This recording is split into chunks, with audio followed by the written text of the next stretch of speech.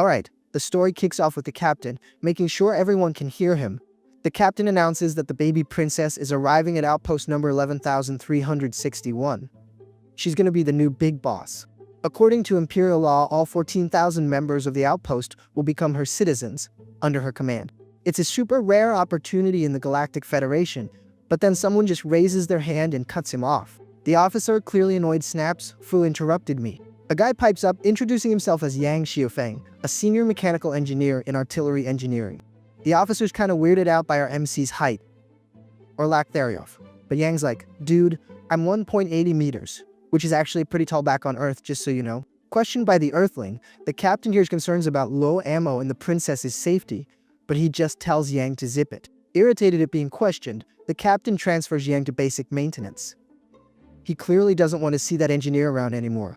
After that, he just wraps up the meeting, saying everything's sorted. That's all, folks. Meanwhile, elsewhere, a woman says she has a new report from the front lines, and the officer tells her to spill it.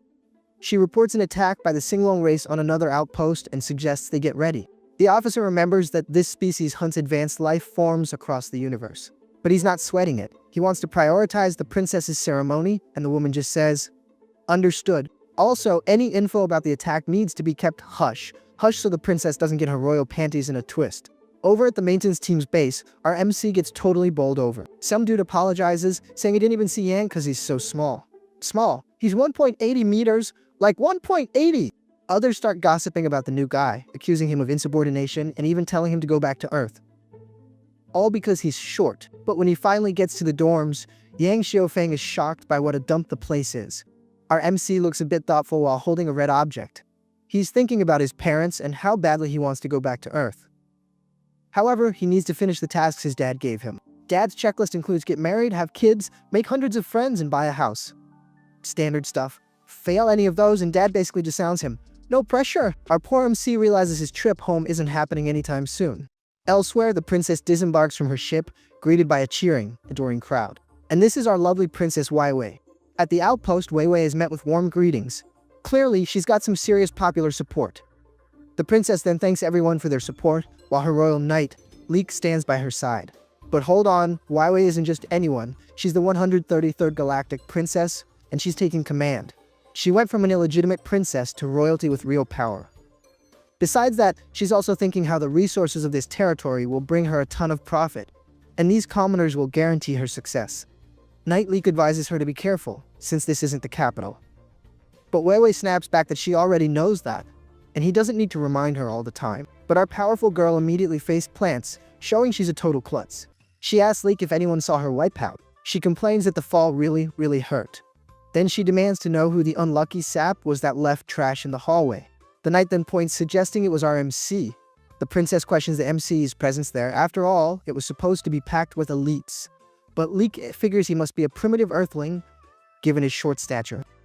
The princess asks for the MC's name, and he's surprised, wondering if it's really the princess talking to him. Our MC, trying to avoid getting chewed out, introduces himself as Yang Xiufeng and asks if the princess needs anything. The princess then gets all blushy, thinking Yang is actually pretty handsome. She then asks if that bag belongs to Yang, and he confirms it. The princess blames the MC for making her trip and demands compensation. Yang, not having much to offer, apologizes and says he had no intention of making her fall. Weiwei says she might forgive him if he shows some sincerity. Yang says he understands what kind of sincerity she means and asks the princess for a moment. The princess just thinks about how her status always gets her these kinds of perks. Returning, he offers a card as compensation. The princess is curious, wondering what it is, and Yang explains it's an old gift card for a seafood buffet. She's in disbelief, asking if the MC is seriously pulling her leg. What she really wants is 200,000 star coins to call it even. But see, she's saying this because she thinks our MC is some rich noble. Yang explains he spent everything on student loans and only has 200 left. The princess is stunned, realizing the MC is totally broke. The knight warns the princess that she could damage her reputation by bullying staff. And believe it or not, she agrees with him. Changing her tune, she says she was just kidding. She even praises Yang for being a young engineer, but our MC admits her little joke scared the daylights out of him. From now on, Leek and the MC will be friends, but since she has other things to do, she says goodbye. The MC thinks the princess is actually pretty nice. Right after, some people surround him. Two women chew out the MC, saying the princess would never associate with a poor guy like him, and he should know his place. Meanwhile, in another spot, we see the princess looking seriously ticked off. She's fuming, saying if she runs into Yang again, she's gonna teach him a lesson. And just then, the commander approaches, asking what's wrong with the princess. Wai Wei asks what's up with him. The captain informs her about a nearby Singlong race portal. Tons of enemies are advancing fast. But no need to panic. The captain has everything prepared. Turns out, everything means her evacuation. But the princess refuses to abandon her team. She's confident in the outpost defenses. So, it's decided she's staying and fighting. Coming from 12 light years away, the Singlong attack through a portal. One of the members reports over 1,000 enemies approaching. Another warns about a high-risk target, even suspecting it might be the Singlong king. The captain is suspicious of this target. It's too obvious, too easy. He then figures they must be after the princess because of her star power. A perfect meal for them, since they always hunt down isolated royalty. He then gets annoyed, thinking the princess is way too confident in the outpost defenses. Originally, the outpost had the Empire's best defense system, ready to take on any race. But after a century without an attack, the defense funds were redirected. The current system is useless. With not much else to do, the captain orders the self-destruct activated, an evacuation notice sent out, and the princess's signal jammed. His goal is to say the princess fought to the bitter end to protect her team. Since the Singlong were hunting her, he wouldn't be to blame at all. The captain reminds everyone there that they all got a piece of the redirected money, so they don't have much choice. It's either demotion, the light way out, or prison. So, the self-destruct device is activated. The scene shifts, showing the monsters getting closer to the outpost. And who shows up? King Zilong, a colossal, disaster-level monster. Leek orders the soldiers to line up and stop the enemy's advance. The soldiers then confirm the order. King Silong senses that delicious feeling coming from the outpost. Then he takes a massive leap towards the soldiers. He brutally smashes all the mechs he finds. Realizing things are looking grim, Leek tells everyone to form a fire-based network, where the soldiers report they're out of ammo and the magazines are empty. And to make things worse, they don't even have tactical knives. Realizing the outpost doesn't even have decent weapons, the mission seems more impossible by the second. Leek suspects that Deputy Chief planned this, and most importantly knew the real situation. At that exact moment, a soldier screams that the princess is in danger. The Sing King launches an energy attack, obliterating the distant armors. He realizes everything there is just scrap metal. But more importantly was his real target. He figured out his targets are hiding in the base. Immediately, Leek orders preparations for an emergency evacuation. He ejects at the last second, just before the king destroys his armor. After ejecting, the knight hides behind some rubble. Alarms start blaring, the base is self-destructing, evacuation has to be immediate. Then everyone starts to panic, realizing they need to run. Everyone starts yelling, telling the princess to hurry. The escape pod is about to leave! The princess screams for Leek, seeing the ship leaving without them. But unfortunately, the escape ship is already gone. Wai Wei curses out the deputy chief for ditching them. And she's wondering, what in the world are they gonna do now? She begs the knight to think of something fast.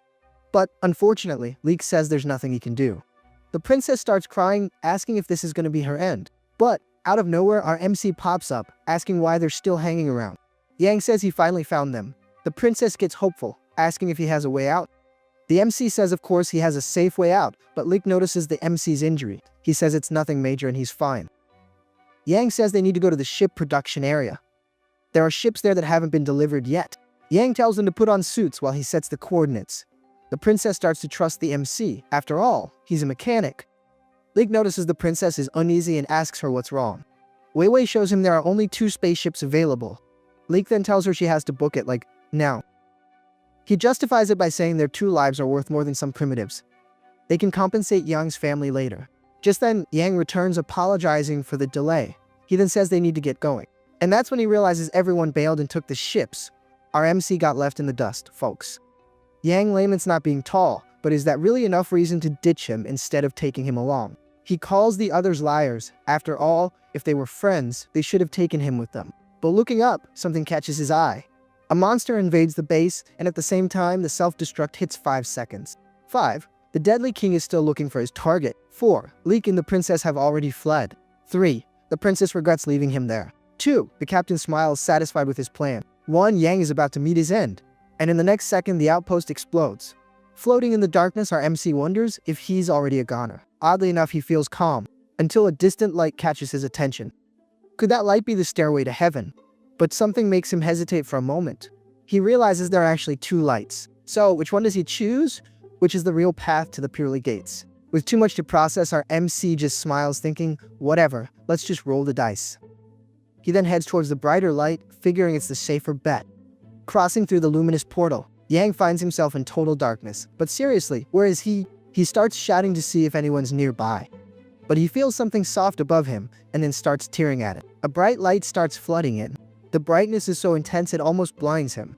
But looking around, Yang questions what he's seeing.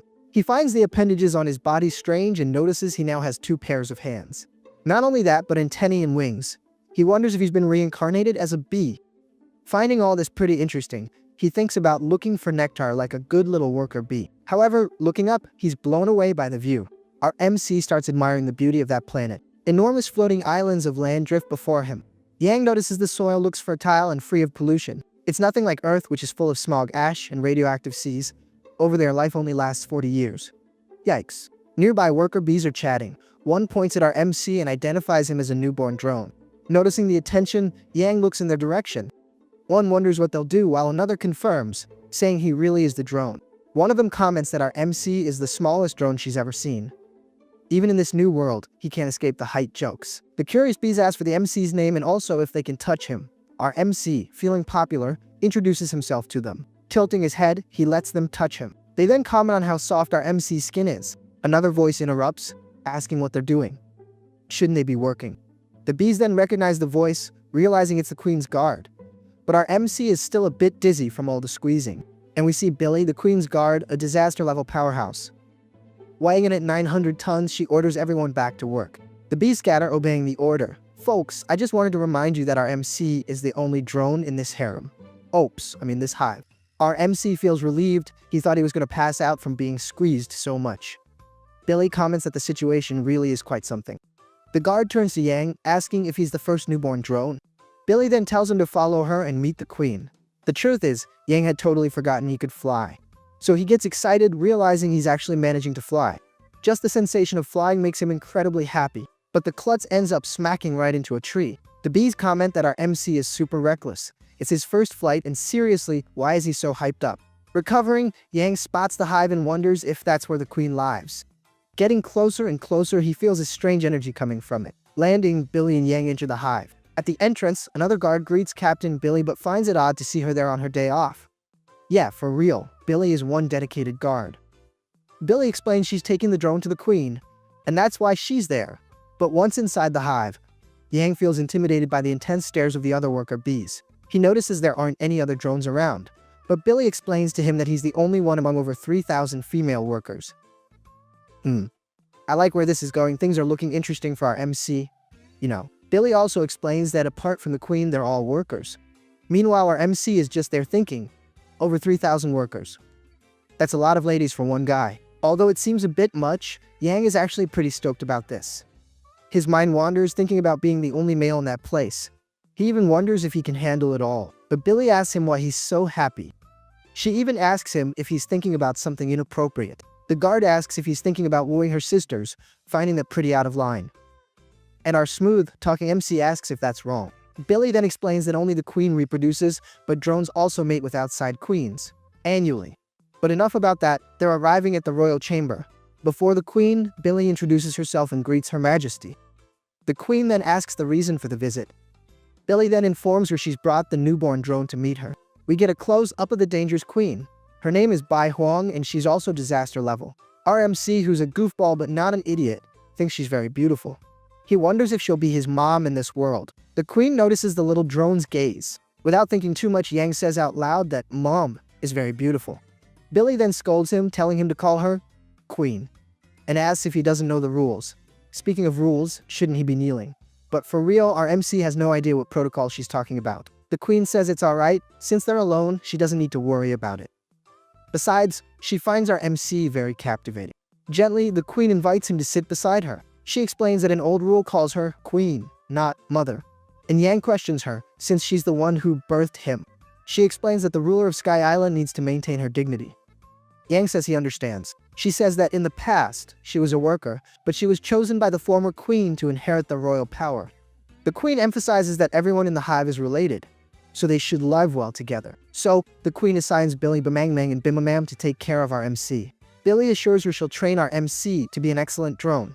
The queen praises Billy, saying she's the most capable worker and also the only one with 2-star strength. So she asks Yang to learn well from her. Soon after, we see the residential area of Sky Island. Various tribes live there, under the management of the bees. Thanks to their protection, Sky Island is considered the safest place around. Billy then points ahead, showing the specific residential area of the hive. She warns Yang, who's at level 0, not to leave there. The outside is extremely dangerous. Not only that, but it's governed by the law of the jungle among the wild tribes. Yang then receives a new room with food and water guaranteed by the hive. Billy asks Mangming and Mama to give that thing to our MC.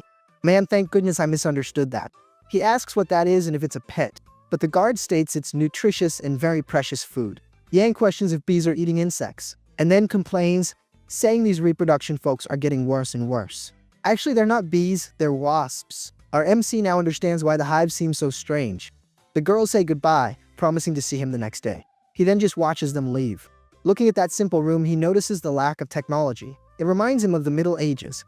But surprisingly, he likes it and says reincarnating as a wasp seems like a dream. Lying down, he then decides since he's there, he'll be the best wasp possible. But suddenly he wakes up as a human and wonders what's happening. He questions if he's back in the previous space. But out of nowhere, someone yanks him with a lot of force.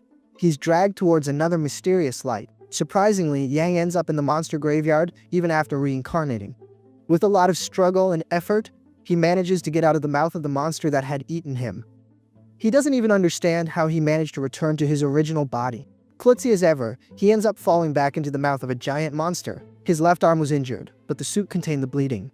Still, he needs to disinfect it ASAP. And besides that, his leg was also injured. And to make matters worse, the whole situation is crawling with monsters. Hurriedly, he tries to collect dry branches to make a fire. So he starts gathering the fallen twigs on the ground. Our MC manages to make a fire super easily. After all, he's a neat and afraid addict. After a while, Yang says he's going to boil the bandages to disinfect his wounds. Grabbing a piece of cloth from the embers, he thinks that without medicine, this is the only way to stop the bleeding and clean the wound. As he cauterizes the wound, he starts screaming in pain. The pain is so intense it makes him pass out right there. Waking up later, he saw a valley full of monster corpses. Could these monsters have perished in the explosion our MC survived? Something in the scenery catches his attention. He finds the darkness that has taken over the place strange. The next instant, a huge something almost crushes him. It was a Zui dragon, a cosmic monster of disaster level, weighing 180,000 tons. The creature's colossal size leaves our MC scared and terrified. A second dragon appears, asking the first one what happened. The Zui dragon comments that it thinks something small passed between its feet. Our MC gets bullied even by dragons, man. The flash dragon tells him to forget it. Maybe it was a sheep. The Dragon King is badly injured and needs blood, like yesterday. So they should look for fresh bodies as quickly as possible. Yang wonders what in the blazes they're talking about. The creatures then begin to collect the most recent corpses from the valley. Our curious MC wants to know where they're taking those corpses. He thinks maybe this is a good opportunity to escape. One of the dragons then announces it's time for them to leave. So both fly off carrying the bodies. The dragons fly over various creatures, and we see the rich wildlife on that planet. And hidden in the mouth of a corpse, our MC is happy to have gotten out of that cursed place. He then starts to look around. But where exactly are these dragons going? Is that a monster nest? The dragons fly directly towards an active volcano. They dive straight into the volcano's crater. Inside, they discard the bodies they collected. But with the impact of the body hitting the ground, Yang is thrown out. The fall ends up hurting him a little bit. A dragon informs old Chico that the ingredients have arrived and asks him to make soup for the king. The turtle says he has quick hands, despite not having good eyesight. Meanwhile, our MC is over there looking for an exit. He notices the old turtle is approaching where he fell. Old X says he's going to make a great soup with those fresh ingredients. And our MC is dying of fear of being seen. For a moment, he believes this is going to be his end. But, amazingly, the old guy simply ignores him. Our MC is relieved, realizing the old guy really does have terrible eyesight. Old Chico comments that the soup will need a few more minutes simmering. The turtle starts cutting meat from the corpses. Yang finally feels safe for an instant. But at that moment, the monsters started staring at each other, wondering if they're really seeing that. Then they start shouting, saying there's a human there. And most importantly, he looks delicious. Terrified, our boy starts running desperately. He wonders when this nightmare will finally end. But it's too late, our MC is about to be crushed. As a last resort, he activates the suit's airbag. The suit inflates, turning him into a ball, and the monster steps on him. The impact violently launches him through the air, and the unlucky guy flies towards the cooked turtle. The unlucky fellow is about to collide with a large cauldron of soup, and Yang ends up falling into the boiling soup. A nearby monster wonders if that isn't the Dragon King's Longwood soup pot.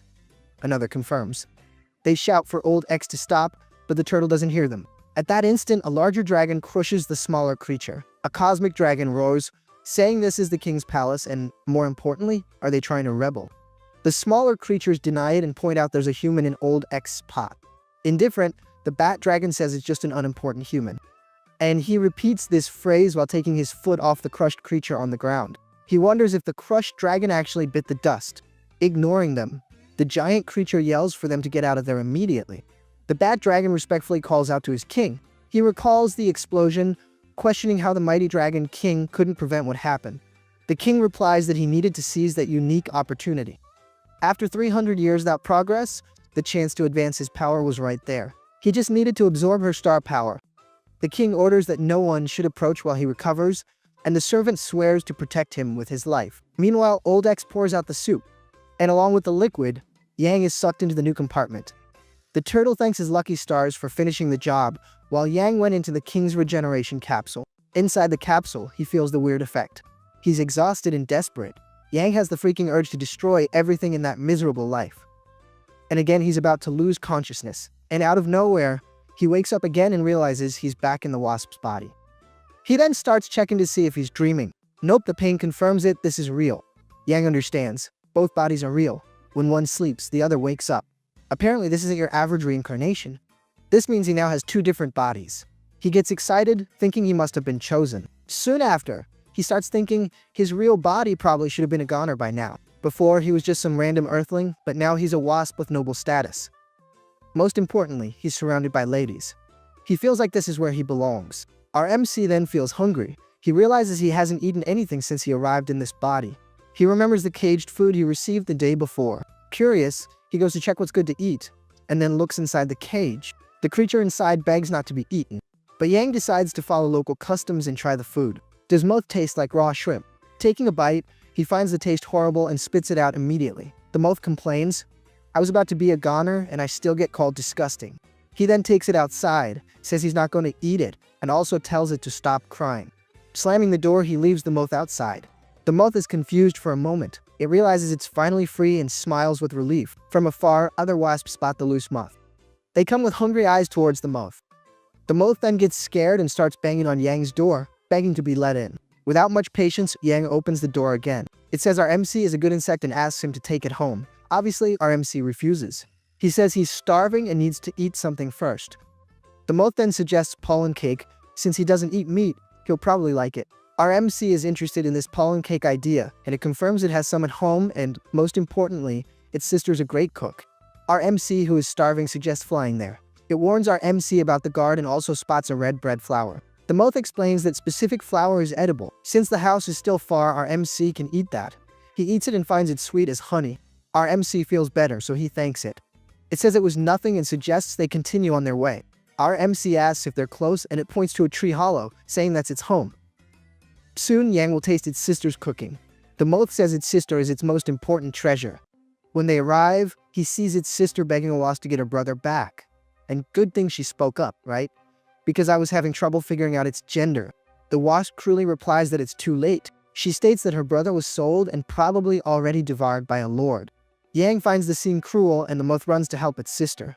The moth then calls its sister and asks if she's hurt.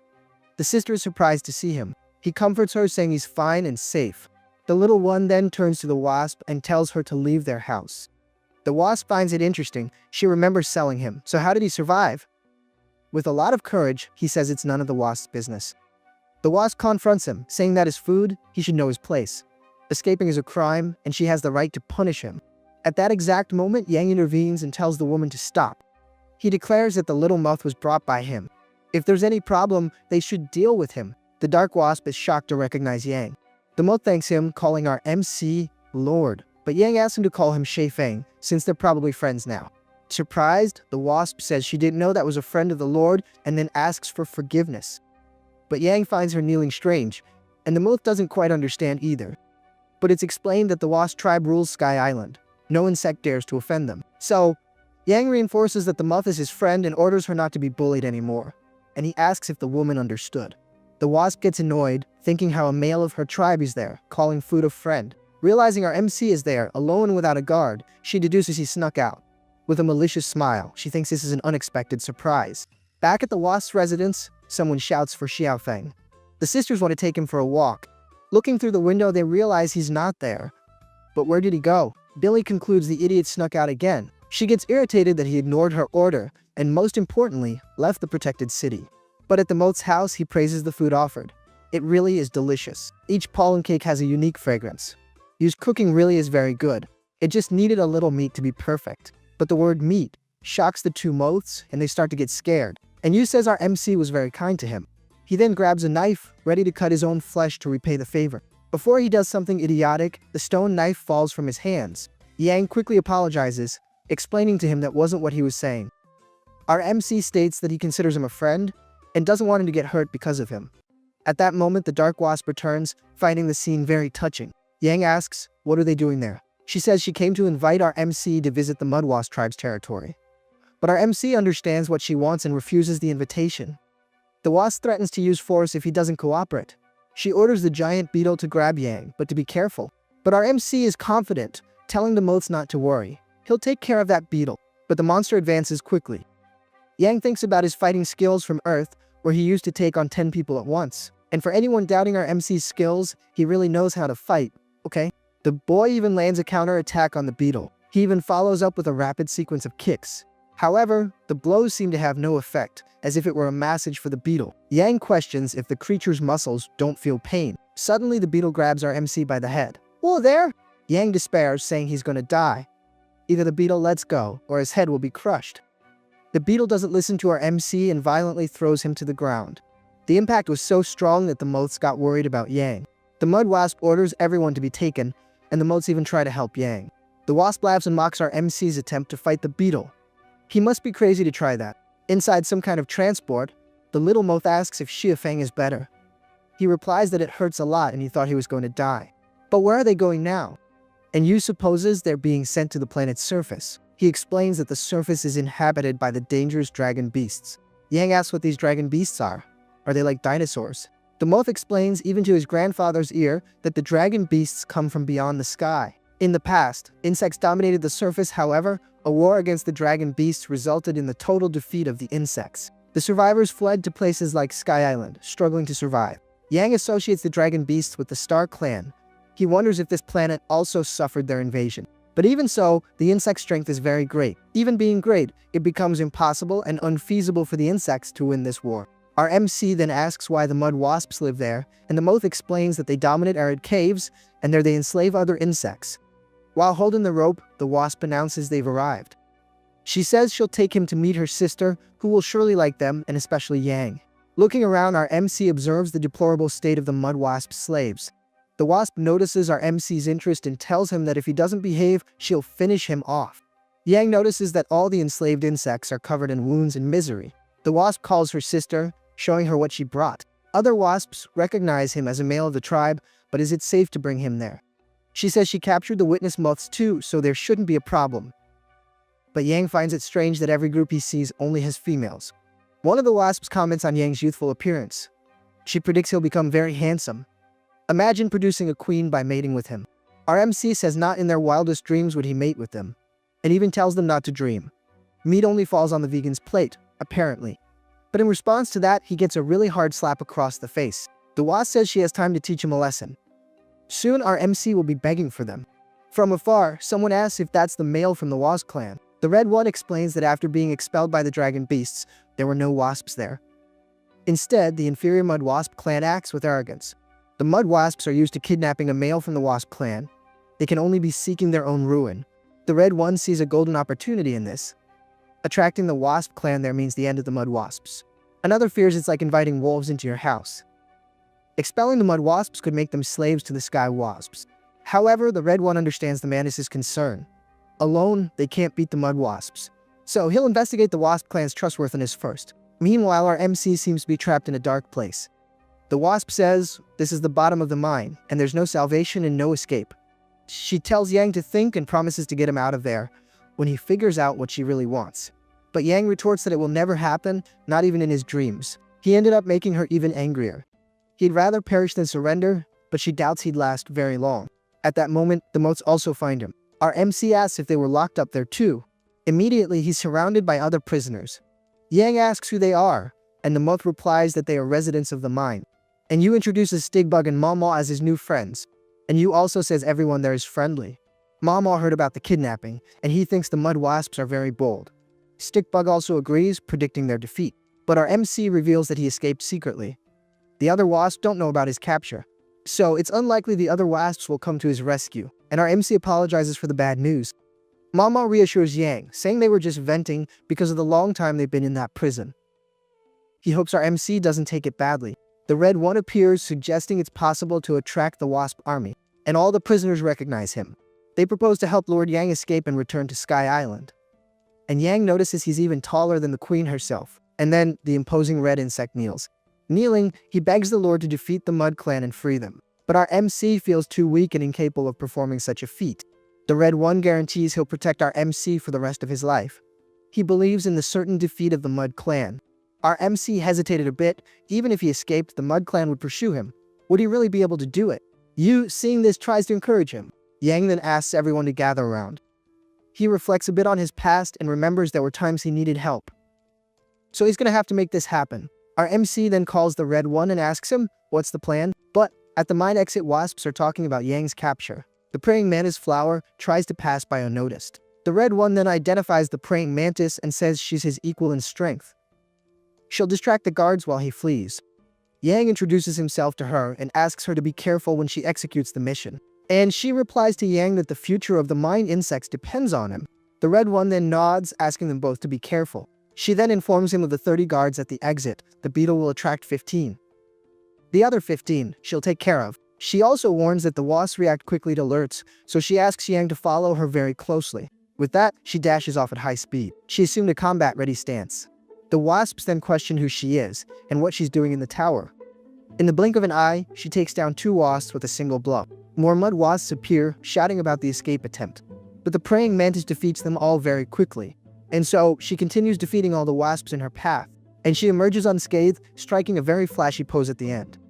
She calls Yang, warning him they're arriving at their destination. Yang, in turn, is impressed by her strength. Counting the fallen enemies, she realizes one wasp is missing. The wasp appears, complaining of a stomach ache. And immediately she notices all her defeated sisters on the ground. The wasp is terrified and runs off to notify the hive. She screams desperately that they're under attack. At that moment, Yang and the praying mantis hear an alarm sound. Meanwhile, the other wasps ask what happened and why there's a fire. Mama blames the stink bug for setting the shade on fire while cooking. He apologizes, Lord Wasp, for the carelessness. She calls him a darn nuisance and threatens that if it happens again, the consequences will be severe. They then start to chat to see if they can stall her longer. Meanwhile, the mud wasps don't hear the alarm sounding. Realizing there are problems at the exit, they all head there. Mama laments not being able to stop them for longer. The Red One says it's not his fault. The bell was inevitable and it was the maximum alert. Probably, Lord Wasp and the Mantis have already been discovered. And unfortunately, the plan was a failure and they have to fight head-on.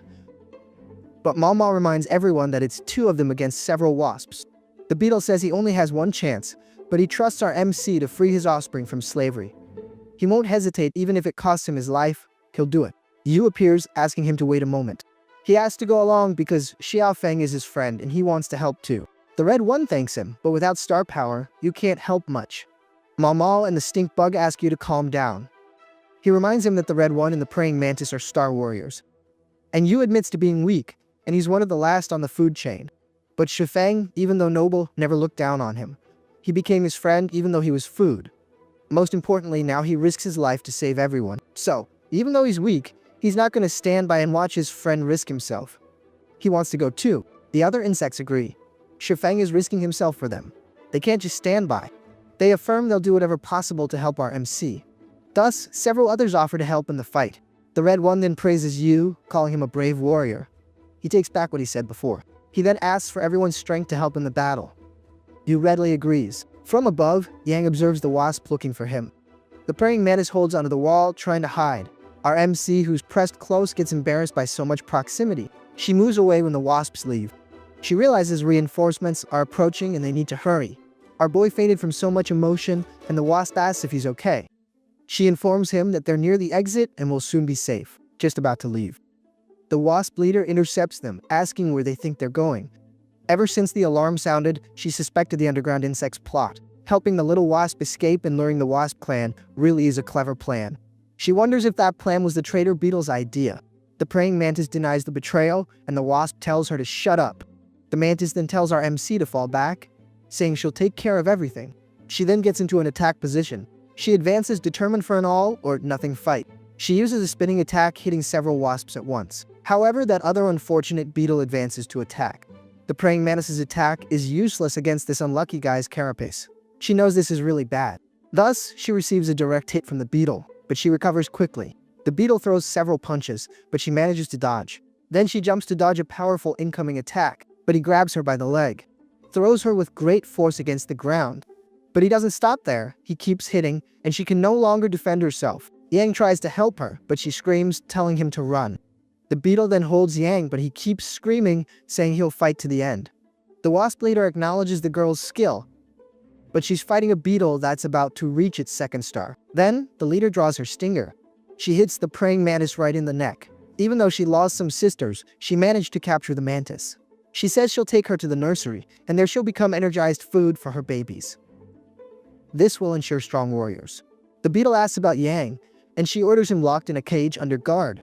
This little wasp has already caused a lot of trouble. After they're done with him, they'll get rid of our MC. And our MC thinks that even as a noble, he's having a really rough time. Really, he wasn't born to be a hero. Another wasp arrives in a hurry, and the leader asks the reason for this nervousness. The messenger then informs them that the mine peasants have revolted and started an attack. The leader then asks who's leading them, and the other replies saying it's the dung beetle. Sorry guys, I didn't want to say it, but it really implies he's the dung beetle. At that instant, a large explosion occurs at the mine entrance. Yu shouts for Shifeng. They've come to help. They came to save Xiaofeng and the praying mantis. The wasp leader finds it strange. Just yesterday they were disorganized, so what could the beetle have done? The beetlecorn acknowledges the beetle's skill in gathering the weak, but determined trash is still trash. He says he'll make everyone understand that resisting Lord Mudwasp is the worst mistake of their lives. The leader orders an attack, but the insects are not intimidated, and so this chaotic battle begins. The leader gives the order to capture the beetle alive. For them, that would be a great achievement. With a single blow, the red one throws several wasps, and this scares the others. The beetlecorn recognizes his former captain, but the red one doesn't want to talk about the past. He should be called by his name. The captain recognizes that the black beetle is still 1 star. He says you don't level up by capturing and turning kids into ketchup. And apparently, now the beetlecorn is really irritated. He wants to see if the captain is still the strongest, but the red one just tells our MC to run. Yu tells them to take the chance to flee, but he notices the praying mantis is badly injured. She thinks maybe this is the end. Yang must go on alone from here. She feels incapable of protecting him. Yang tells her not to worry, she was amazing, but now he will protect everyone. The wasp leader appears, mocking that the weak like to group together. Either they follow silently or face her fury. And Yu appears and says no one will hurt our MC. He even attacks with force, throwing the wasp against a tree. The wasp tells them to get out, questioning their audacity. Yu then shouts, telling our MC to run. And man, this kid is stubborn. They've told him to run like 3 times and still nothing. Yang is surprised and calls for his friend Yu. The wasp tells him not to worry and to start running. Meanwhile, the red one dominates the other beetle, but also asks him what's wrong. He mocks, asking if that's all the strength his rival has. The beetlecorn then reminds him of all the strength and effort the Lord put in to level him up. Where's the red one's loyalty? But what right does the black beetle have to talk about loyalty? Wasn't he the one who exterminated his entire family, including even the larva? The red one then kicks him, calling him stubborn.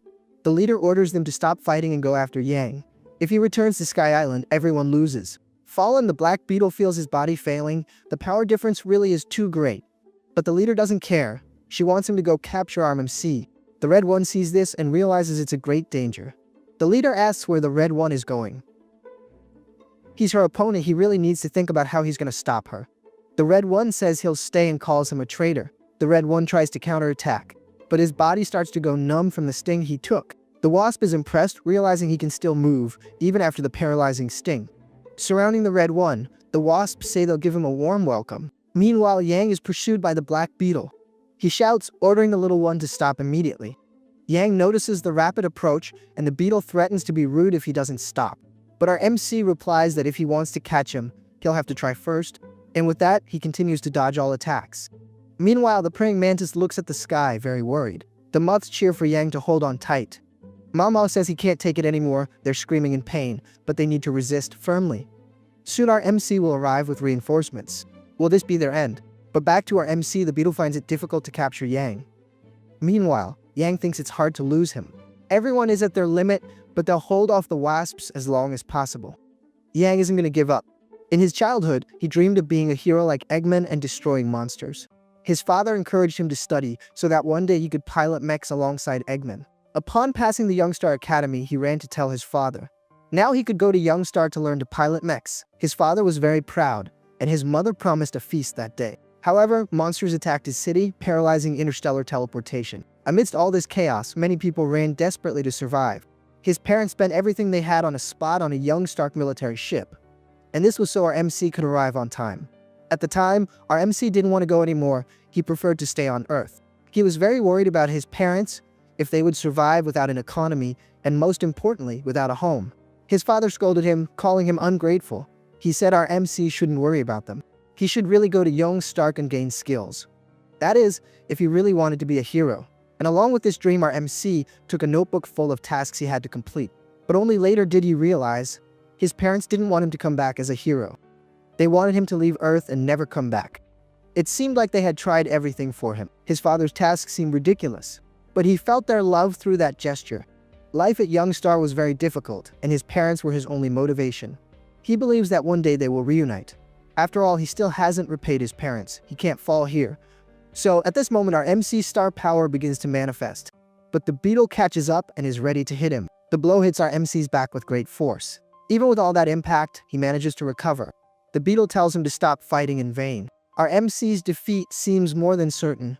If he doesn't want to be treated like trash, he should go back without causing trouble. But our MC remembers everyone who trusted and supported him. Not only that, but the promise he made to protect everyone. So, since he doesn't give up, his star power manifests again. But now the intensity is in both bodies. He won't allow anything bad to happen. Then an intense light begins to emanate from him. The beetle is surprised. Yang just leveled up. But even reaching the first star, he can't beat someone who's almost leveling up to the second.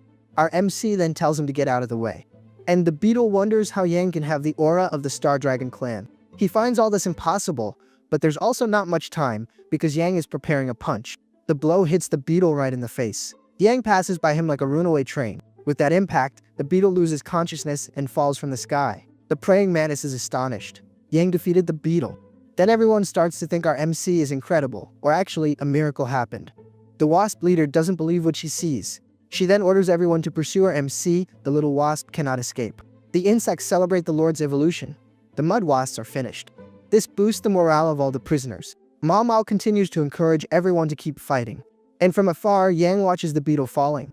Not even he knows what this strange power he just used is. Meanwhile, mud wasps fly towards him. Spotting Sky Island, he mentally asks Billy and the others for help. Meanwhile, the guards are looking for him. Billy questions where our MC could have gotten himself into.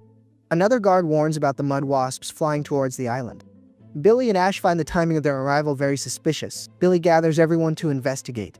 Questioned about Xiaofeng, she suggests stopping the search. She realized our MC isn't nearby. The mud leader tries to capture our MC, but she manages to block his path. Actually, I don't even know if it's her. They all look alike. It must be her because she's accusing our MC of causing a lot of trouble. But Yang is determined. He's not going to stop fleeing. But he also doesn't understand why his new power isn't manifesting. And at that instant, a mud wasp warns that they're in trouble. They've been completely surrounded by the Sky Island wasps. Billy then confronts the mud leader. Before the excuses start, Yang warns Billy about the lies. He says he was kidnapped and taken by force. They wanted to make him have kids with them. And our MC, not satisfied with that, asks for help. Billy then orders their arrest. The clan elders will sort it out. The clan leader doesn't have much to do. She's surrounded by spear points. She finds herself completely cornered. Back at the mine, several insects have been captured again. Mama laments the defeat and questions if Xiaofeng will really come. The stink bug trusts him and tells him to remember what the Red One said. Except Mama also remembers that the Red One and the praying mantis were also caught. Mama is afraid of becoming food, so he despairs. But the stink bug scolds him, telling him to trust Xiaofeng. Meanwhile, he points at something, and from afar several sky wasps approach. The prisoners start shouting for Xiaofeng. Yang says he's back as promised. Mama realizes he really brought the clan to help them. And now, with everyone gathered, the liberation begins peacefully. Yang apologizes for the delay, but Yu says he knew he could do it. And Yu also asks, what's that mark on our MC's chest? I don't think even our MC had noticed it. Yang finds it strange he can't remove it. Mama's reaction makes everyone curious. Mama claims the thing on Yang's chest is that thing. It's that thing, man. You don't know what that thing is. He reveals it's the royal seal. Yang asks what blessed seal this is, while Yu confirms, saying he's heard of this famous legend. The legend says that monsters with king quality recognized by the universe receive the seal. It grants protection and unique abilities. Yang questions, asking if that power is the heat he felt in his chest. Yu says yes, that's what he used to win the fight. Yang remembers that the Wasp Queen also has something similar on her chest. He finds it a bit strange that he has the seal, since in the Wasp world, only females become queens. Billy then grabs him, saying the queen has been looking for him for a long time. And now it's time to go back. Our MC gets an earful for ignoring her warnings and leaving. Watching them leave, Mama questions if that really is the royal seal. Stickbug comments that it really could be the royal seal. The red one then arrives, asking where the Lord is. He wants to thank him for everything. But it's too late. Mao just informed him that he just left. Imagine the idea of the mine having its own king. A true king with a royal seal, unlike the mud wasps. But the scene changes, and we're back in the palace. The queen takes care of Yang, asking him to eat slowly and not try to run away again. Billy questions if the mark really is the royal seal, and the queen confirms, but Billy finds that mark on a male strange.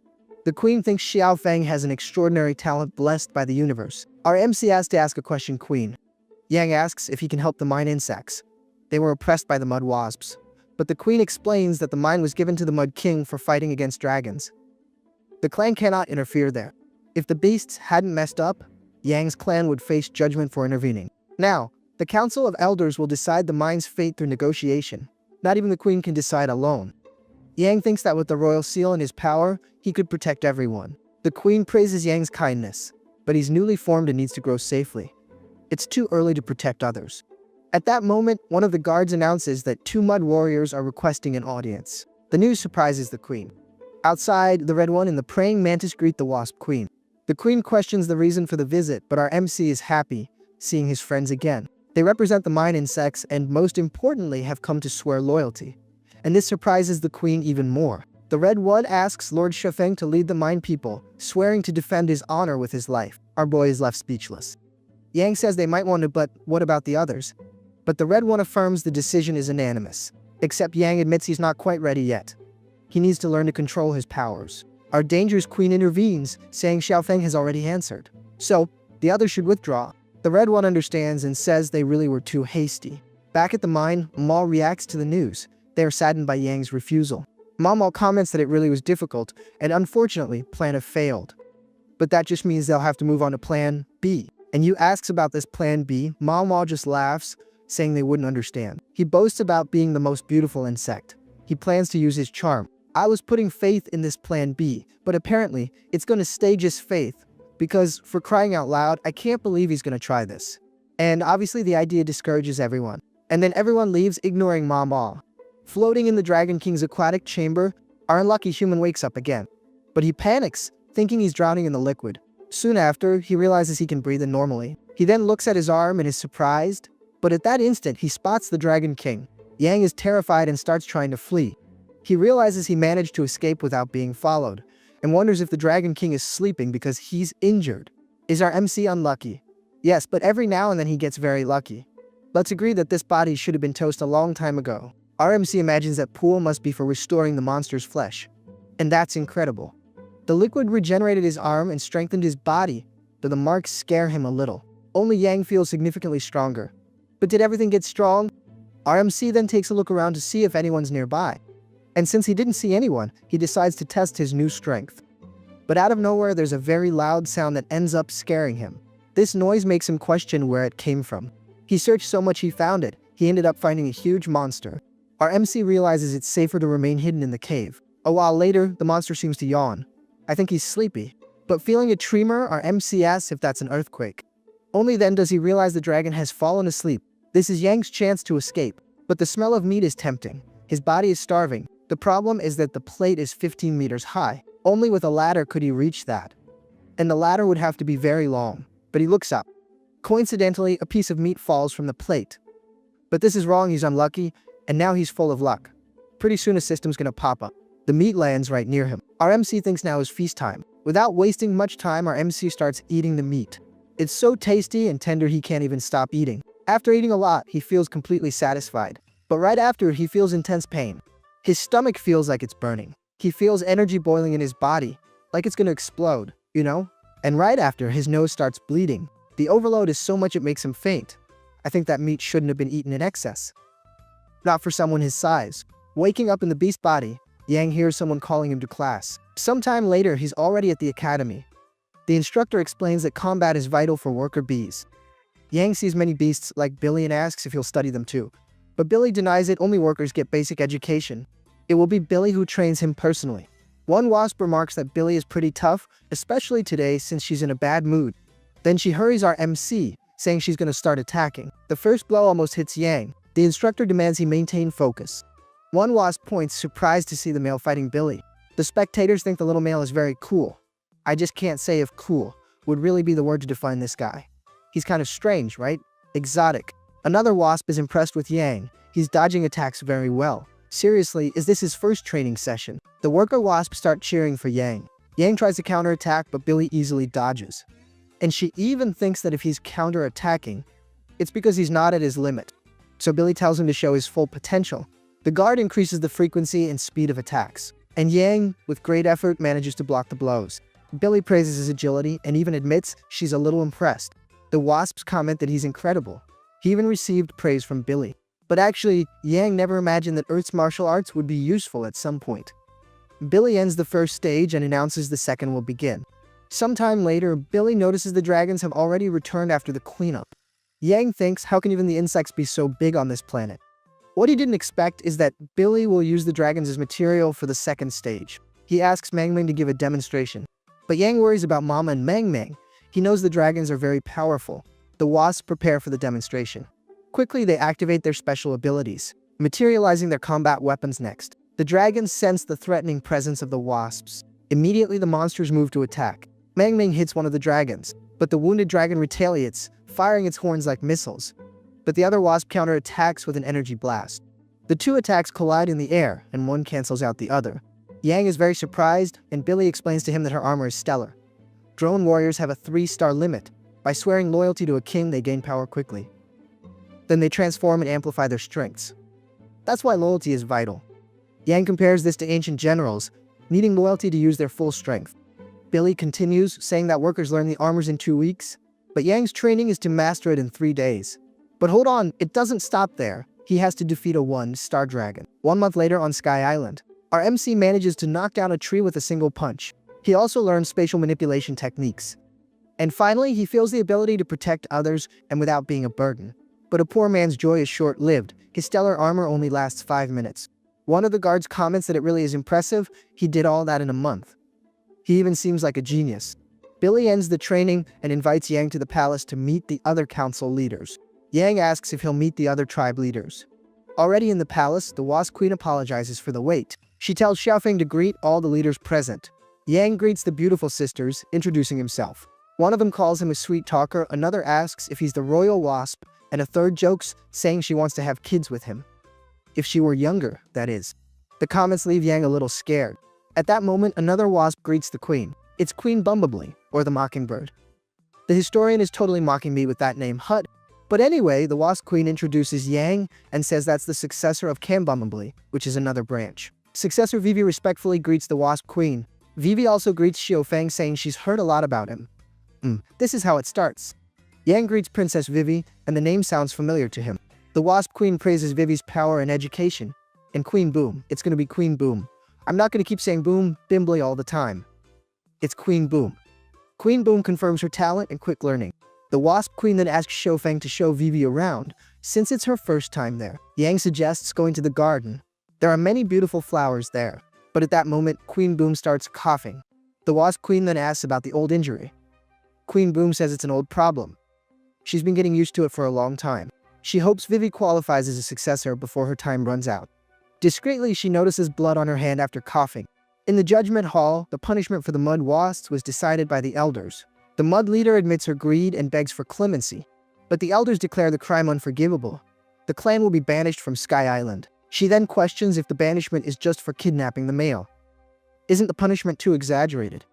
The elders call her insolent, revealing that the kidnapped one is the future third king of the island. The mud leader is in disbelief. That little wasp is a new king. As she's taken away, she insists that a male king like that must be a mistake. Already in the garden, Vivi admires the flowers, but she finds it strange he took her to such an isolated place. Yeah, MC, what are you trying to do in a remote place like this?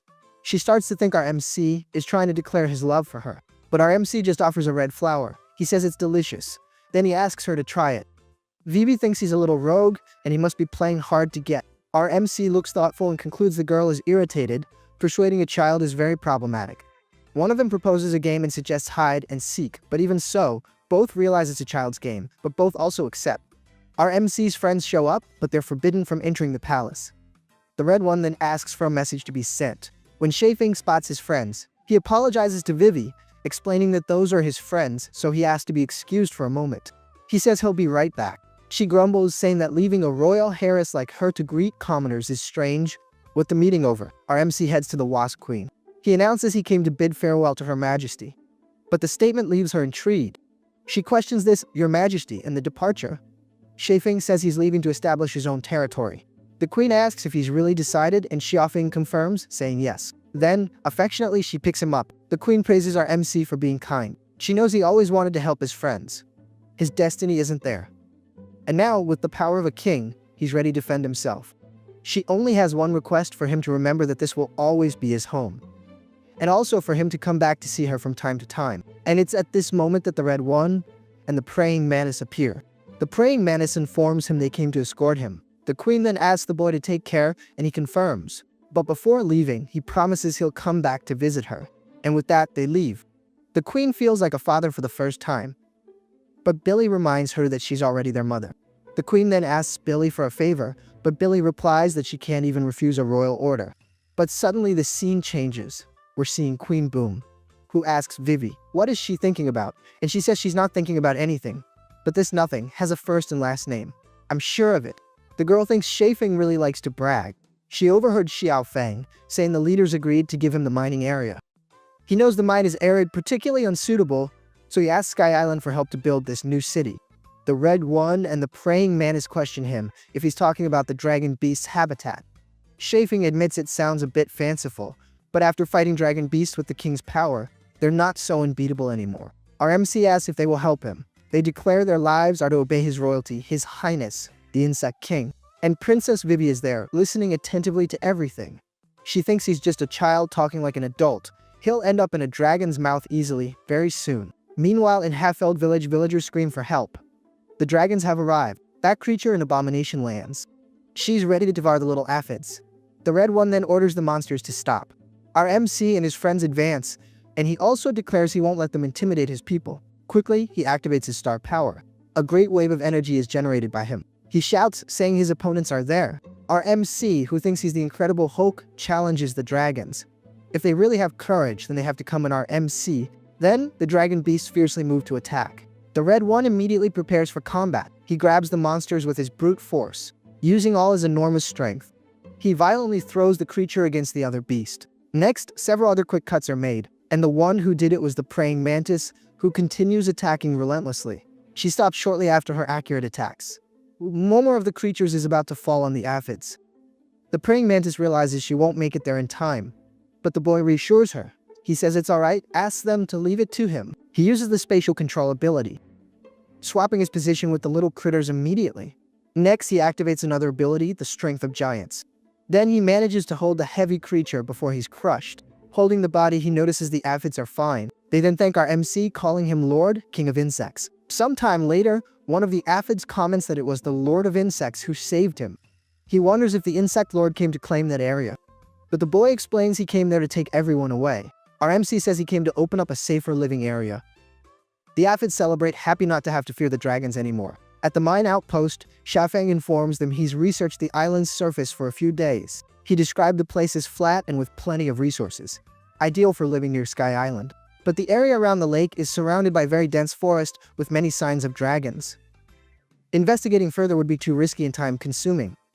The red one then suggests that to investigate, the tribe can help a lot. Our MC asks what the heck kind of tribe that is, but the praying mantis just says he'll know at the right time.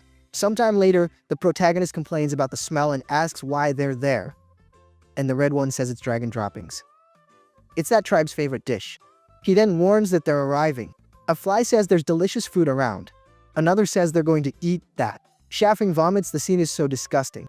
The king of flies then asks if they need anything. The red one then says their king has a request. The king of flies notices there's a wasp with a royal seal there. He licks his own hand, full of, well, no, seriously, this scene here really isn't very cool. Then the fly greets Shaffing normally.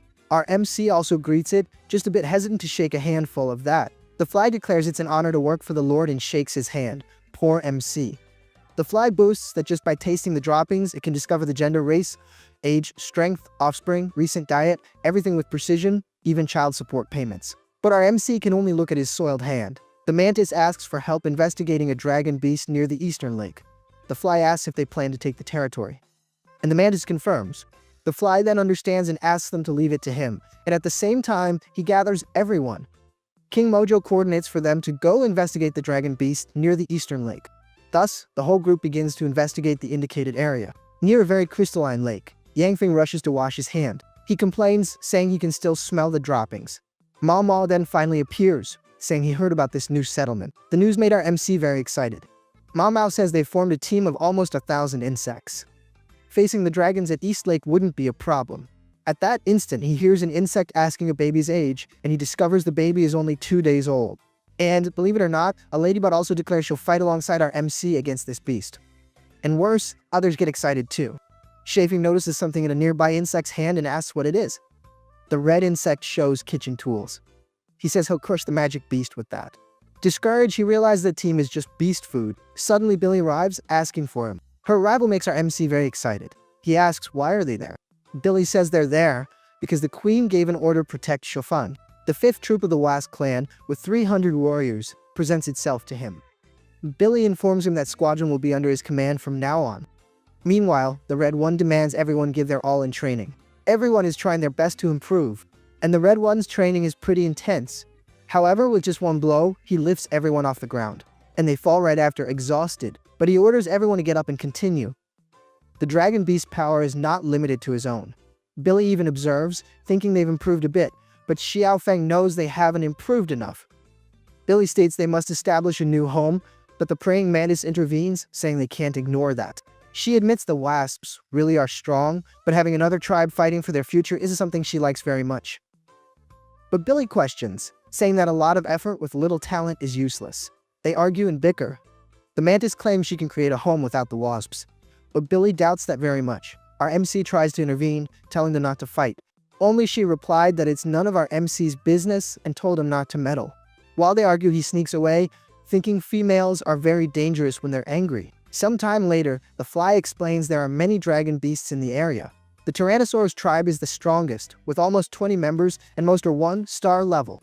To make matters worse, the Tyrannosaurus leader is 3-star. Our MC confirms the situation and announces the battle plan. He explains they'll investigate the Tyrannosaurus tribe's main and daily routes. This will be the first step. The second will be to find an ambush spot. The Mine tribe will wait on the sides. They'll use ropes to restrain the 1-star ones. And the goal is to divide the group. And with the plan underway, they carefully prepare for the ambush. The Tyrannosaurus fall into the trap. Upon seeing ropes being thrown to capture them, a surprised Tyrannosaurus asks what that rope is. The stronger wasps declare they'll eliminate them one by one. Using their numerical advantage, they quickly eliminate all the level 1 dragons. But the leader is confused, wondering what's happening. He then looks up, seeing an intense glow forming. Billy transforms into her powerful stellar form. The Tyrannosaurus leader doesn't care. He says it's just a few overconfident insects. Meanwhile, the mantis and Shaffing are defeating all the remaining monsters. A Tyrannosaurus realizes he's still alive even after the attack. Our MC questions why he didn't fall. The praying mantis explains it was a superficial wound. Our MC is relying too much on strength. He should use weight and inertia too. He reflects that the king's power only gave him access to abilities, but to lead everything, he needs to improve qualities and techniques. One of the wasps confirms, saying all the Tyrannosauruses fell. Meaning, all the 1-star ones, right? Everything really is going as planned. They just need to support the beetle. The Tyrannosaurus leader then advances, brawling against the Red One. He admits the red one is quite strong. He lets out a heck of a roar, and this sends the red one flying. Billy advances for a direct attack, but the monster scoffs, saying the wasp tribe isn't as strong as the rumors. He says that one day the wasps were feared, all of them were once 5-star. But insects like them, with only 2 stars, wouldn't have been worthy of being on the battlefield back then.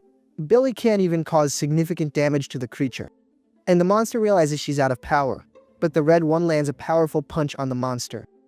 However, the attack was still superficial and didn't even get past its defense. The wasps scream, asking the beetle hold on tight. They're coming. But the monsterling doesn't care. He thinks everyone there is insignificant. He attacks with his tail and hits several at once. All the nearby wasps are hit and injured. The red one says the insect king is no match. He orders a quick retreat. The Tyrannosaurus says he'll deal with those 2 there first, and then it's our MC's turn. But our MC analyzes. Even all together, they can't beat the Tyrannosaurus. If it continues like this, they'll lose. The beetle is a tank meant for frontal combat, while Billy is balanced with no weaknesses, but lacks coordination. If you add the praying mantis, man-man and man-mang, the situation improves, and that's if they work together. Then he says he knows how to defeat the 3-star Tyrannosaurus. They just need to collaborate with each other, one covering the other. The red one asks how this collaboration works in practice. Yang explains that each has their own ability. Combining the team's strength, they enter scarab mode. Thus, everyone prepares for a coordinated counterattack. The boy orders the tank to advance, and this role falls to the red one. But the monster scoffs, any kind of trick is useless. But the red one replies they won't know if they don't try. Our MC tells Mama to use her poison needle and paralyze the dragon. That way they'll interfere with its movement. They advance with everything to execute the plan. But the monster just laughs, saying they're very bold to covet its territory. Billy says now she'll be the dragon's opponent. She uses a powerful energy attack with her spear. She manages to strike the dragon with force. Another wasp also attacks. Another also comes, preparing her stinger as a weapon. One of them comments that the coordinated attack is working, but the beast is still too powerful because it hasn't fallen yet. The Tyrannosaurus gets ticked off, saying he'll defeat them one by one. In reality, he didn't imagine that defeating them all together would be so complicated. The only option left for him is this: defeat them one by one. The praying mantis goes for the attack, asking where he's looking. She hits the monster dead on. The monster calls her a darn insect, while she complains that his carapace is very hard to pierce. Tyrannosaurus then starts to attack, saying she'll be the first, except our MC swaps places with her very quickly. The monster then hits the ground, causing a huge impact. Our MC is sunk into the ground but assures them he's fine. The dragon doesn't care about them. He continues attacking and launching several fireballs. Well, Mama is about to be hit by one of them. Can see the flaming attack coming her way, but our MC swaps places with her. Once again, this unlucky guy takes the hit. Xiaofeng is all burnt, but he says it's okay and it was easy. Except in reality, he's turning into a punching bag. Another wasp girl screams, saying she's about to be crushed by a paw. And once again, Xiaofeng uses his special swap, taking her place and receiving the blow. I don't know, but I think our MC is enjoying getting beaten up, man. He then starts shouting, telling Bimmerman she could have avoided the attack, but Bimmerman says she also wanted to feel the sensation of being protected. Come on, MC, give her a break. You did it with everyone else, and you weren't going to do it with her. Trying to flee, the dragon wonders where such a tough and small monster came from. He resists everything. If it continues like this, he'll get worn out. However, the praying mantis attacks him again, and finally the dragon falls. The dragon begs them to stop. He doesn't want the territory anymore. The only thing he wants is to leave and never provoke any insect again. The wasp sworn not to believe him. Dragons are vengeful, so he must fall right there. The red one tells him not to even think about escaping. But irritated, the dragon threatens, saying the dragon clan will come and defeat everyone there. The red one then lifts him up and orders the girls to attack. The wasps then advance and attack the monster. The defeated creature then falls lifeless. And finally, we have a victory. Bill even comments that defeating a 3-star dragon without casualties is an unbelievable victory, actually the first in centuries. She acknowledges that all this is thanks to our MC. Without him, they wouldn't have come close to solving this. But for him, it was a piece of cake. Everything was according to plan, so relax. You can see it on his face how easy it was. But Mang also comments that our MC is good. None of them understand why our MC is ignoring them. Come on, they're praising him. But he doesn't care, he turns around and heads off. Now everyone is arriving at their new home. And man, the view is breathtaking. And Xiaofeng declares that from that day on, that will be their new home. This is the first insect territory outside Sky Island. History will remember this day. Everyone can choose a piece of land and build their homes. There it will become everyone's Eden. Everyone starts running, looking for a little piece of land. Our MC is dragged by the crowd, even asking them to wait. The motes come to check if our MC is okay, but actually he's there, falling to the ground. Back in his human body, in the middle of the star dragon's nest, Xiaofang is jumping, wanting to climb a mountain. Or a dragon's table, right? Reaching the top of the structure. He looks around and what he finds is a large amount of stored food. His physical quality improves every day, ever since he started eating this dragon food. After collecting several items, our MC is satisfied. He once again thanks nature for its valuable gift. Our MC recounts that he explored almost the entire area while the dragons slept. He discovered a real hidden treasure. He then starts rummaging through a large pile full of mech junk. He found an old motherboard, but it still works. How about making a washing machine with it? Next, he hears a sound coming from below. Our MC shouts, asking if anyone is down there. He just forgot he's in the middle of a dragon's nest. If someone hears, it won't end well. And to my surprise, we see that it's Princess Wei Wei. She's trapped in that hole. She realizes the voice that shouted is human. Then she introduced herself as Princess Wei Wei, the 3rd, 20th, 14th of I don't know what of the Galactic Empire. She, as a princess, orders to be rescued, but promises a reward of 500,000 star coins. If I were our MC, I wouldn't rescue her. But since she's offering a pretty penny and a little something, it might be worth it. C. Arlie MC is thinking it over to see if it's worth it. Not even he knows if it's really worth it. 500,000 might be too little. Our MC is pensive, thinking whether to go or not, to rescue or not, to leave her or not. To get an answer, he reviews his father's wish list. He's already made over 100 friends and gotten a house of over 1,000 meters. He realizes he's already achieved 2 at once. The other 2 remaining are very difficult because marrying an insect beast would scare his father a lot. His little devil version suggests there's a woman right there. Why doesn't he grab her? But our dense MC asks if he's talking about the princess, as if there were more than one woman there. But he refuses, remembering he saved her and she abandoned him. How could he marry someone so malicious? Besides, she lives for thousands of years and he only for decades. But the little devil says that's not important, he'll already be gone anyway. The little devil asks him to think, what if she had no choice? Is he really going to let her die because of a misunderstanding? Yes, MC, leave her down there, that's going to be a problem for you. My son, don't do it. The little devil also reminds our MC that he and she are the only humans there. He asks what would happen if he rescued her, even without wanting anything. The devil is so sly he starts to rush our MC, noticing he's hesitant. Our MC then throws the rope. He asks her to grab the rope, and he'll pull her up. But she hesitates a bit, asking if who's up there is really human. Without much choice, she climbs. Reaching the top, the only option she has is to apologize, because she finally realizes it's a human. Xiaofang then extends his hand to pull her up at once. But when the princess finally sees the protagonist's face, she gets a fright, thinking it's a ghost. This makes Vivi fall again, but our little hero in training catches her in time. He asks her to hold tight to the rope. Once up, he warns that the dragon beasts are sleeping, so she can't make any noise. Devouring the food, she says she's relieved to be alive after all this disaster. Our MC also says yes. He ended up experiencing incredible things and even grew a little. Our MC, seeing her eating desperately, offers her water. The girl is almost choking. Quickly, Vivi drinks the water. Xiaofang asks why the dragon beast kept her alive. The princess says it's a royal secret, and our MC says he won't ask again if it was inconvenient. He also comments that she must still be hungry, so he'll go get some desserts. The princess reflects that she was horrible to our MC, but even so, he didn't hold a grudge and saved her again. She then calls Shifeng. Our boy gets embarrassed, realizing what the princess is doing. She says she wants to show him something, but he thinks the little devil's plan is going too fast. Then the princess shows her royal mark on her body. She explains that the royal family with that mark can inherit the Galactic Empire.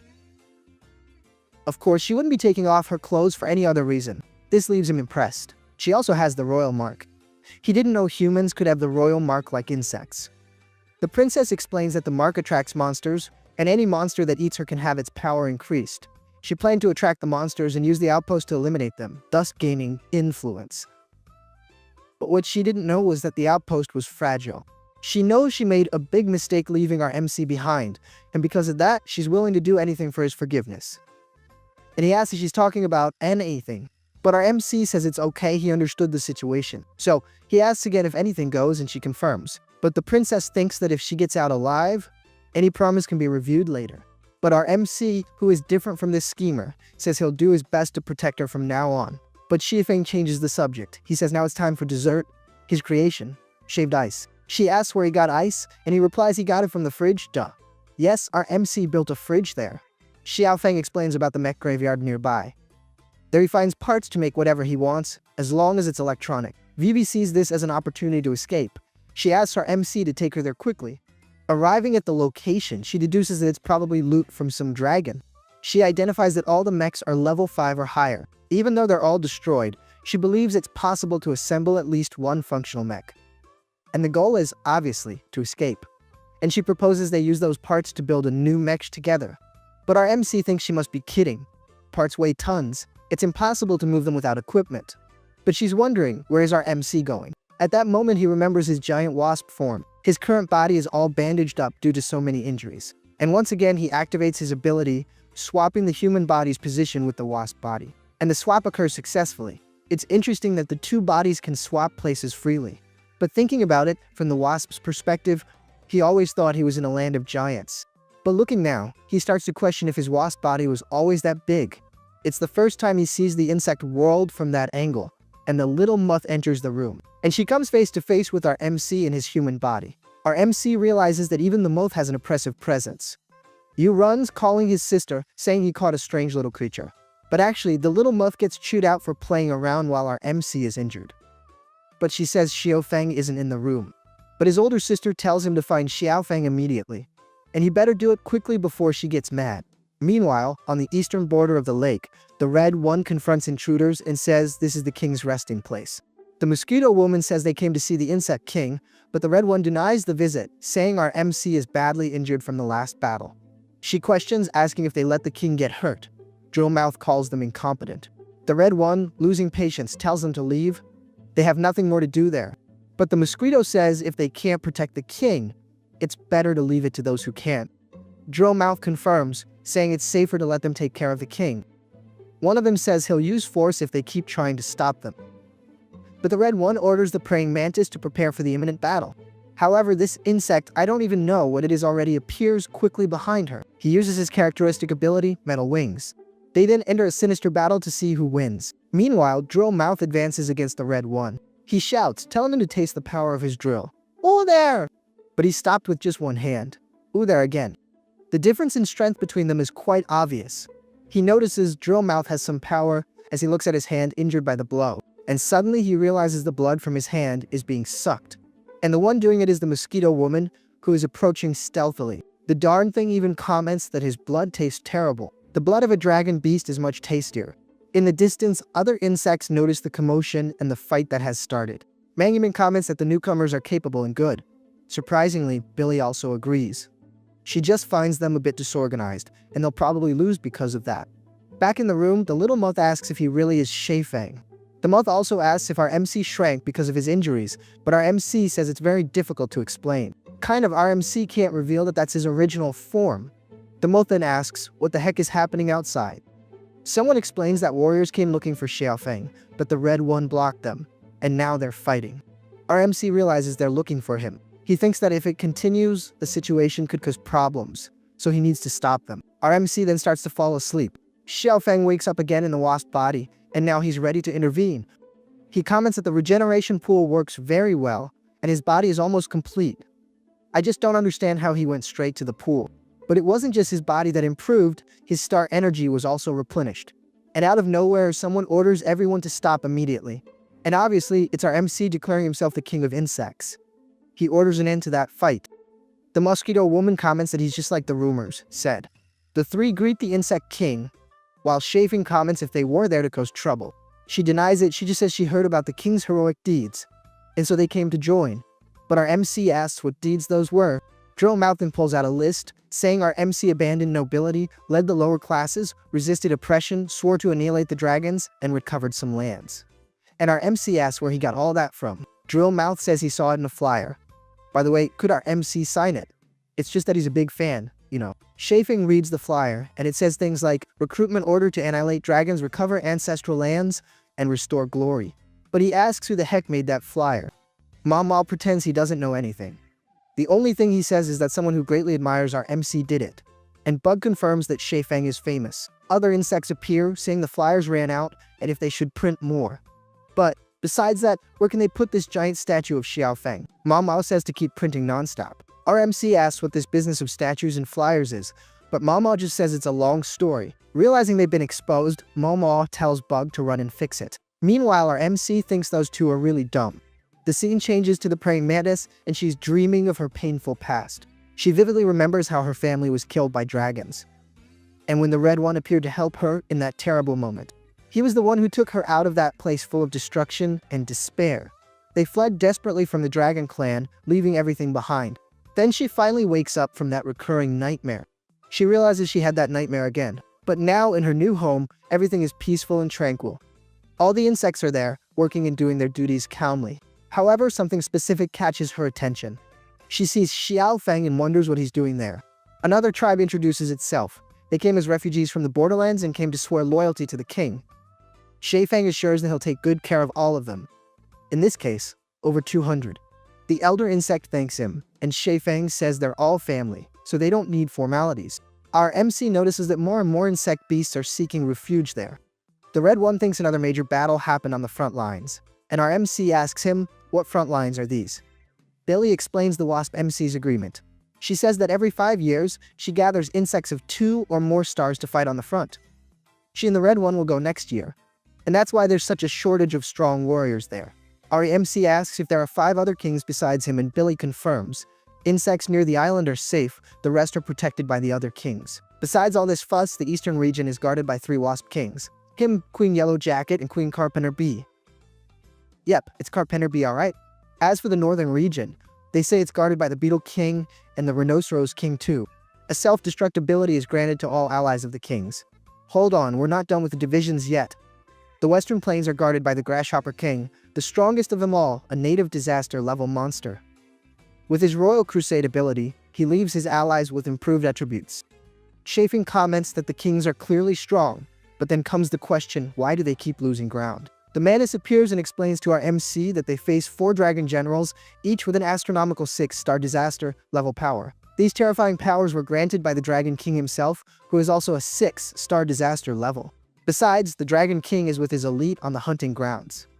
This means there are even stronger creatures. She also comments that she'll soon reach the 2nd star, and then will have to join the front lines. But the Red One advises caution, saying she's still too young. And our MC says he'll work hard to get stronger and join them. But Billy tells him that since he wants strength, the intensity of his training will increase starting tomorrow. But he asks if there isn't a faster way. However, Billy bonks him on the head, asking if he's complaining about her training. But she says there is a faster way, consuming high-level dragon meat. The stronger the dragon, the more effective. 3-star meat can generate a 1-star warrior, and our MC thinks about this high-level dragon meat.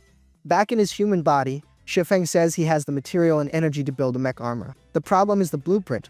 He's only repaired them, never built one. At that moment, he hears something nearby again. The princess gets scared seeing the Star Dragon King nearby. She asks, terrified, why the Dragon King is there. She points, talking about that giant monster, which, by the way, is almost complete. Xiao Feng reassures her, saying he's been there for over a month, and the knee hasn't even regenerated yet. He just forgets that before he was at waist height, and now he's at knee height. He starts to think that letting the Star Dragon King fully heal could be a big problem. Thinking about it, wouldn't that be high-level meat? But it's not possible that our MC is thinking of eating the Dragon King. He wouldn't do that, he's not that audacious. Shafeng makes a decision, he's not gonna let the Dragon King recover. Our MC asks Vivi to let go of his arm. He's getting a little embarrassed by this. It's too much closeness for him. Vivi then moves away, saying she hadn't realized she was so close. She then starts to think about what she's doing. She can't just act like a little girl. Meanwhile, our MC is back there, saying no one can resist his charm. Meanwhile, Old X pours more liquid into the pool where the king is. The old man says that after so long, the king's leg injury is almost closing. But he gets scared, wondering where the king's leg, which was almost complete, is. He's confused. After all, the medications were correct. So, why isn't the king healing at all? Without much alternative, he decides to increase the medication dosage. And obviously, the one who cut the Dragon King was our MC. He takes a forkful. He brings it to his mouth and wonders, how many stars would the Star Dragon King have? Well, that's not something that matters much. As soon as he eats, he feels powerful energy coursing through his body. The glow is so much it attracts the attention of other insects. The scene changes to Greystone Canyon, and someone is screaming, asking for help. The reason is they're facing a colossal beast. The canyon's first line of defense has fallen, and General Lord Thun leads the dragon army against the second line. The Boom Tribe warriors defend the canyon, but all fell trying to protect that land. But back in the East Lake residential area, the Moths wonder what happened. Xiamo wonders if something went wrong, but the funny thing is I've been calling him you this whole time. Did I mix up the names? If so, sorry folks. Shafeng replies that everything's fine. What this sly dog doesn't say is that he evolved. Besides evolving, his abilities also improved. The Moths notice our MC got taller, so he probably leveled up. Charmo praises our MC, saying he's a genius. He went up 2 levels at once in just 1 month. How did he do that? But our MC replies it was just training. Ah, Slay Dog, just training, huh? Elsewhere, Mangming informs them she found an injured member of the Boom Tribe. They need to see the Wasp Queen urgently. Billy sees the injured Boom Warrior and asks what the heck happened. The injured warrior explains that the Dragon General attacked by surprise. The first line fell, and they're requesting reinforcements immediately. Everyone is shocked by this very serious information. Billy orders the Queen to be informed and asks Mangming to take the injured for treatment. Mama says she'll warn the residents to prepare for evacuation, and it could happen at any moment. Seeing our MC running, they explain to him that Greystone fell.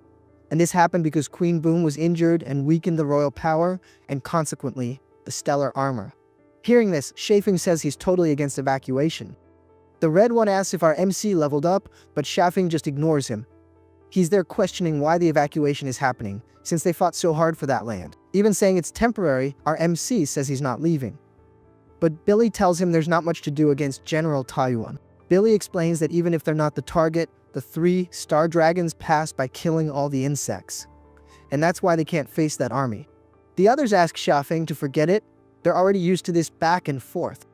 But our MC keeps putting his foot down. He says he won't allow the dragon beasts to destroy their homes. Won't allow this to happen again. Billy asks him to stop being stubborn. The regular army is different from the border beasts. Our MC says he knows, but still insists. Our boy states that it's the dragons who should leave that land. He then orders all insects willing to fight to gather. They have something important to resolve. Xiaofeng asks if the Moth didn't want to know how he advanced 2 levels in a month. He asks them to follow, as he will tell them the answer. Sometime later, we see a line of insects. Charmo asks for calm, saying everyone will get a piece.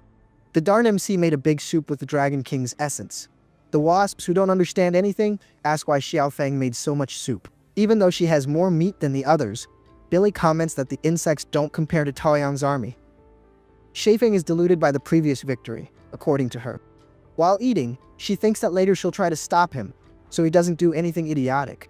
But she finally feels what that meat actually is. But our spotlight turns to Xiaofeng, and he asks for everyone's attention and warns that the dragon beasts are about to invade their territory. He states that everyone has already suffered enough with that previous life. He also says he's tired of seeing his companions eliminated by these dragon beasts every time. He reminds everyone that their ancestors rest there. So they are the true leaders and kings of that land. The Mosquito Girl thinks that, as the rumors said, this really is the powerful and worthy king. Shafeng declares he will drive away all invading dragon beasts. He invites whoever follows him to drink the broth and go to battle together. And then, everyone raises their chalices to the Insect King. The insects then begin to drink the broth made from the Dragon King's meat. Stinkbug says he feels warmer inside. He then transforms into a 1-star monster. Man, look at this guy's skin. He's ripped. Quickly, everyone starts to evolve too. The Red One reaches 3 stars, and the Praying Mantis reaches 2. Billy also reaches 3 stars, while Mang Mang and Mom advance to 2. The Tough Trio is no different either. They advance to 2 stars. Shafeng then orders an attack, and the units shout, "Defeat the dragons." Thus, the insect army takes flight towards the enemy. Mao, since he doesn't fly, ends up getting left behind. He laments and is sad that he can't fly, but take note, he's going to transform into a heck of a butterfly. You can write it down, call me on it. He's going to get fierce still, I have faith. Billy asks our MC if he has a definite plan. He points on the map to the only river channel that can accommodate a dragon army. Shafeng also explains that the river fork can restrict the enemy troops' movements. Hold on, our MC is a strategist. He locates some villages that can help with logistics, although he's a bit hesitant. Billy asks our MC why he's so worried, and the others reply to him, saying that now everyone has the strength to fight. But Shafeng isn't worried about strength. What he really fears is that the villages will be destroyed before they arrive. So, they need to pick up the pace.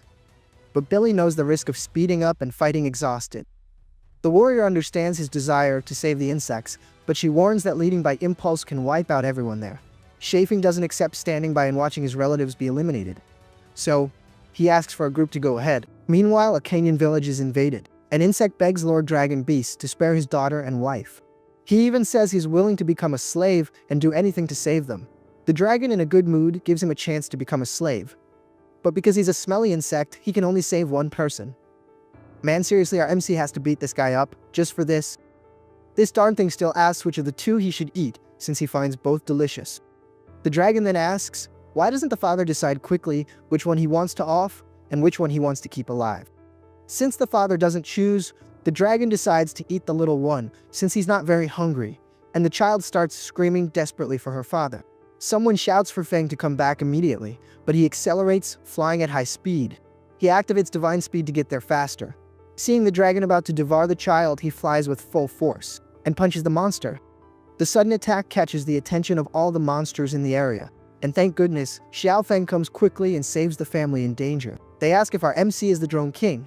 Our MC just asks them to leave quickly, he'll handle the rest of the situation himself.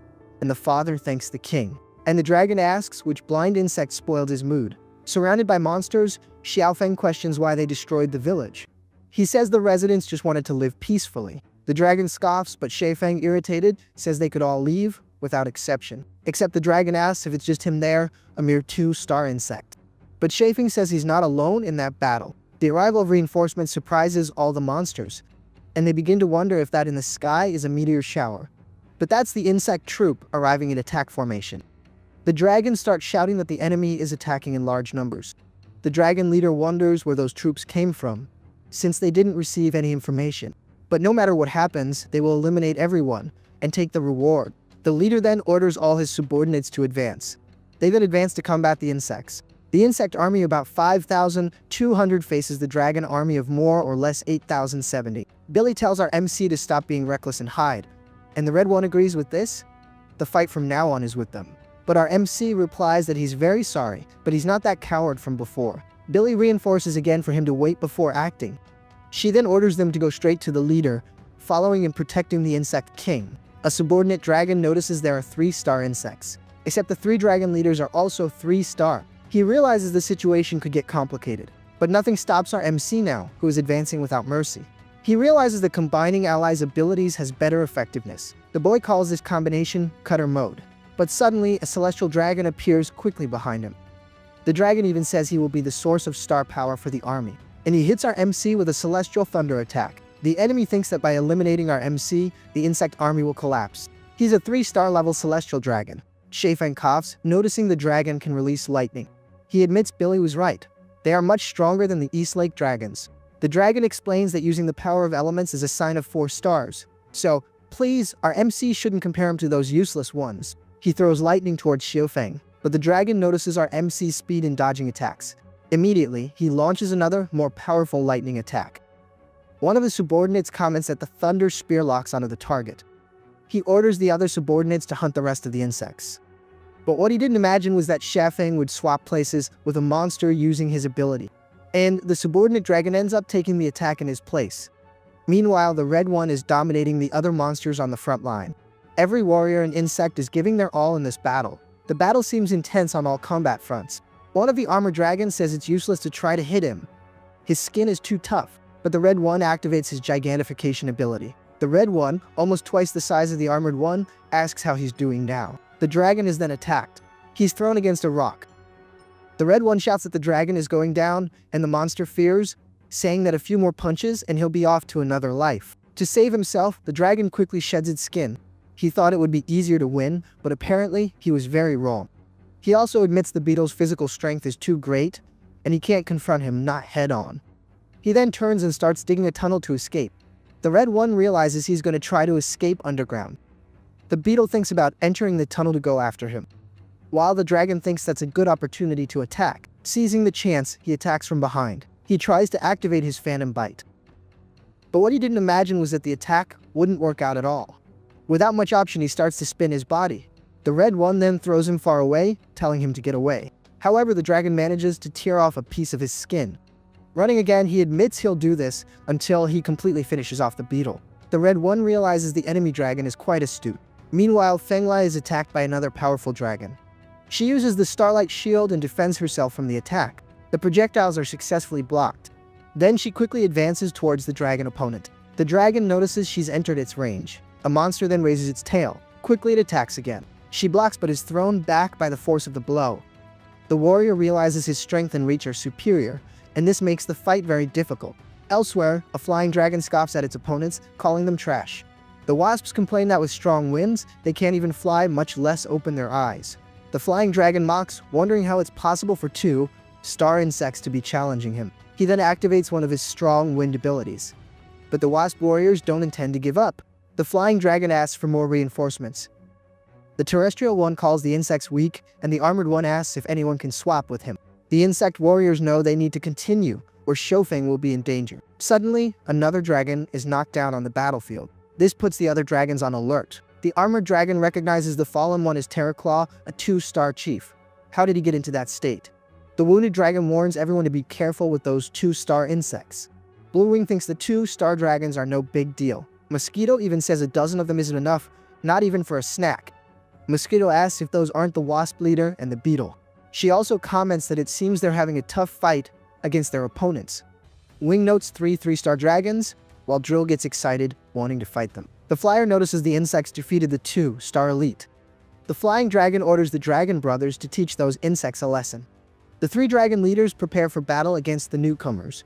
Drill says today he will taste the blood of 3-star dragons. Billy asks them to be careful and not be reckless. Mosquito reassures them, saying they are experts at dealing with dragons. The flying dragon says he wants to see how capable they are in combat. The 2 groups meet face to face on the battlefield. Wing says the wind is just a light breeze, there's nothing he needs to worry about. He then delivers a direct hit to the flying dragon. The flying dragon is surprised by the technique used, but the monster realizes the attack is still very weak.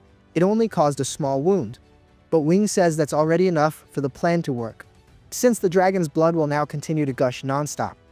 Mosquito praises her brother, saying she'll see what she can do with that blood. The girl then quickly creates some kunai to throw at the dragon. Apparently not. She used it to improve everyone's weapon. Probably everyone's weapon is now much stronger. Mosquito then explains her bloody blade ability. The blood attaches to the weapon, and when wounded, it accelerates bleeding and leads the enemy to their end, even if the blow isn't fatal. The flying dragon, full of fear, asks the terrestrial dragon to deal with Mosquito first. She retreats, saying she's good for support, not for fighting. For that, the others can handle it. The girl knows how to steal the show, and Billy knows it.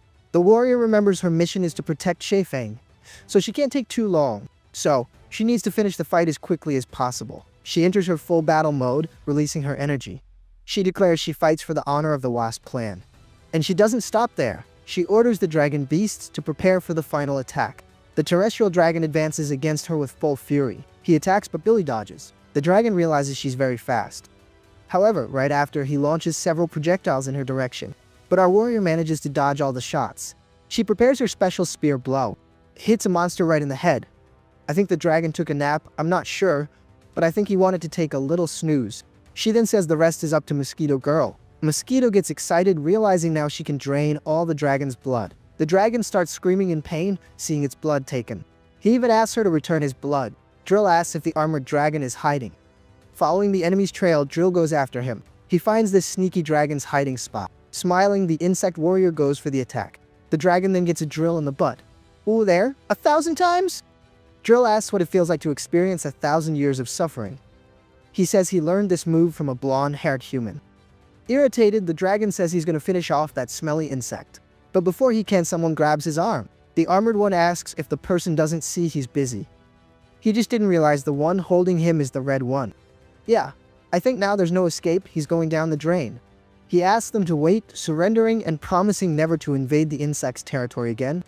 The red one replies that the last one who said that didn't have such a happy ending. Next, he gives the dragon a massage so he can sleep and rest. Finally, Shefeng appears, but he appears complaining, saying that facing 3-star dragons is dangerous, at least alone. He realizes he's at half his power, so it's better to wait for the red one and Billy. Looking up, he sees his friends shouting to attack and defeat the dragons. But soon he sees one of the wasps being brutally attacked. Shefeng thinks everyone is fighting with everything they have at that moment. But if everyone is fighting hard on the battlefield, how could he retreat now? So he shouts at the dragon leader, calling him a dummy, asking where he's aiming now. He says he's right there. Is the dragon dumb? Not paying attention. With a lot of anger, the dragon says the boy is asking to go to a better place. The monster uses that lightning ability again. The dragon asks where our MC is running. Well, he thinks the enemy's power must be infinite, because it hasn't run out yet. The enemy fires several lightning bolts in sequence at the boy. A monster even admits that trying to hide in the forest is smart, but not smart enough. But Xiao Feng's strategy is to keep the monster busy, and if he can do that for as long as possible, that's enough. He calls the dragon a dummy, telling him to count his victory when he's actually won. Xiao Feng uses an attack ability against the dragon. He starts shouting that he's right there and asks the dragon where he's looking. The creature takes the attacks, saying the boy really deserves to be eliminated. Our MC uses another ability to hit the monster's neck. Xiao Feng mocks, calling the monster an idiot for not being able to hit him. The angry dragon activates that lightning ability again, but the blow only hits a nearby tree. He comments that our MC really is fast, but questions how long this ability, or rather his power, will last. But where did the boy hide this time? Then Xiao Feng quickly enters mosquito mode. I just don't know when he got this ability. But he thinks he needs to weaken a monster, at least before the red one and Billy arrive to help. Our MC then starts to suck the dragon's vital energy. A monster comments that he really is getting more tired and starts to rest his head. Suddenly, he realizes his vital energy is being drained. Our MC realizes he's been discovered by the enemy. Xiao Feng realizes it's too late to change modes, and the dragon asks him where he thinks he's going, but he manages to dodge the attack quickly. The dragon then decides to use its strongest ability, Celestial Lightning. He says, no one has ever managed to dodge this attack, so there's nowhere for the boy to hide this time. The powerful blow hits the boy dead on, and our MC is violently thrown by the force of the attack. The dragon complains about being made a fool of. He says the boy forced him to release all his remaining power. Then we see our MC fallen.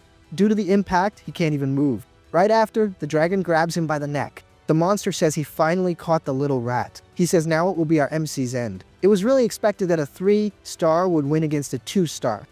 Our MC starts to lament, saying he's very sorry, but even though it was brief, he really enjoyed his time with everyone. Except the dragon exhausted all its strength in the last attack. Except Xiao Feng thinks he still has a little strength and questions if he should wait longer. Decided, he activates his battle mode. Our MC activates his gigantification, and the dragon gets scared, realizing he has another ability. A monster doesn't have much to do. He needs to finish off our MC as quickly as possible. However, Xiao Feng manages to hold the monster's attack. Actually, the blow is surprisingly weak. Could this be just an illusion? But soon he realizes that's not what's happening. The dragon praises Xiao Feng for managing to block all his claws. He realizes the strength of beetle mode really is very good. Our MC realizes the dragon isn't good at close combat, but the dragon denies it, saying he is good. Our MC then realizes this is his chance. He jumps to face the dragon head on. He then lands with both feet on the dragon's face. Right after, he delivers a knee strike. And to seal the deal, he lands another punch to the face. But the impact was so great that the monster flies far away. The dragon leader tells him not to get too cocky, because as soon as he recovers his power, he'll come back worse. Our MC is there having fun, commenting that it's very good to defeat a 3-star dragon. The dragon thinks he can't meet his end at the hands of a mere insect. He calls our MC darned while being pressed. The dragon then goes to a better place. Our MC observes the creature's body, only now lifeless. Our MC can't even believe he managed to beat a 3-star.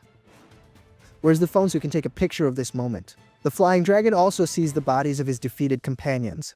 Enraged, he curses all the insects present there. He then tries to attack Wing stealthily from behind.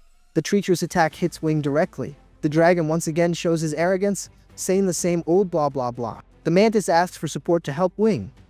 Except the girls can't get past the wind barrier. Except the praying mantis realizes the dragon is unfocused and the wind is weaker. This is the chance to break this barrier.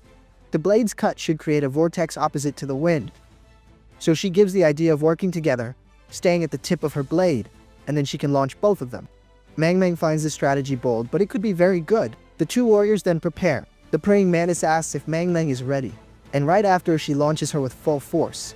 She hits the dragon right in the neck. The praying mantis then shouts that the wind field is gone. This is their time to attack.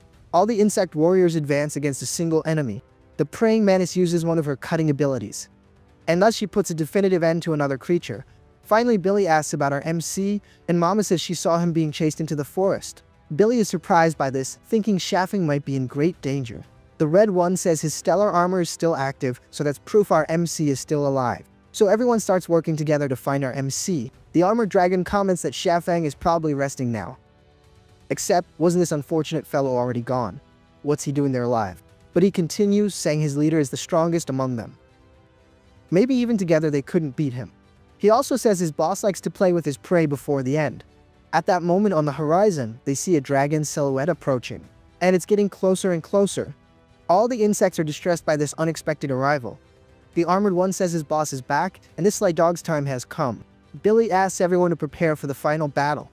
But the one who appears is our MC, asking why they're so nervous and if the battle is already over. Billy asks what happened to this 3-star dragon. Our MC throws the dragon's body to the ground. And Billy asks, surprised, if he managed to defeat that 3-star dragon alone. And our MC replies that he also thought he'd never achieve something like that. Our MC says he just wanted to delay him until help arrived, but somehow the dragon's power ran out. And that's when he won. The armored dragon is left not knowing what to do now. For him, it's impossible for a mere 2-star insect to defeat his boss. Now that his boss has been defeated, everyone is doomed. But Billy tries to trade information. If the armored one tells the enemy's route and strength, maybe she'll spare his life. But the proud dragon says he'd rather meet his end there than give up that information. The flyer also says the clan will never bow to insects, and they can do whatever they want with them. Except I thought they were all already gone, right? But apparently not, they were just sleeping. But the armored one says, why are they including him in this if he doesn't want to perish? He says he's like this, he's willing to offer every piece of information, as long as he stays alive.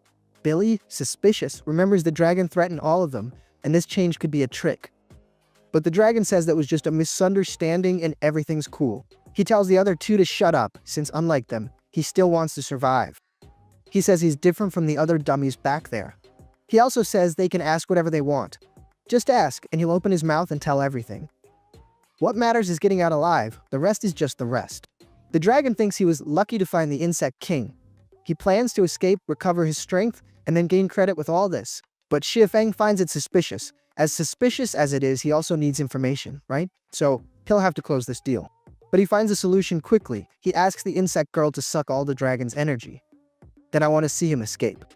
The girl beats her chest and says he can leave it to her, while the dragon wonders if this is really necessary. And for those who think we didn't have casualties, we did. 318 insects perished on the battlefield. So, a moment of silence in their name. Unfortunately, if I stay silent here for a minute, you guys will off me. So let's continue, but take a minute at home. Our MC laments his losses and thinks that if he had done something different, he could have had a different outcome. The red one says no. Even if they had retreated, it would only make them go back to the past, where the weak had no chance. What Shifeng really gave them was a choice for all of them. Shifeng wasn't to blame for this. The red one asks the king to listen to the voices of everyone behind him. Everyone excitedly clamors for the insect king. They shout, saying they only won because the king guided them. A proud insect who personally defeated a dragon beast and finally avenged his family. The red one also shows our MC the villagers he saved. Without him, everyone would have perished. The Lacewing clan thanks the insect king. The beetle confirms to our MC and assures him that no insect there regrets anything. Xiaofeng says he feels the same, their loyalty was the best decision. Everyone swears to be only loyal blades, willing to offer their lives to defeat an enemy. Shifeng looks at all his loyal followers. He thanks them but says there's no need to sacrifice their own lives. He doesn't have many friends, so he hopes everyone stays alive, especially by his side. To the side, we see that family of insects leaving very happily. The praying mantis observes the scene, thinking it would be great to have a family like that. She also reflects that they must be very happy at that moment. It would be great if Shafeng could have arrived sooner. That way, he could have saved her family too. Suddenly, Shafeng notices a strange light near him, and out of nowhere, his human form appears. He wonders where he is at that unexpected moment. Meanwhile, the red one is training with the mantis, but she ends up being hit directly in the head. The red one then orders her to get up and continue training. Xiaofeng, who seems more like a spirit, is observing. The red one training the praying mantis. He sees her training relentlessly without any rest, focused on getting stronger and stronger, and increasing her power with every movement and every blow. Our MC feels like a flood of unknown memories is inundating his mind. The scene then changes to him in the cave, wondering what those scenes are. He becomes thoughtful and starts to question how he could have had such a strange and vivid dream. But he continues preparing food, chopping vegetables. Meanwhile, Princess Waiwei, whom I'm calling Vivi, is relieved to finally be able to take a bath. She complains that being trapped in the cave made her skin all wrinkly. As soon as she gets out of that makeshift bath, a sudden cut flies by and slices the bathtub in half. She starts to wonder what the heck happened. Our MC is also scared by what happened, not even he understands. He wonders if he caused that unintentionally. And at that moment, he sees Princess Waiwei there, very close. Man, I don't know why, but I'm thinking this cut was on purpose. Our MC doesn't even blink seeing this scene. And Wei is wondering what the heck he's doing staring so intently. Upon realizing the embarrassing situation, she gets very ashamed. She then starts screaming, while our MC tries to explain it wasn't intentional. Sometime later she appears, saying it's impossible for the knife to cut steel. And she's also accusing our MC of seeing her in that situation. Our MC says he didn't do it on purpose, and it really wasn't intentional. But the princess doesn't care, she's calling him scum.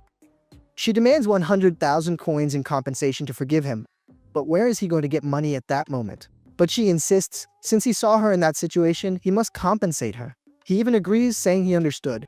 Xiao Feng then hands her something small as collateral. She asks if it's a promissory note, but he admits he doesn't have that much money now. Wei warns him he can't give up, and if he does, he'll be punished. But, again, he says he understood her conditions, but our MC is thoughtful, not knowing if they'll even return. So, what's the point of asking for money? Sometime later, a few more dragon beasts were defeated by the group. The armored dragon complains, saying he can't move anymore. But our MC doesn't care, he really wants the dragon to get up. Now is not the time to rest. But the armored one says he's out of strength, he'll be useless anyway. But our MC asks if he still wants to live. Xiao Feng asks Billy to rest along with everyone else. But she informs him that the dragons have almost all been eliminated, and that ahead is the main camp. So if they're going to camp, it should be there. Meanwhile, we see the camp being set up by the insects. Our MC is confident that the Wasp Queen and the rest will be fine. Billy says he really doesn't need to worry, since she heard the two queens will fight together. He asks why they don't act then, but Billy doesn't know the exact reason. She even says she knows what their plan is, but states it's not a battle they can get involved in now. Our MC then calls her by her name. He says that with her around, they don't need to worry so much. He promises he'll stay far away just observing, without getting too close to the battlefield. He begs, saying he wants to learn the experience of a battlefield, a really big one. Thinking it over, Fenley agrees, as long as he only observes from afar. Our boy gets excited with this permission. He knows that with Billy, the approach has to be gentler, otherwise it's no use. But meanwhile on the front lines, the enemy army advances relentlessly across the battlefield. But the Wasp army isn't fooling around, they're watching their every step attentively. Each of the Wasp Queens positions herself to fight. They prepare for this imminent confrontation against the dragons. Seeing the dragons attack en masse, Queen Yellow Jacket orders everyone into defensive formation. They quickly create a strong defensive barrier, and the dragons prepare a coordinated attack against this defense. They fire their projectiles directly at the barrier. The massive attack hits the barrier with force.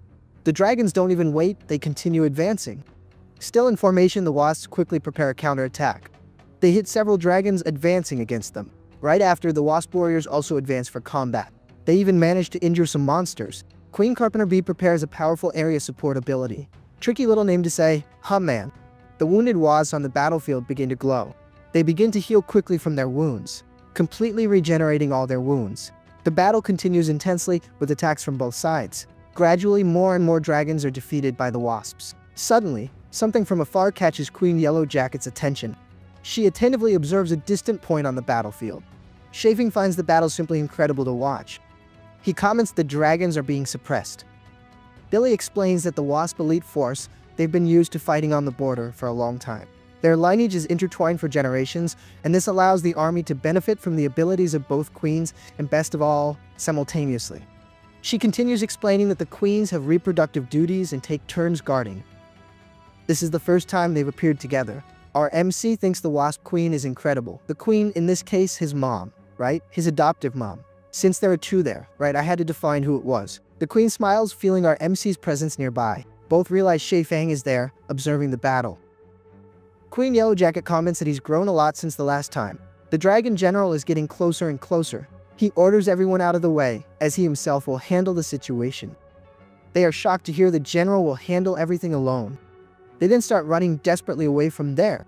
The goal is to save their own lives from that imminent confrontation. When one of the smaller creatures looks back, scared, Billy saw the fat general in the air, about to come crashing down. He sees the fat general in the air, about to fall. And the general falls, making a gigantic impact on the ground. The worst part is that his body starts bouncing on the ground, making him go even faster. The smaller creatures were almost crushed by his passage. A little green one comments that if he took that hit, he'd be off to a better place, for sure. Shay Fang observes the general bouncing quickly across the battlefield. He thinks that such a big guy being so agile is something frightening. Seeing the approach, all the Wasps retreat. They quickly return to defensive formation. The dragon general jumps high, preparing to belly flop. The wasp leader orders him to stop the attack and return to formation. The general sees the concentrated energy and starts to sweat cold. He's hit head-on by this combined attack, and this sends him flying far away. The fall was so great it even raises a cloud of dust. He gets up, he's injured, but he's still standing. He quickly dodges another energy attack. The general says he won't fall for the same attack again. He inhales with force, inflating his enormous chest, launching a sonic attack that destroys the defensive barrier. At that moment, the wasp's weapons begin to float in the air. Queen Carpenter Bee uses her telekinetic manipulation ability, carefully positioning all weapons around the enemy. She then launches them simultaneously against the enemy dragon. The general tries to block the rain of weapons, but it's not very effective. Billy finds the dragon's disadvantage strange, but the general doesn't retreat, so she starts to wonder what he's planning. Even Chafing notices he doesn't have much advantage. Suddenly, the other queen puts her hand to her mouth, feeling pain. The yellow queen asks her to go rest, saying she'll take care of everything. But she denies it, stating she needs to repel the dragons. The dragon general complains, saying the attacks really hurt a little. He says he didn't come all this way just to get beaten up, so he gives an order for all dragons to attack. The creatures that were hidden emerge from above the barrier. The yellow queen realizes they're the same beasts as before. Seeing the new threat, all the wasps move to attack again. The fat one then prepares a powerful energy attack. He tenses his body again, and fires a huge laser from his mouth directly at the wasps. The attack hits the barrier directly. The wasps on the front line are being massacred by the enemy's power. The little black queen thinks she needs to hold on a little longer, but the yellow one shouts, asking her not to exert herself so much. But at that moment, she ends up falling without strength to continue. She is quickly held by other warriors. Shay Feng, even from afar, asks what happened to Queen Carpenter Bee. And Billy reveals that this was the dragon's main objective all along. She explains that the queen is kind and strives to reduce damage, and that's why she was ambushed and injured. On the horizon, the yellow queen observes the dragons advancing on them. In this little game, the dragon army lost 8,000 and change, while the insect army lost 320. Chafing thinks this is how the battle between kings and generals should be. But the unlucky guy wonders if they're winning or losing. Billy explains that even if they lose less, if the queen doesn't recover, the other will have to guard the front line. And with both incapacitated, the clan can't reproduce. And thus, both clans go into decline. Our MC understands the gravity of the situation, but could he do anything? He thinks the queen's injuries are nothing for human technology, but then suddenly someone calls for him. Wait, is our MC crazy, or is he hearing the queen talking to him? Indeed, the queen is talking to him. I don't know how, but she's asking him to go see her after the battle. She says she'll take him to meet some important uncles. Sometime later, Chafing asks where they are in that strange place. The queen explains where she meets other insect kings, and our MC asks if these are the uncles she mentioned. Suddenly, it's explained to us that special spiders can transmit dreams and distant images through their threads. Hold on, the shenanigans don't stop there. They can generate holograms that allow communication. Does it make any sense? No, it doesn't, but follow the script. One of the kings asks what the heck happened and how Queen Carpenter Bee is doing. In this case, her real name is Ling Ling.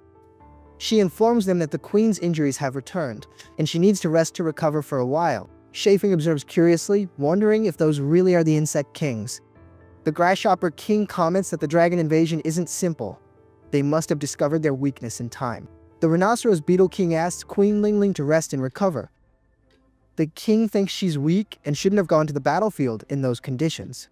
But the queen explains the dragons were driven out, the general was injured, and they had few losses, and all this thanks to Ling Ling. Besides, she has already chosen her successor, so they don't need to worry. They question how long it will take, since the successor only has 1 star. She probably won't be able to bear the responsibility. Someone suggests finding a more powerful clan to transfer the king's power sooner, but the wasp queen is against this idea, and the grasshopper king wants to know why. She says she wants to wait for the natural transmission of power, inherited and suited to each clan. Hurriedly transferring to another clan might not release the same level of power. Our MC intervenes, saying his mother is right. They are clearly taking advantage of this situation. The stag beetle king asks, "Excuse me, who's talking? And more importantly, what's happening?" Raising his arm, our MC says he's right there. Someone asks if she brought a little wasp, and she says the one talking is the guy who awakened the king's power alone. The grasshopper king comments, very surprised that the rumors about our MC are true. Probably these rumors are saying he's small, right? Xiao Feng also declares he's against the transfer. The grasshopper king says this is no place for childishness. And the Stag King also agrees, telling our MC to leave. Our MC tells everyone not to treat him like a child. He knows how to heal his aunt's injuries.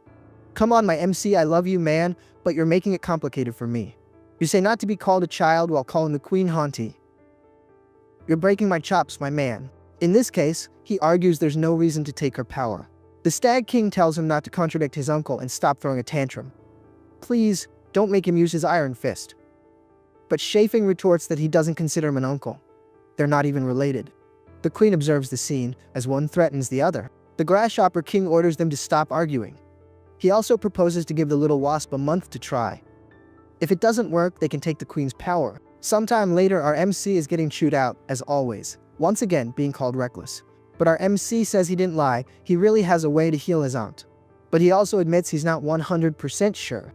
The Queenman asks him to do his best and ensure no insect will blame him. Time goes back a few days, showing a previous scene. The Moth sisters are taking some used pots to the kitchen, and Yu tells his brother there's still some magic soup left. She asks why he doesn't drink it, since the soup can transform him into a powerful warrior. Xiaomuo replies that it doesn't do much for him. His physique isn't destined to be a warrior, he knows that. But his sister gets mad, saying physique is his appearance. He was always strong, at least in her eyes. And Yu confesses she wanted to be as incredible as her older brother. She pulls the younger one, asks, why is he hesitant to drink the soup? She says she heard that after drinking the soup, you become a warrior. But not only that, you also awaken a unique talent. So, what does he think about that? But then, both drink the soup. But apparently, it seems nothing significant happened.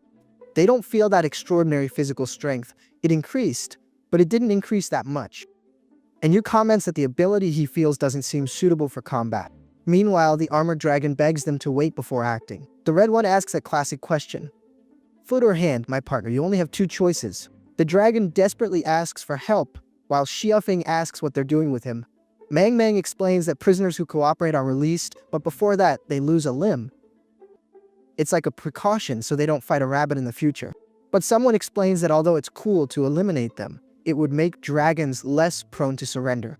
Our MC even agrees with some things, but still finds all this low-down stuff pretty inefficient. So, he asks everyone to wait a moment. The boy asks them to leave that specific matter to him. Everyone wants to know the reason for such a change, but he just says he has a better way to deal with dragons. Billy argues it's always been done that way, but the red one, even confirming, asks our MC to handle it. Feng then gives the order to release the armored dragon. The dragon gets up, wondering if it's really true that he's going to be released. Shafeng asks if there are other captured dragons, and if there are, they should be released too. The red one is surprised, asking if he heard right. But Shafeng confirms, saying that's right, release them. Shafeng thanks the dragon for the information, and allows everyone to leave with him. The other dragons immediately call him a traitor. He even got spat on right in the face. The poor armored dragon retorts, saying if it weren't for him, none of them would get out alive. Our MC tells the dragon that after all this time together, it's sad to see him leave. He even asks them to be careful on their way back, and if possible, come back to visit since he's very welcome. The dragon is instantly suspicious, realizing our MC is a natural-born con artist. Our MC waves goodbye to them with a smile on his face, leaving everyone confused. Mang and Mang question why release them after so much effort. Even Mama, who's next to her, wants to know. Even I at home want to know. Even you, watching, want to know. But our MC says that if the dragon isn't an idiot, he should be back very soon. The girls don't understand much, and neither do I. Our MC leaves, saying he'll probably be busy, so he won't be waiting there. While running, the armored dragon thinks that if he takes this information, he'll probably get promoted. But he realizes something is wrong. The dragon then stops suddenly. He realizes Shafeng didn't just release him, his information is no longer unique. He realizes that when the other dragons bring the information, he'll be useless and worse. They'll know he's a traitor. But, meanwhile back in the insect village, the moths are screaming, very scared, wondering why a dragon beast is approaching the village. The dragon states he came to see the king with no further intentions, but the red one doesn't care, he won't receive him. And that's final. But already face to face with our MC, he says his friend has finally arrived. And says he's in trouble, so can he stay? Our MC denies it, saying he only said that to be polite. He wasn't supposed to take it seriously. But the dragon says he can work if necessary. Our MC looks at the girls and asks them if the village wasn't in need of someone to dig a water channel. The dragon offers himself, saying he's great for digging channels. No, for digging tunnels. No, for digging even wells. Just leave it to him, and he'll do it. Sometime later, he's already digging and asking our MC if he thinks this is fast enough. The red one asks our MC how he convinced the dragon to do this. And Xiafeng replies that he knew what he was thinking and, most importantly, what he was trying to do. The red one agrees that releasing the others was smart, but keeping a dragon around nearby might make everyone sleep uneasy. Meanwhile, the moths observe the dragon working. Actually, everyone is watching the 3-star dragon working for them. And for those who haven't noticed, we're already back in the present time, okay? I don't know when, but we're back. Xiafeng asks them not to be afraid, because from now on, the dragon will do all the dirty and heavy work. And Yu is impressed and says it's really no wonder our MC is the king. Our MC thinks about keeping him out of the village, watched by insects. That way there won't be any problem. He then asks them to gather everyone and spread the news. Already with everyone gathered, our MC explains the new situation with the working dragon. He says dragons are flesh and blood, and they plan to capture more to put to work. So, the people don't need to fear so much. The red one declares that from that moment on, there will be no one in that place who will fear the dragon beasts. And when our MC is about to speak, the video ends, folks. In the next chapter, apparently things have changed. Do we have a possible water channel? The creatures are as curious as I am, so they start following the channel. That's when we see it flows into a plantation. Curious, they go to see what Xiafeng is doing. It seems he's building some kind of knife. Momo says the guy is creating paper, a telescope, a lamp. And Stickbug agrees Xiafeng is creating something new every day. Of course, these novelties excite Momo very much. Momo thanks his lucky stars that his prayers worked. He prayed a lot to have a wise and renowned god. But the little one questions since when he was praying, because he himself doesn't remember. Meanwhile, Xiafeng finally finished, and what he was making was a set of tools. Only then does he notice the creatures outside and asks why they don't come in. Stickbug notices the house built with joined wood. For him, this is something new, but it seems very sturdy. Spotting the destroyed mech, the insects ask what that is. Since it's something new to them, they also can't understand what that machine is for. Xiafeng explains it's a mechanical armor, a weapon specially made to deal with dragon beasts. Xiamo is amazed by it, and our MC's expectation is that he can deal with 5-star dragons with it. The little problem is that the armor isn't complete yet. Rummaging through the place, Mao Mao notices there are some very interesting things there. He puts on the helmet and says, "Now, Daddy, anyone can come." Xiafeng says those items promote self-defense. And this is until the mech is ready. Charmo, who's a little shorty, poor guy, asks if there isn't any weapon that's decent for him. And this leaves our MC very thoughtful. What would be the ideal weapon for a small muff? With much doubt, he starts rummaging through the trash. I think this MC doesn't have much sense of things, man. He gave a weapon that's twice the size of the muff, twice its size. Why not, right? What could go wrong? The muff, poor thing, couldn't even hold the weapon. With so much weight, it ends up falling backward. That's when our MC says there's no weapon for his size. But hold on, don't worry, he'll make one from scratch. Or just one, minimally. Sometime later, we see someone practicing target shooting. And man, that's a weapon. It's a bazooka. It's not that this thing is potent. Man, it went through the tree. Believe it or not, that huge shot came from the most little pistol. Yes, it was Xiamo who shot. The destructive power is so great that even the Moth was impressed. Not even expected that. He gets very excited. This is because the weapon is extremely powerful, especially for its size. Xiafeng says the test isn't over yet. The game is going to get a little more difficult. The Moth asks if it can start already, but she says this while pointing the weapon at our MC. Young child, don't do that. What if it fires accidentally, right? Then there goes our MC, and our story ends. Our MC asks Moth not to get so excited while he tries to escape there, from the weapon's aim. Man, it's not that the little Moth is hitting everything. Xiamo is a good shot, Our MC gets excited and curious about all that. How did he hit everything? But Xiamo just says he can see all the targets clearly. This is because he gained some innate abilities after becoming an insect warrior. A little warrior, right? Not a warrior, a little warrior. He continues explaining that he is camouflage Ray Vix, Rasian, but until then, he thought they were useless on a battlefield. Until then, because I'm seeing this critter by passing the enemy and shooting them in the back. Excited to see this little guy on the battlefield. Our MC gets excited about this X-ray vision story. He, being an old hand, knows these abilities are important and incredible on the battlefield. Xiamo clearly gets excited, but he was imagining something else for the X-ray vision, like another efficiency.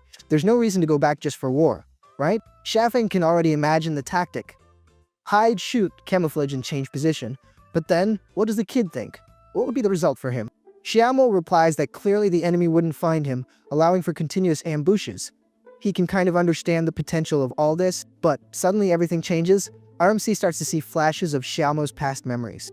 In the memory, Xiaomo says that as soon as he leaves his sister at home, he'll look for food. He asks little Yu to stay safe at home. He promises to bring good food if she does that. So he goes looking for food. Quickly, he already finds some mushrooms that look edible. But it's at that very moment that a dragon beast appears behind him. Luckily, the monster misses the attack, and this catches the boy's attention. Scared, he runs off as fast as possible. Next, he camouflages himself using his body.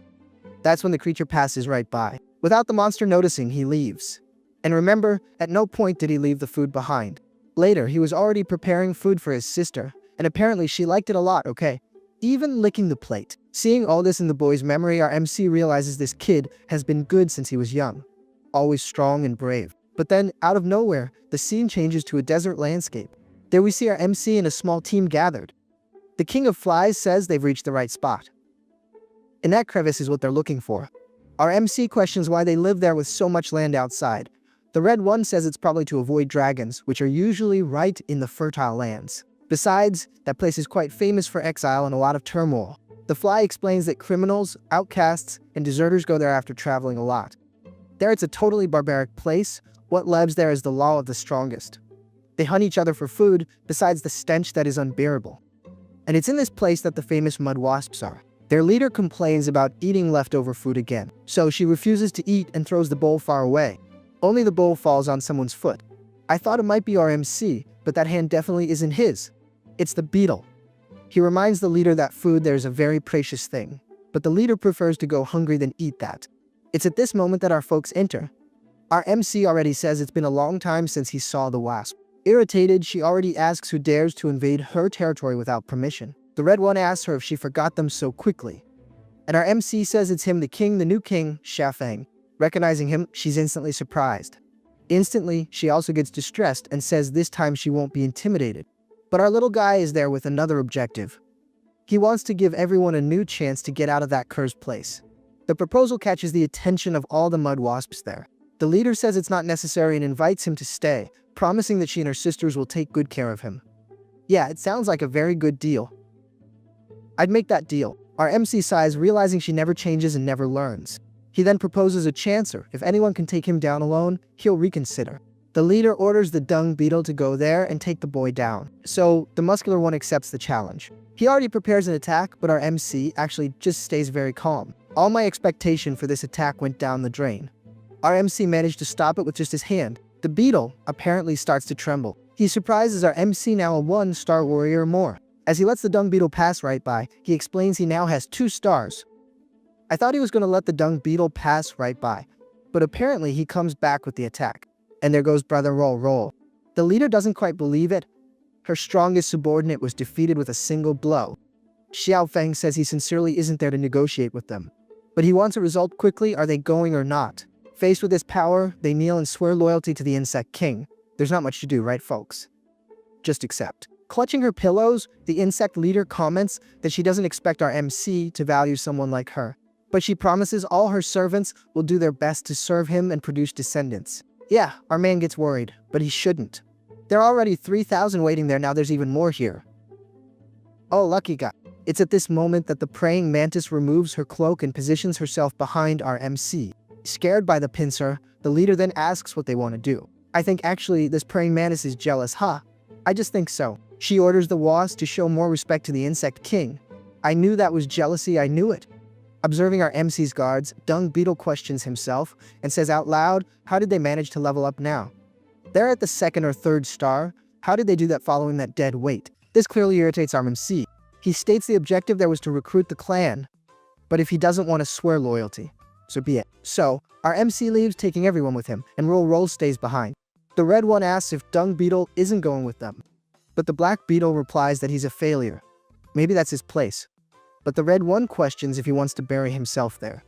Both grew up together, and that doesn't seem like him at all. He needs to go back and redeem himself. That place won't erase his past sins. Frustrated, the black beetle asks if there really is a chance to change destiny. The red one encourages him. He needs to at least try to do it. The next scene takes us straight to the Biwam tribe. And there's our MC arriving at the tribe. The guards say they were waiting for him. So, they guide our MC directly. They will take him to the queen's room. A wasp comments that she didn't imagine he was so young and good with herbs. That's right, folks. Our MC is there to try to take care of the queen. Xiaofeng states he really hasn't studied anything about herbs, much less understands the subject. But he explains his plan is to perform surgery on the queen bee. The wasps are confused, not understanding what surgery is, so they ask him. And he replies, saying it's a physical method. First, open the injured area, perform an internal procedure, and then sew the wound with a needle. The wasps don't like the information much, so they question if this really works. Or is he trying to make the queen into a rag doll? Without thinking twice, they throw our MC far away. Well, look on the bright side, at least she didn't throw him that far. She threw him, but she threw him with affection. The moths arrive for the rescue, asking if he's okay. The wasps order everyone to leave. The queen doesn't need any treatment. Most importantly, they are no longer welcome there. Oh, and if they don't obey the order, they'll be ruder. Ruder in the sense, the beatdown will commence, understand. Sometimes they find all this unbelievable. And then Vivi appears, trying to understand the whole situation. Arriving there, she asks what happened. She heard the king would come there to try to heal the queen. So, where is he? The guards explain they expelled him. He wanted to open up the queen and maybe finish her off. They continue explaining themselves, and Vivi understands this term surgery. She recognizes it's a medical procedure, so she orders them to bring Xiaofeng and his group back, and quickly. And at that moment, Xiaofeng doesn't quite understand why he was expelled. For him, the plan was clearly safe. For sure, right? I'll go there, I'll say I'm going to open up the queen, and it'll work out. They'll let me pass. What could go wrong? He even thinks about going back and explaining the whole story better, but the moths say it was because he explained too much that they were expelled. And that's when Vivi appears again. She didn't just send the guards, she went herself. The girl asks Xiaofeng to stay there. She asks if he's ever tried to perform surgery on someone else before. And he explains he has, but it was on a small animal. But she questions, asking if he really managed to succeed.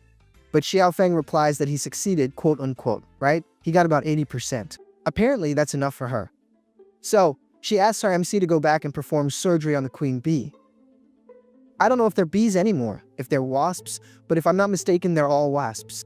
Sometime later, the wasp guards intervene again. They ask the princess to wait a moment. They question if they'll really let that stranger treat the queen. The worst part is that Vivi confirms, yes. Vivi explains the clans have been friends for generations and would never do harm, and this urgency is shared by both. So, this is the only method available at the moment, and they can't let it pass. The guards look at each other, clearly worried, but what can they do, right? They trust the princess. Even reluctantly, they make way for the group to pass. So now it's time to work. Vivi asks our MC and his group to follow her. And there is our beautiful and lovely sleeping queen. Our MC tells Xiaomu and Yu to prepare to start the surgery. He'll combine wasp and moth mode. That way he gains X-ray vision and anesthetic power. So, he sticks the not iron stinger into the queen. Man, I almost said something bad and lost my monetization. That can't happen. After injecting the anesthetic, he activates X-ray vision. Locating the problem, he begins the surgery. Our MC needs to be as careful as possible. Any mistake he makes, there goes a queen, her powers, and him. But so far, everything is going well. Xiaofeng is managing to remove the fragments lodged in the queen's heart. After removing all the fragments, he closes the opened area. The kids are impressed by this, and Xiaofeng says it was nothing. If they want, he can teach them later. Although the technique is very rough, he had 100% success, thank goodness. But it still depends on one final item. He takes a vial containing a special dragon soup. The medicine is made by that old turtle. Then you already know, right? It's a little bit of that, son. Raises even the departed. Sometime later, Xiaofeng says that without infection, the queen needs to rest for a few days to recover, but the important thing is that everything is fine. Relieved by the success, Vivi thanks our MC. But our MC says Vivi saved the tribe. Without her support, this surgery wouldn't have happened. With the mission accomplished, Xiaofeng and his group leave. Surprised, Vivi thinks the insect world has developed a lot, to the point that surgery was possible there. Xiaofeng thinks the same as Vivi. But one thing intrigues him. He didn't expect anyone to understand surgery there. The insect princess then runs back hurriedly. She goes straight to the royal room to check how her mother is. Finally, the little thing arrives in the room. To her joy, her mother is fine and calls for her, albeit weakly. Vivi jumps straight onto her mother. What she forgets is that the woman just came out of surgery. She wants to put her in a coma again, she must. Although no, she took the dragon's little medicine, right? The one that raises the departed, so it's all good. Suddenly the scene changes. Now we see our MC in a surgery room. But then the scene changes again, and we see Princess Weiwei asking for more food. I'm just guessing, but I think our MC is performing surgery on himself. Xiaofeng asks if the princess is in a good mood because something happened, but she denies it. She just says the food is delicious and much better than the palace's. And our MC replies he learned from his mother. For an instant he thinks like a spoiled princess. She only likes luxury food and money. Is it foolish him to be trying to help her? Every day he washes clothes, cooks and cleans for her. He's practically become the homemaker without realizing it. But Vivi? No, the insect Vivi is very different. She's gentler and more graceful, the type of girl he really prefers. He informs Weiwei that the manga is almost complete in the final adjustment phase. Soon, they can leave. But anxious, she asks how long it will take, like a week, a day. But our MC says it won't be that fast. He warns that he's never piloted a MEC8, so he'll need to train a bit first. It's hard to believe, but it's true. Weiwei liked the news. This is a sign that there will still be some time left for her there. Sometime later, for an extremely unknown reason, we see a mecha fighting dragons. And he's being devoured. He couldn't fight against so many creatures. That's when we see it's our sly MC playing. And apparently he's playing by telepathy because there's no keyboard, no mouse, nothing. Weiwei asks if he lost again, and he tries to avoid it, right? Saying, gosh, it was very difficult, very complicated. It didn't work out. That's when she asks if she can try piloting the simulator. Apparently, it's just a little game that's a mech simulator. Our MC agrees, just asks her not to cry if she loses. That's when our attacker explains to her how it works. Only each time he gets closer and closer to her. What a smooth talker this guy is. Ha, pure smooth talk. Suddenly, he asks her if she understood. And the worst part is she confirms, but I'm sure she didn't. Take back what I said, she understood, really understood. In this simulator, our MC had scored 300 points, but she scored almost 1,000. That's when she points and shows Xiaofeng that she passed the phase successfully. Xiaofeng thinks that, unfortunately, her score is incredible. She achieved something not even experienced pilots reach. Was she born with a talent, or is she a genius? He says that with her skill. They don't need much more training and can leave from there. Angrily, she gets up, saying practice is totally different from reality. Besides, she's too shy to pilot a mecha. But that's when our MC asks if the simulator's realism didn't hit. If she wants, he can make some adjustments. She says she denies it's that, and this leaves our MC totally confused. MC, you're not understanding the play. Our boy doesn't hold back. He asks her what's happening. She was the one who wanted to leave the most, but now she always seems happy with the possibility. Only the scene changes again. Now we're at the Insect King's meeting. One of them celebrates Ling Ling's recovery. The queen thanks everyone for their concern. Xiaofeng says before they weren't so considerate, but the queen says she knows their behavior well. The loyal servant king says that at that moment, they considered the good of the entire lineage and hopes she understands. The grasshopper king says that it's time to return to the main topic of the meeting. With the 5 original kings, a new king, and an injured dragon general, he says this is the best opportunity in centuries to attack. Ling Ling immediately asks what their plan and attack strategy will be. However, the Yellow Queen questions if it isn't too early to act. Xiaofeng is completely lost in the story. He doesn't even know what they're talking about. The Grasshopper King asks our MC to pay attention and explains they will form an expeditionary force to hunt dragons. He schedules it for 2 days from then and asks for everyone's opinion, but the loyal one warns they need at least 2 months to make preparations. The Grasshopper King says they can't take that long. If they take that long, there's a risk they'll lose the opportunity. He states that in 2 days, he will go on the attack and expects everyone's support on the plane. And then he simply logs off and disappears. Xiaofeng doesn't understand much, so he asks what they're really going to do with this expeditionary force. The Yellow Queen explains they're going to recover lost territory. And each king will get a share, so this is an opportunity for little Xiaofeng. And this definitely interests our boy who wants to expand his territory. Back in the village, Billy confirms the situation and says she needs to assemble an army quickly. The folks get excited, wanting to go to war. But Billy says not everyone can go. Some have to stay to protect the territory and the weaker ones. Brother Drill already says they are specialists against dragons, while Mosquito suggests leaving the weaker ones. Irritated, the Mud Wasp leader questions this comment, but Mosquito denies it, saying she's not talking about them. Are you getting sensitive? But ladies and gentlemen, don't worry because Billy has a solution. Mang and Mama will stay, while the others will be chosen by lottery. But Mosquito assigns the task of taking care of the base to Brock and Blue Wing. The two get irritated because they wanted to go fight. It really is very unlucky for both of them. But what can you do? Momo interrupts saying something, but in the background, we see something. From afar, the armored dragon is observing everything very attentively. For him, this is excellent news. What he didn't expect was that our MC would appear right behind him. Our MC informs that he already spoke to Billy. He won't even need a lottery. He's definitely going on the expedition. 2 days later, everyone is already gathered.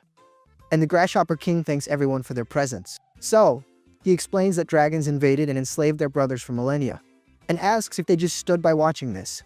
Today will be a special day, a different day. They will show the dragons the strength of the insects. Our MC, observing around, realizes there are hundreds of insects. No, hundreds of thousands. And Billy confirms it's the first time in centuries they're going to attack a dragon general. But Billy explains that the hasty battle didn't allow for training new troops, so they had to send their direct armies.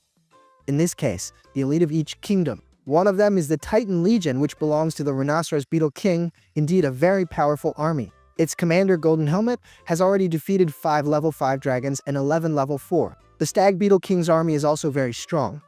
Its commander has defeated 35 level 4. Of course, the Wasp Queens doesn't fall behind. She has already defeated 9 level 5 and 30 level 4. Putting that aside and explaining the strategy, the main force will be the Grasshopper Legion, which will advance into the heart of enemy territory and contain the main forces, while the others clear the route and regroup. One of the commanders wonders if that's the famous Xiaofeng.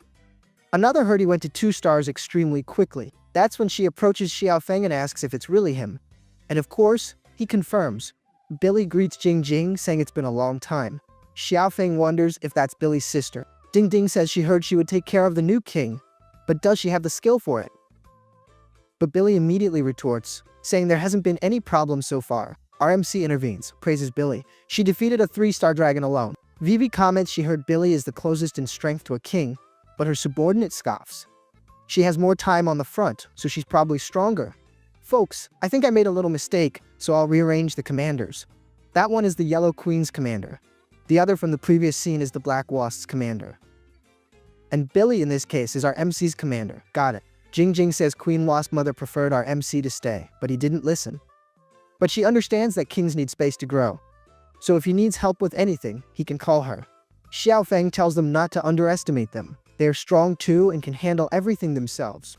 That's when Vivi appears and approaches our MC. She calls our MC to go a separate place to talk about something very private. His gossipy friends want to know the reason, but unfortunately it's not possible. They think it might be a love confession, right? But who knows? The girl even tries to say something but seems very shy. Xiaofeng thinks that after 20 years, he's going to receive his first love confession. But she reveals she already likes someone. So Vivi asks him to refuse on her behalf if the clans propose a marriage alliance between them. He says he understands, but he regrets all this. He even thinks the other guy must be a great insect beast. Oh, MC, don't be like that. If you stop to think, you have about 3,000 waiting for you over there. Plus another 500 from the mud. Women, you have them. The little guy, poor thing, got discouraged by the news. But no problem, when he gets to the war, he can put 500 soldiers in front of him, he'll take them all on. A broken heart is the best pre-workout. That's when the blessed Xiaofeng comes, asking what's wrong with our MC, if he can help.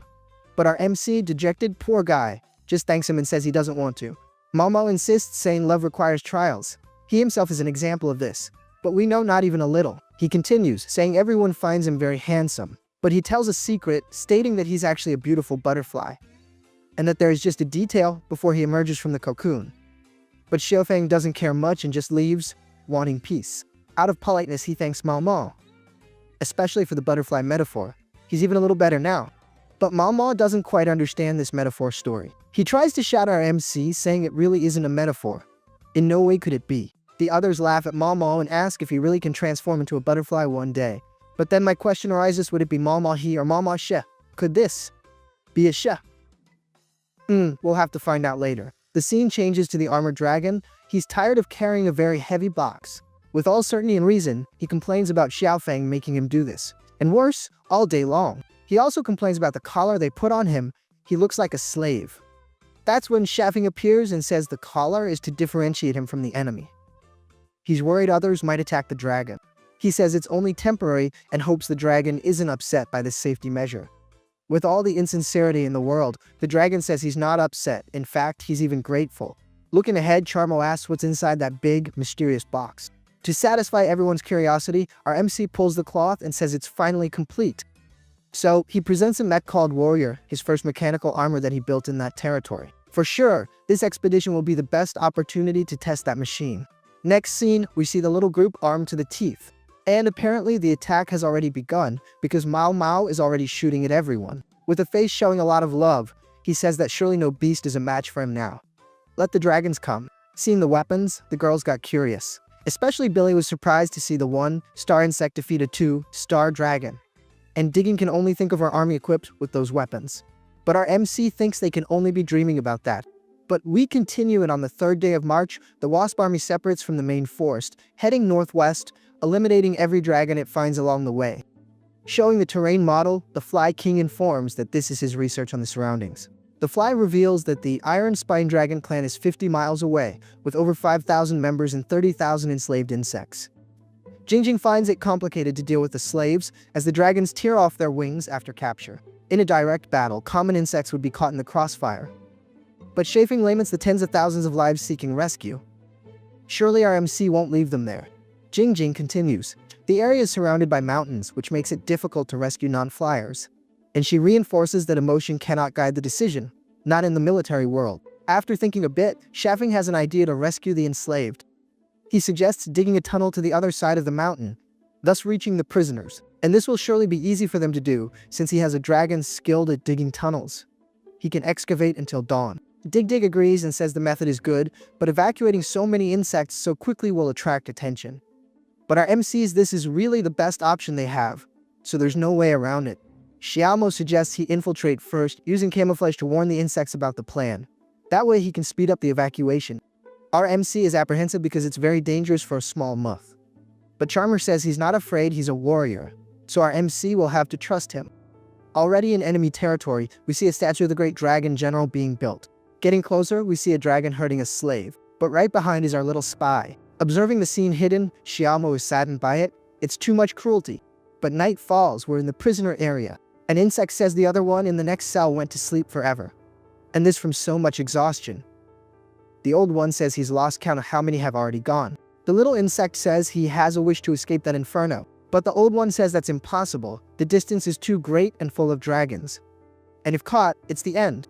The little one asks if there's a place just for them. And the old one confirms, saying there really is.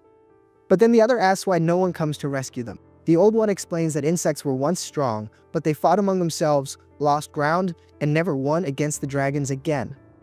So how can they rescue if they themselves can't protect themselves? It's at this moment that our little one appears from the shadows, saying he can prove otherwise. He introduces himself as the insect beast from the sky insect's territory. He also says he's a direct subordinate of the insect king Xiaofeng. The old one asks if he, a subordinate of the king, was captured. But that's when they notice his wing is intact. Surprised, the old one asks if the boy is really there to save everyone. Xiaomo explains that the tribes have formed an expeditionary force and are recovering captured territories. He continues, saying that at this moment they are drilling through the mountain and everyone should prepare. But the old one laments because they are still trapped in that guarded area. But even so, everyone approaches, happy with the chance to get out of there. Xiaomo asks them to quickly pass the message to all captured insects. An excited beetle says he'll spread the news to everyone now. Observing his equipment, the moth realizes everything is there, as planned. From the equipment, he pulls out a locator device. Before being sent, Xiaofeng reviewed the weapon, packed extra cartridges and soup, and asked him to always keep the locator nearby so he could be tracked. Xiaofeng had also asked. In case of danger, he shouldn't be reckless, as his safety was more important. Back in the present, Xiaomo tells the insects that as soon as he deals with the guards, everyone can leave. Next scene, he already has a dragon in his sights. The shot, which was not at all stealthy, caught everyone's attention. The worst part is it wasn't just the noise, the dragon fell right near the other enemies. They even imagined the other might have dozed off and fallen. But that's when they see the burn mark. But it's already too late. There go a couple of them. The last one even spots the shooter, but it's also too late for him. Going to take a little nap, are you? Going to sleep a bit. Just to be sure, Shaman changes his position. What if someone saw him? And he follows that blessed strategy: shoot, camouflage and change position, shoot, camouflage and change position. Sometime later, he had already swept the whole place, everyone was down. What he didn't expect was that sometime later, some patrollers would appear there. That's when a dragon mounted on a dragon notices something. He identifies the fallen bodies. He doesn't even think twice and sounds the trumpet. But there's also no need for much concern, because everyone is being taken out. Mosquito asks everyone to stay calm. They will be safe as soon as they pass through the tunnels. Switching to the dragons, they notice all the slaves are gone. Their officer is not happy at all and orders these slaves to be found. Already with Billy, she asks everyone to hurry. The dragons are already reacting. The armored dragon sees something and gets worried. He realizes that Dragon Officer is Lord Tal's confidant. If he recognizes him, his life is over. That's when our MC finally arrives. Yeah, he arrived with the new toy. The Blessed Mech. The bad thing is our MC is pretty bad at piloting this, right? But what can you do? At least he's armored. Finding the fugitives, the dragons charge. But that's when a rock comes their way. Whoever threw it is a good shot because the rock hit. And it's definitely our MC holding the tunnel entrance. No one passes him. The soldier doesn't understand what that is. It doesn't look like an insect. Shaffing activates the armor's power and flies off among the enemies. The soldiers can't understand how he's so fast. As much as the armor is huge and very heavy, it's very powerful, so this is pretty easy for it. Our MC thinks that, as expected, the mechanized armor is very fast, but there's a detail: if his body weren't enhanced, he definitely wouldn't even be able to pilot it. But okay, enough talk. Now it's time to start the fun.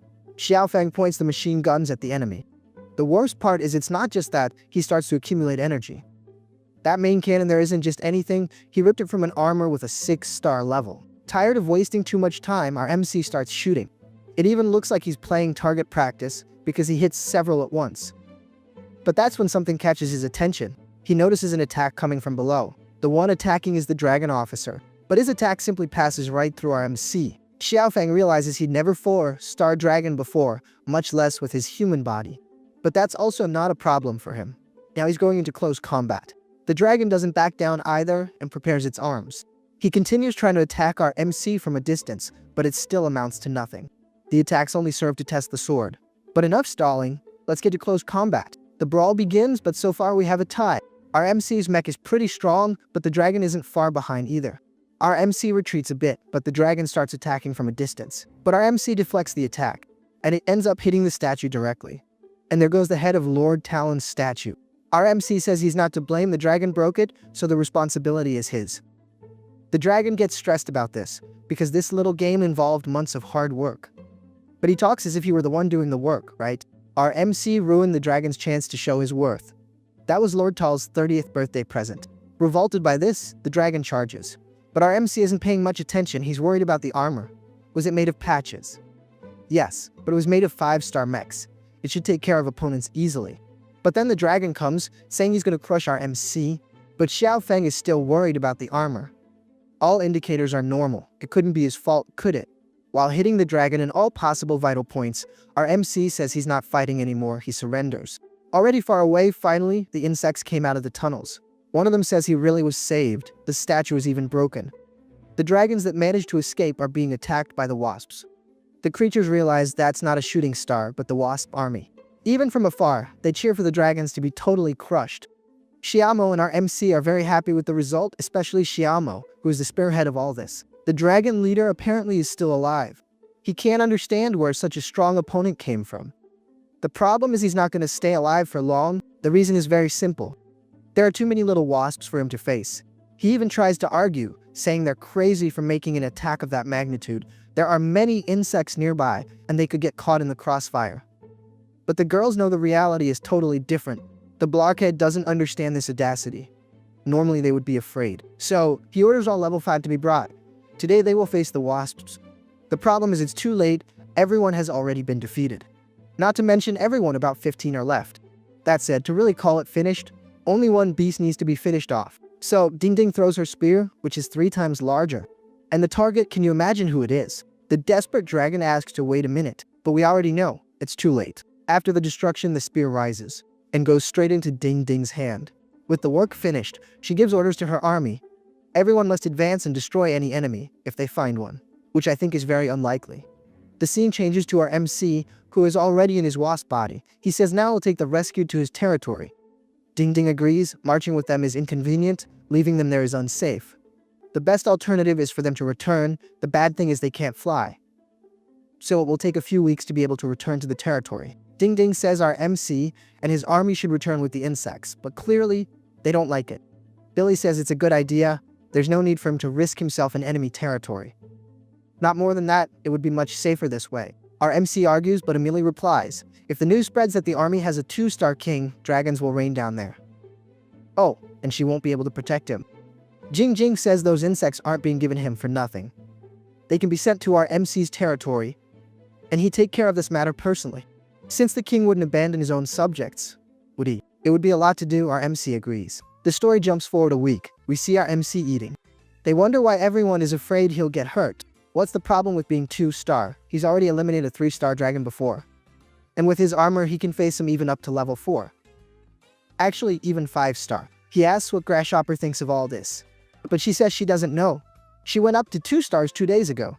That's when our MC spots some wasps. He realizes they're from the Bumbly tribe. But what are they doing there? And peeking, our MC realizes they're asking Billy for supplies. They ended up encountering some enemies along the way and had certain problems. The meddler appears, saying alright. Actually, not a meddler, right? After all, he's the king. He says they're all allies, so they should help each other. It's just giving and transporting some supplies, so Billy won't complain, will she? They're already at the border, so nothing there will be a big problem. She says it's okay, and our MC is dying to get back to the battlefield. That's when we see 2 armies clashing. Apparently, they're being attacked by frog dragons. Kim activates her arrow rain ability, and there go the frog dragons. The frog leader says the rumors about them are indeed true, but there's something that intrigues him. How long will she last in that territory? He withdraws his army, ordering everyone back to the forest. From afar, Kiki just observes. With her arrogance, she says they fled again. A little while later, the air delivery is arriving. The bad thing is Xiaofeng has to face his beloved head-on, but he's handling it pretty well. Our MC asks her if the frog dragons themselves can't be used as food. Or did she encounter a powerful enemy? Her commander says there's no powerful enemy. They're just astute and keep using tricks. So, our MC asks if they need help, but the general says no. She'll take care of the enemies in a few days. She doesn't need any brat there bothering her. But since he's sharing food, she'll let him stay and receive some merits. But that's when the princess says she's being very rude. Our MC is in disbelief that someone like that is a commander. The princess says if she continues with this attitude, she'll tell the queen mother. And Kiki says she understands. Alright, she apologizes to Xiaofeng and he says it's okay. Xiaofeng is thoughtful and Billy notices this. She asks what it is, but he doesn't want to comment on it. Oh MC, don't be sad about anything. Soon you'll be out of there. Some time passes, and Vivi and Xiaofeng are sitting with that awkward tension in the air. Xiaofeng thinks it's a bit strange when the 2 of them are together, especially alone. Vivi wonders what she should do. When she said those words before, she didn't imagine it would be this awkward all the time. Our MC makes the mistake of asking which insect Vivi likes. She replies, saying he's a bit small, but very cute. He's great in the kitchen, very intelligent, and always creates various contraptions. But stopping to think, doesn't that sound like our MC? But the most important thing for her is that he saved her before, becoming her hero. Our MC replies that he really is very talented, and Vivi agrees. But inside he knows he can do everything this guy does. This insect has nothing special. To break the tension, our MC invites her for a walk around the area. After all, staying there is getting pretty boring. Next scene, the 2 are already flying. Vivi says ahead is the territory of the poisonous frog dragons. Our MC starts to observe a bit lower. And man, what a strange scene, huh? The princess comments that those dragon bodies can't even be eaten because they're all poisonous. That's why they were out of supplies. Besides, since the bodies are in the river, it ended up contaminating nearby animals too, making hunting even more difficult. Looking further ahead, our MC asks if that's the territory she mentioned. She replies yes. The area is surrounded by a canyon all year round, so when you enter you lose your sense of direction. But this isn't a problem for our MC. He has a way to deal with these critters. Isn't that the perfect place to build a dam? Next scene, we return to the camp. Our MC is in the commander's tent. The commander tells our MC to hurry up and say it. She's been fighting for days and is very tired. Our MC says he has a strategy to finish off the enemy. But once again, she scoffs at our MC. She says she can handle the dragons alone, but so far, we haven't seen any results. The subordinates agree. They even say he should spend more time with Vivi. Forget this war stuff, go be happy. Even though our MC doesn't wanna, they take him outside. And the commander returns to rest. Outside, our MC asks Vivi, how did she become a commander being so arrogant? But Vivi can only apologize. Xiaofeng says it's okay, it doesn't matter. If she doesn't want to help him, he'll do it alone. That's when the scene cuts to the red one. He's breaking some rocks. Apparently the rocks are construction materials our MC will use. The red dragon is the one taking care of transporting the stones, but apparently he's not liking it very much. Actually, he doesn't like anything, right? He works because he's afraid, but he keeps on pouring, and pouring more. Finally, the barrier was ready. Our MC thanks everyone for their hard work. This time I have to agree that Dragon deserves even a reward. The little guy worked, you know? A few days later, the rain finally came. Now will be the perfect time to test the dam. After the rain, they started fighting again. Our MC is far away watching the combat. Realizing the fight isn't going as expected, he says the battle requires the king's intervention. Turning down, he gives the signal for his friends to begin the operation. The group activates their powers and attacks the barrier directly. Mama comments that the dam is too thick to break, but it's necessary, right? Otherwise, it wouldn't hold so much water. The problem is they realize the barrier isn't breaking. Our MC really hadn't considered that. He imagined it would work out, right? But it's okay, he has another way. He calls for the dragon and says he'll remove the collar. Sometime later, already without the collar, the dragon is all excited. Our MC throws the collar directly into the water. The sly dragon is already thinking about how he'll escape. He was even trying to think of something to remove that collar. But our MC did him the favor of removing it. So now this is wonderful. But that's when we see the collar reaching the bottom of the river. Our MC just needs to press a button. And there goes the barrier. Everyone gets excited, except the dragon who had that thing around his neck. Finally, the barrier broke and now the water can flow. Our MC tells the dragon not to be sad, he'll make a new one soon, so don't worry. The armored dragon thinks our MC cannot be underestimated. He might look cute, but it's clear he's not at all. In fact, he's pretty nasty when he wants to be. The scene returns to the fight. The frog commander doesn't understand. They should have run out of food a long time ago, and consequently, energy to fight. So, what happened? But it's okay, with that terrain, he's practically invincible. But that's when they see a huge wave coming. Neither of the two commanders understands that sudden flood. And to make matters worse, along with the wave comes a second army. The frogs try to run. But clearly there's no time and many are swept away. Those who stay and resist don't last long either. Xiaofeng orders everyone to prioritize those stuck in the trees. From afar, the princess recognizes that mech armor. She wonders how this primitive planet developed this technology. It's our MC, right baby? Respect. The general gives the order for all subordinates to advance. Now is the time to annihilate the enemy. The subordinate even questions why the forest isn't the ideal territory to fight. But the commander doesn't care. Now is not the time. So they charge towards the forest. She's doing everything not to lose credit to our MC. But too distracted, she was attacked. The bad thing is the attack landed. With the general trapped, the frog simply starts to run. Our MC from above sees the frog leader taking the general. Our MC, poor guy, can't even understand what he's seeing. The frog is very happy. With his army defeated, he didn't expect to have this victory. The general is quite disgusted, but there's not much she can do. Brother Frog says she has a very dirty mouth, but it doesn't matter when she's in his belly. Let's see what she thinks. She tries to resist, but can't hold on any longer. That's when the frog's tongue is cut. Our MC passes by, grabbing the commander and getting out of there. If he had taken a little longer, there would be no more commander. But stopping to think, I only see benefits in this. I didn't like this woman anyway, but believe it or not, she thanks him. Our MC says it's okay, they're allies, and that's what's expected. But realizing it's our MC, she's heartbroken. And forgets the thanks. But this was already humiliation enough, she asks to be let down. As soon as our MC drops her, she starts hunting the frog commander. This time, he won't escape. But he believes it's okay, since he's very far away. That's when he notices the shot, but it's already too late. He took an arrow to the chest. The general is happy because she had her revenge. The scene changes to the dragon's nest, the stalactite cave. A dragon calls for his father, asking how his recovery is going. His father rises, asking why he's being bothered. He explains the situation about the insect army. And worse, they're almost there. Tal gets extremely irritated. How dare they do this? The little dragon says this won't be a very big problem. He has already gathered all the strongest warriors in the territory. The insect beasts will never return alive. Tal agrees with the little dragon's decision, but only asks one thing, not to be disappointed. So the terrestrial shark dragon thanks him. His sister congratulates him as they withdraw. But he doesn't quite understand these congratulations. She explains that now all the strongest in the territory are under his command. If for some reason the father kicks the bucket, naturally the successor will be him. The scene changes to the assembled dragon army. The terrestrial dragon says they'll prepare a little surprise for the insects. The funny thing is, the guy was black, now he's brown. Did they change the color, or was it because of the light? The scene changes to Vivi. Guess who she's thinking about? Vivi thinks our MC's two bodies only shared the same name.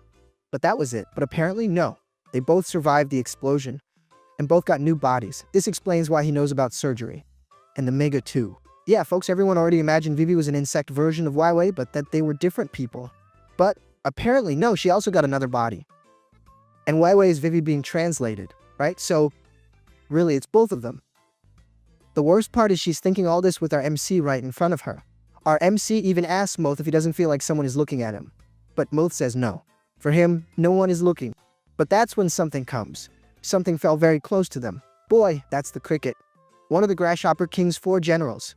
Yeah, folks, let's abandon our MC and head to the Grasshopper Kingdom. It's more worth it. She gets close to her MC, showing all her strength, which is a lot of strength. Our MC asks who the lady is. But the girl thinks the 3 of them are very cute. She simply can't resist, so she grabs all 3. There are even some bonus kisses. But that's when an arrow is shot in their direction. Whoa, a little more and it would have hit. The worst part is they were aiming to hit. The Grasshopper asks what her problem is. If she had been a little slower, she could have hurt those creatures. But Commander says that won't happen. She never misses a target. She says Fenkeek remains confident as always, and it's been a long time since they last saw each other. But Kiki doesn't pay much attention and asks what the heck she's doing there. The Grasshopper asks her not to be so fierce. She's no monster. She's only there because she's following her king's order. But then suddenly the woman disappears. Our MC realizes she really is very fast. The Grasshopper says that according to intelligence, the main dragon army has split into 2 forces. The problem is they don't know in which one the general is. Part of the army is coming towards them, and her king was worried she wouldn't be enough to handle the attack. So he ended up sending her there. If they surrender like this, they can spend some time together. The girl continues to provoke Kiki. She just says she'll spend a few days there. She doesn't need to be so petty. But Kiki says she knows very well what she's doing, so she better leave the camp now. The princess arrives, tells Kiki to stop, or she'll tell the queen mother. She says okay, she understood, but whatever happens from now on, she will no longer be responsible. The princess apologizes, but the Grasshopper says it's okay, they were just kidding. Apparently Vivi has a big problem. The Grasshopper found her very cute too. Apparently, she won't be able to escape the Grasshopper's clutches. But that's when our MC calls for her. He says there's a camp nearby, and if she wants, she can stay there. The Grasshopper approaches, saying that's great, and thanks him. Our MC introduces himself, saying his name is Xiafeng, the King of Insects, but King of Insects of the Yellow tribe, but if she wants, she can also just call him Xiafeng, and it's all good. But our MC is inviting her for a totally different reason. He doesn't want to be nice. He wants another guard. That way Billy won't be able to bother him, saying he can't go too deep. She says our MC is very small. Being an insect king, she imagined he would be much bigger. But our MC replies he became an insect king by accident. Our MC thinks what he wants most now is to trap her there with him. Next he calls for you. Xiaofeng says the Grasshopper will live with them for a while, so please, she should take care of the girl. And Yu asks if she needs anything at that moment. She tries to think of something. And thinks of something, but this time she's not going to hold back.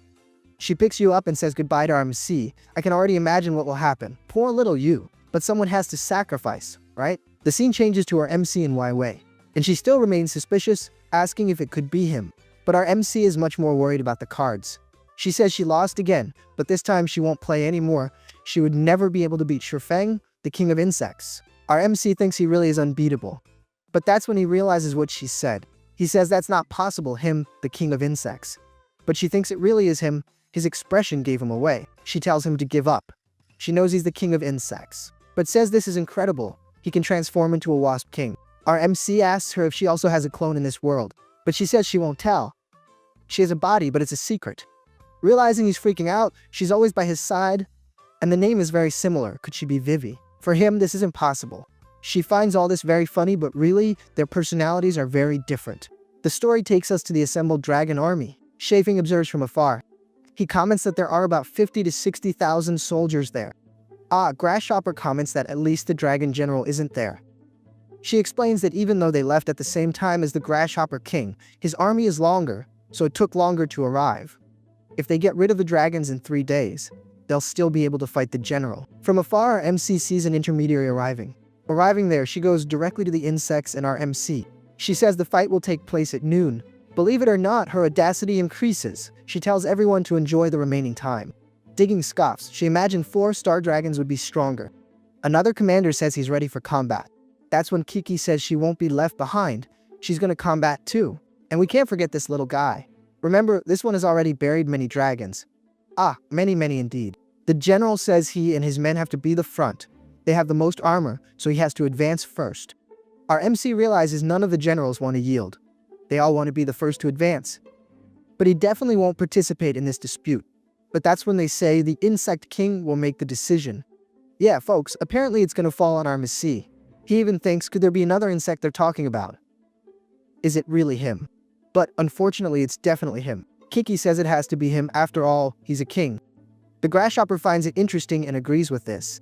Whoever says it's time, let Shofeng decide. But a commander disagrees and just thinks the women are crazy. They want our MC to organize the formation. The other commander also doesn't agree that our MC should do this. But the women ask if he's saying he despises them. And he says no, clearly he didn't mean that. He reflects that women have always had disagreements, never stood by each other, but now they want to be united.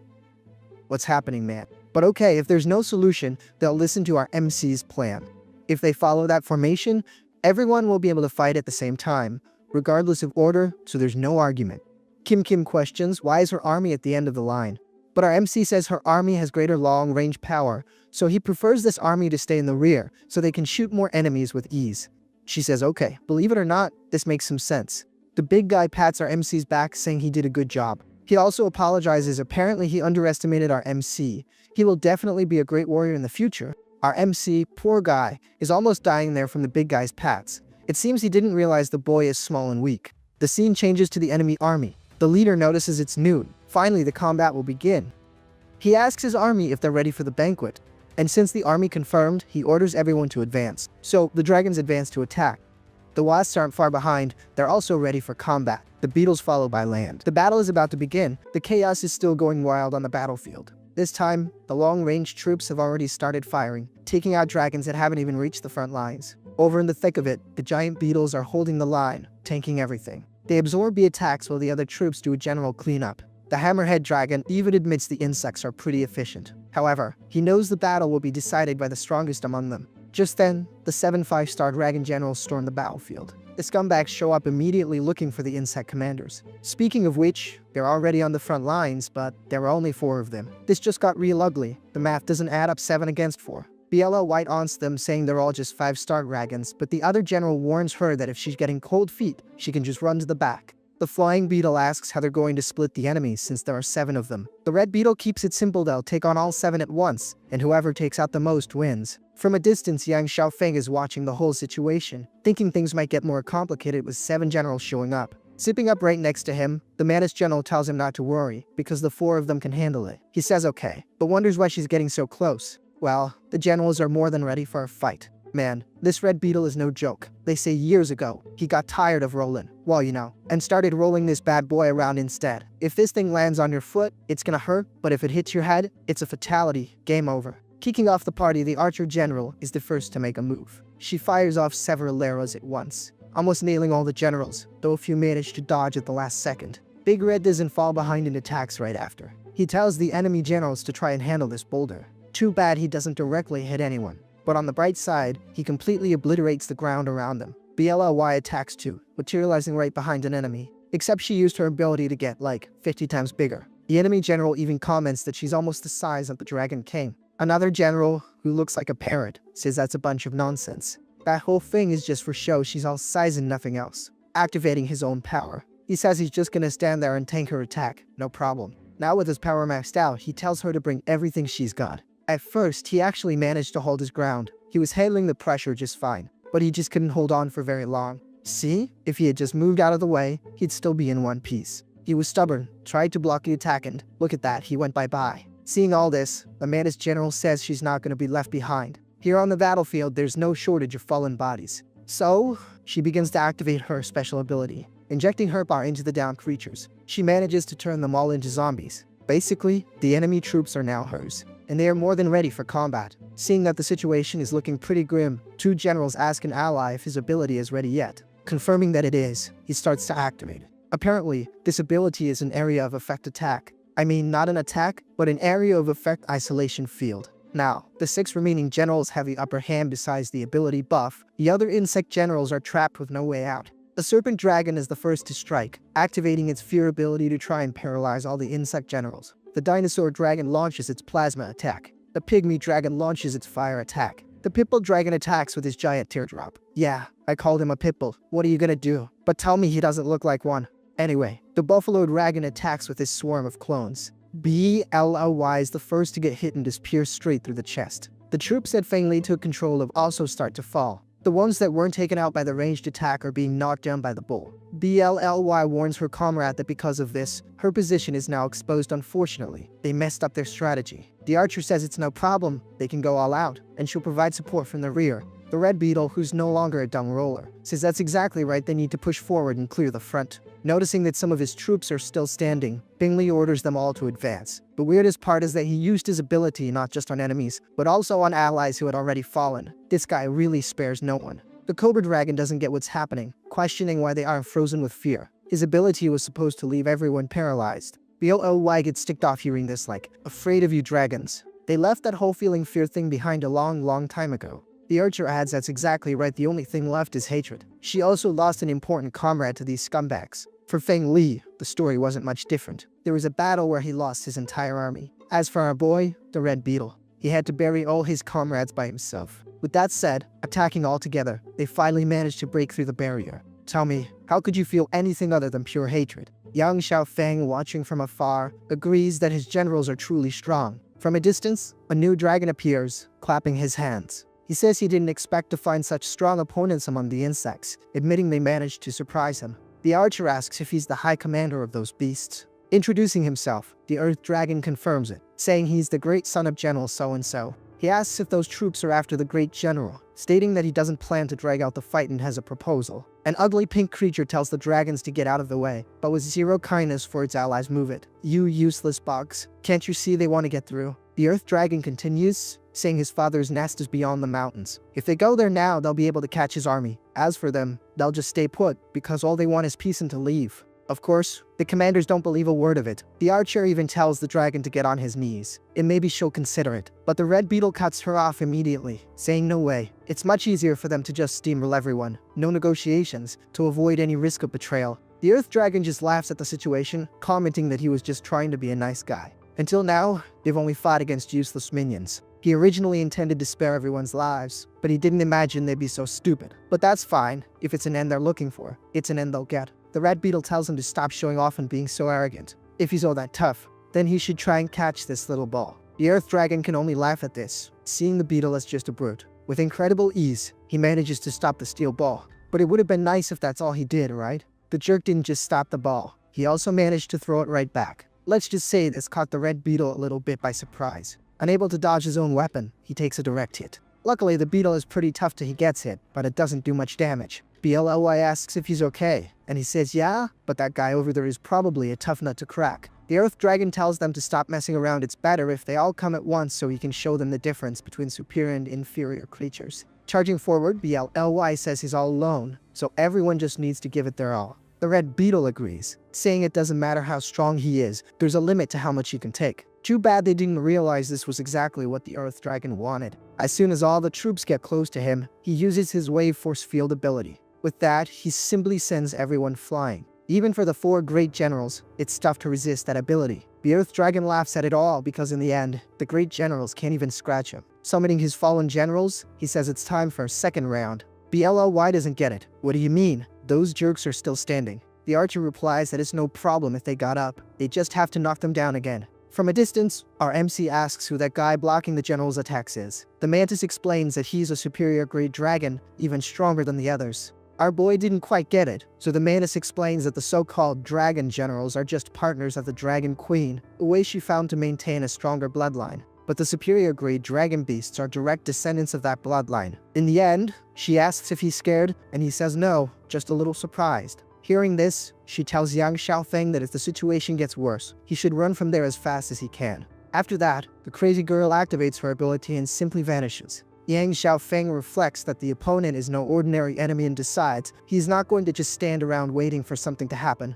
As soon as he gets to the camp, he runs into the armored dragon praying, saying that he's completely done for. But that pressure he felt before, there's no doubt. It can only be from a descendant of the Dragon Queen. If that guy even dreams that the armored dragon is siding with the insects, he's a goner on the spot. Hearing this, the MC shows up and says that if he wants to leave now, he can go. Surprised, the dragon asks if he can really leave. Our hero confirms it and even frees him from his shackles. There, now he's free. He says that since they've known each other for a long time, the armored dragon surely has some information the dragons would like to know, so he can go and tell them if he wants. The dragon wonders if he misjudged the MC this whole time. But hey, he's not going to be the one to stick around and find out if the kid set him free. He's free. Waiwei suddenly appears, asking if he's really going to let the dragon go just like that. Without worrying, he'll tell the enemies everything. Our hero replies that if it can divert the dragon's attention a bit and ease the pressure on the battlefield for the commanders, it'll be perfect. Waiwei asks if he's planning to use him as bait, and he confirms it. The girl says she gets it then. Our MC is immediately suspicious. Is she really Princess Waiwei? Her human version was never this understanding. He thinks it can't be her, no way. Well, Waiwei says she wants to help too, and he agrees. He asks her to wait a moment while he makes some preparations. Waiwei agrees but warns him that she'll be the one piloting the mecha armor. Man, the MC stops in his tracks, like, what do you mean? Waiwei argues that in the simulation training, she was the best, so it's only fair that she pilots it. He asks if she's really Princess Waiwei. Smiling, she confirms that it's her. With not much he can do, our hero can only feel down. After all, he assembled it, designed it, and sweated to build the armor, and in the end, he won't even get to pilot it. Back on the battlefield, the Earth Dragon says that BLLY's strength is incredible and it would be a waste for her to bite the dust there, so he offers her a chance to live. He says the universe is much vaster than she imagines, and what she's seen so far isn't even a fraction of it. If she joins his ranks, he will show her the universe as it truly is, giant and magnificent. But if she doesn't want to, she can fall right there, the choice is hers. Suddenly, one of the generals behind him is hit by a mysterious power, and the pygmy dragon is about to be devoured by another one. The Earth Dragon tries to figure out if this is the ability of that sneaky mantis, the so-called necromancer. In the end, he concludes that his generals are a bunch of trash. Yeah, I also thought they had gotten up on their own, not because they were possessed. Since he's a superior great dragon, he easily eliminates the zombie cobra. After that, he turns to the zombie dinosaur dragon. Freeing his two generals who are still alive, he tells them to stay back, out of the way. Our buddy Feng Li gets a little annoyed by this, unfortunately. His sneak attacks didn't work. BLLY tells the Earth Dragon to shove his proposal in the deepest, darkest place in his body, if you catch my drift. The dragon says that's fine, at least he tried, but they're all a bunch of ungrateful wretches. Before the blow gets close, he manages to dodge it, immediately launching a counterattack. He goes straight for Feng Li, who is isolated. However, our mantis general appears just in time. By a hair's breadth, her comrade was about to be sent packing. The mantis says that, aside from the wave power, the dragon is totally useless. After saying that, she slams him into the ground with one blow. To top it off, she even taunts the other generals, calling them useless for not even being able to hurt that punching bag and that maybe they should just retire. The archer replies that maybe it would be better to take her down instead of the dragon. BLLY agrees, while the mantis just thinks it's all starting again, because it seems like these ladies are always on a hair trigger. The red beetle says the enemy is powerful and that if possible, it's better for them to team up to defeat him. Feng Li says his wave ability is hard to deal with, so the best strategy is to fight in shifts to drain all his star power. The Earth Dragon gets up from the hole, calling everyone's comebacks. From a distance, watching the massive brawl, the female dragon Garuda thinks that the insects are really tough to handle. One of her subordinates approaches, saying they've captured a 3-star dragon who claims to have escaped from the insects. This makes Garuda a little curious. Now face to face with the commander, the armored dragon bows. Garuda asks if he was really taken prisoner by insignificant insects. Being a first-class liar, he says no, that he was actually undercover gathering information. Leaving the dragon aside, in the next scene, we see Waiwei waking up in her human body. The girl doesn't quite understand why Yang Xiaofeng asked her to switch bodies. Speaking of him, the madman appears out of nowhere in his giant wasp form. Clearly, the girl gets a fright, as she didn't expect to see him there in that body. She even smacks him with a pillow. Our hero tries to explain that it's an ability he gained when he became the Insect King, the kind of place-swapping skill. He says he'll explain the details later because right now it's time to deal with the current crisis.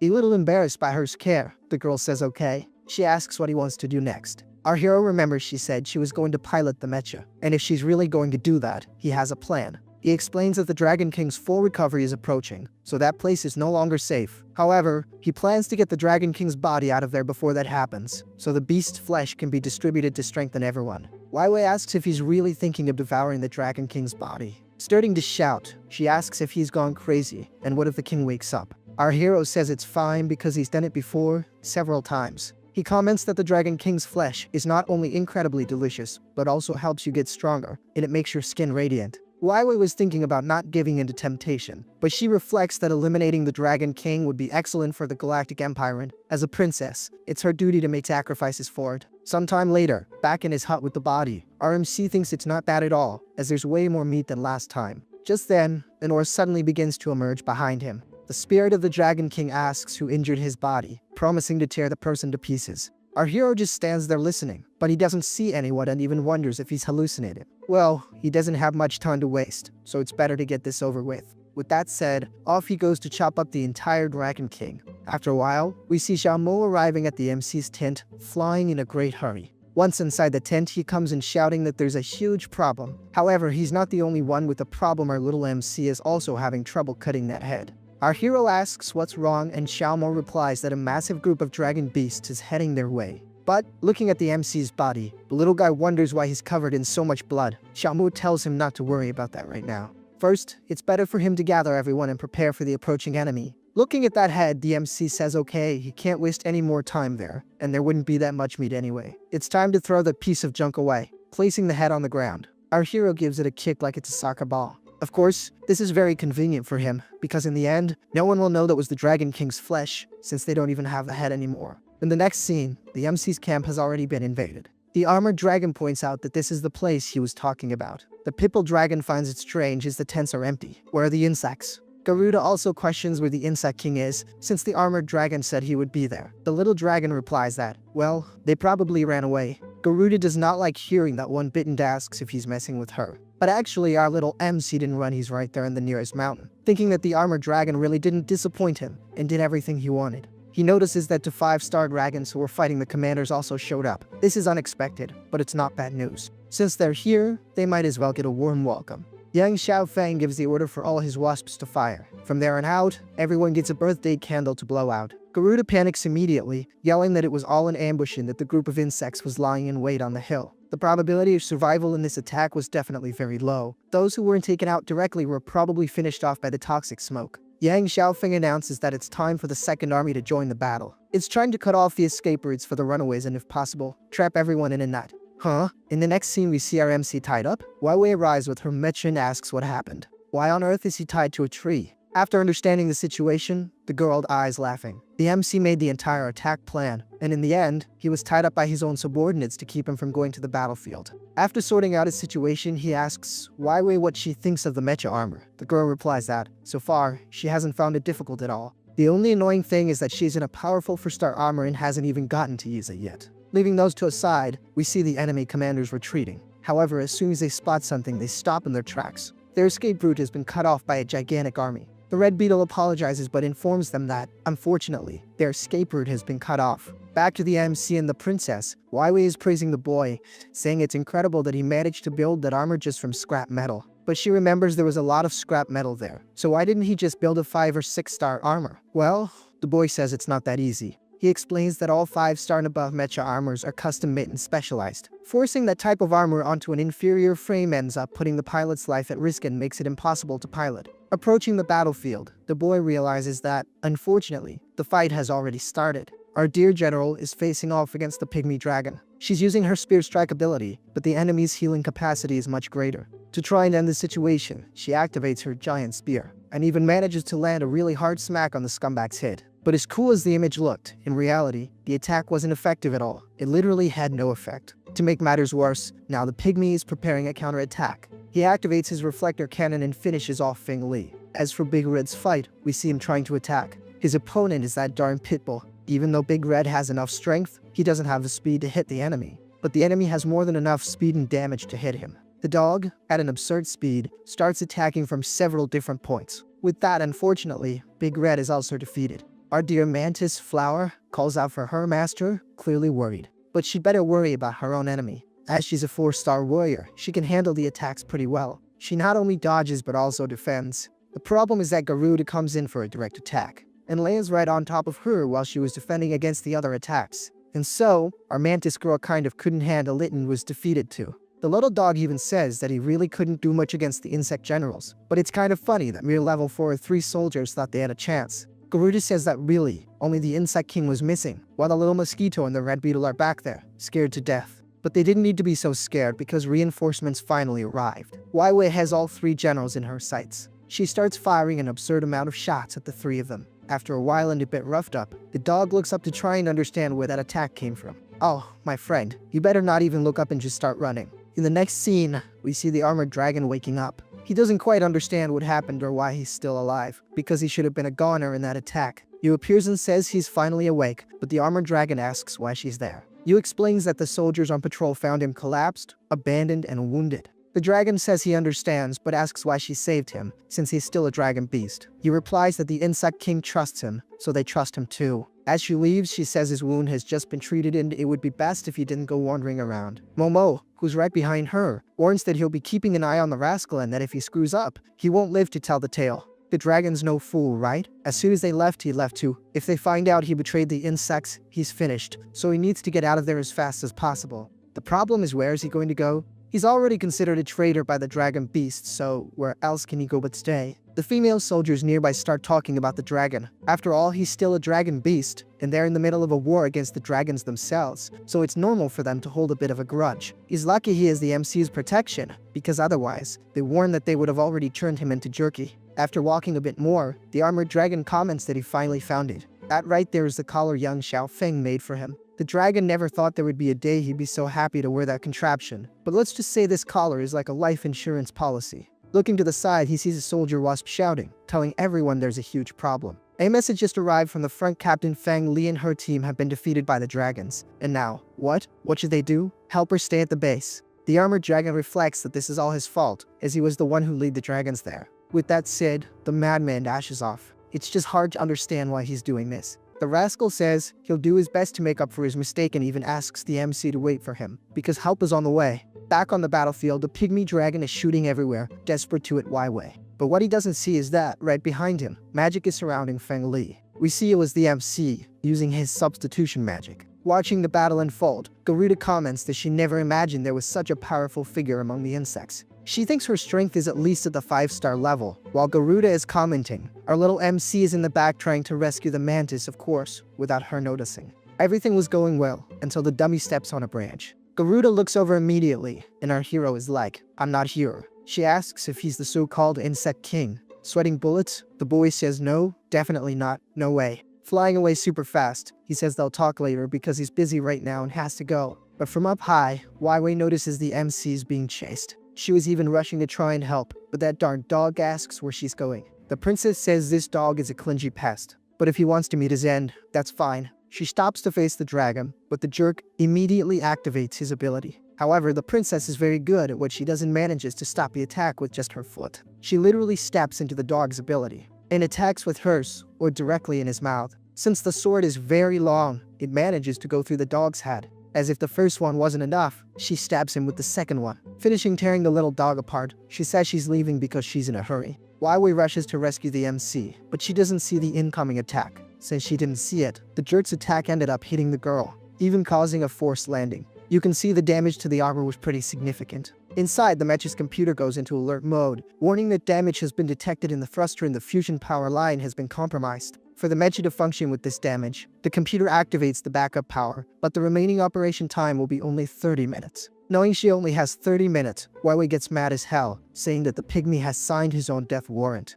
But he just replies, "Bring it on, my friend, bring it on." While those two are about to start their fight, our MC is still being chased. The boy has already figured out that no matter how fast he runs, he can't shake the darn girl. Garuda even tells him not to run and asks why he doesn't want to play with his big sis. Slowing down a bit, the MC realizes his stamina is almost gone and he's definitely going to get caught. Just then, looking down, he sees the red beetle and the little mosquito running from a pig dragon. The beetle says he'll stay behind to hold off the creature while the little mosquito runs. Young Xiaofeng wanted to help, but the situation on his end isn't looking too good. But actually, he can take advantage of her getting closer. The boy starts to perform the spatial substitution directly with the pig dragon. In the blink of an eye, he swaps places and is now safe. The one who's not safe is the pig dragon, who doesn't even know what happened. In fact, he's probably thinking, dude, that was a dirty move, wasn't it? What was even dirtier was Garuda's move. The poor thing didn't even have a chance to dodge. She just collided with the pig dragon and went down. When the two hit the ground, the explosion was gigantic. The little pig was knocked out instantly, and if he, who fell from that height, is in this state, imagine Garuda who's underneath him.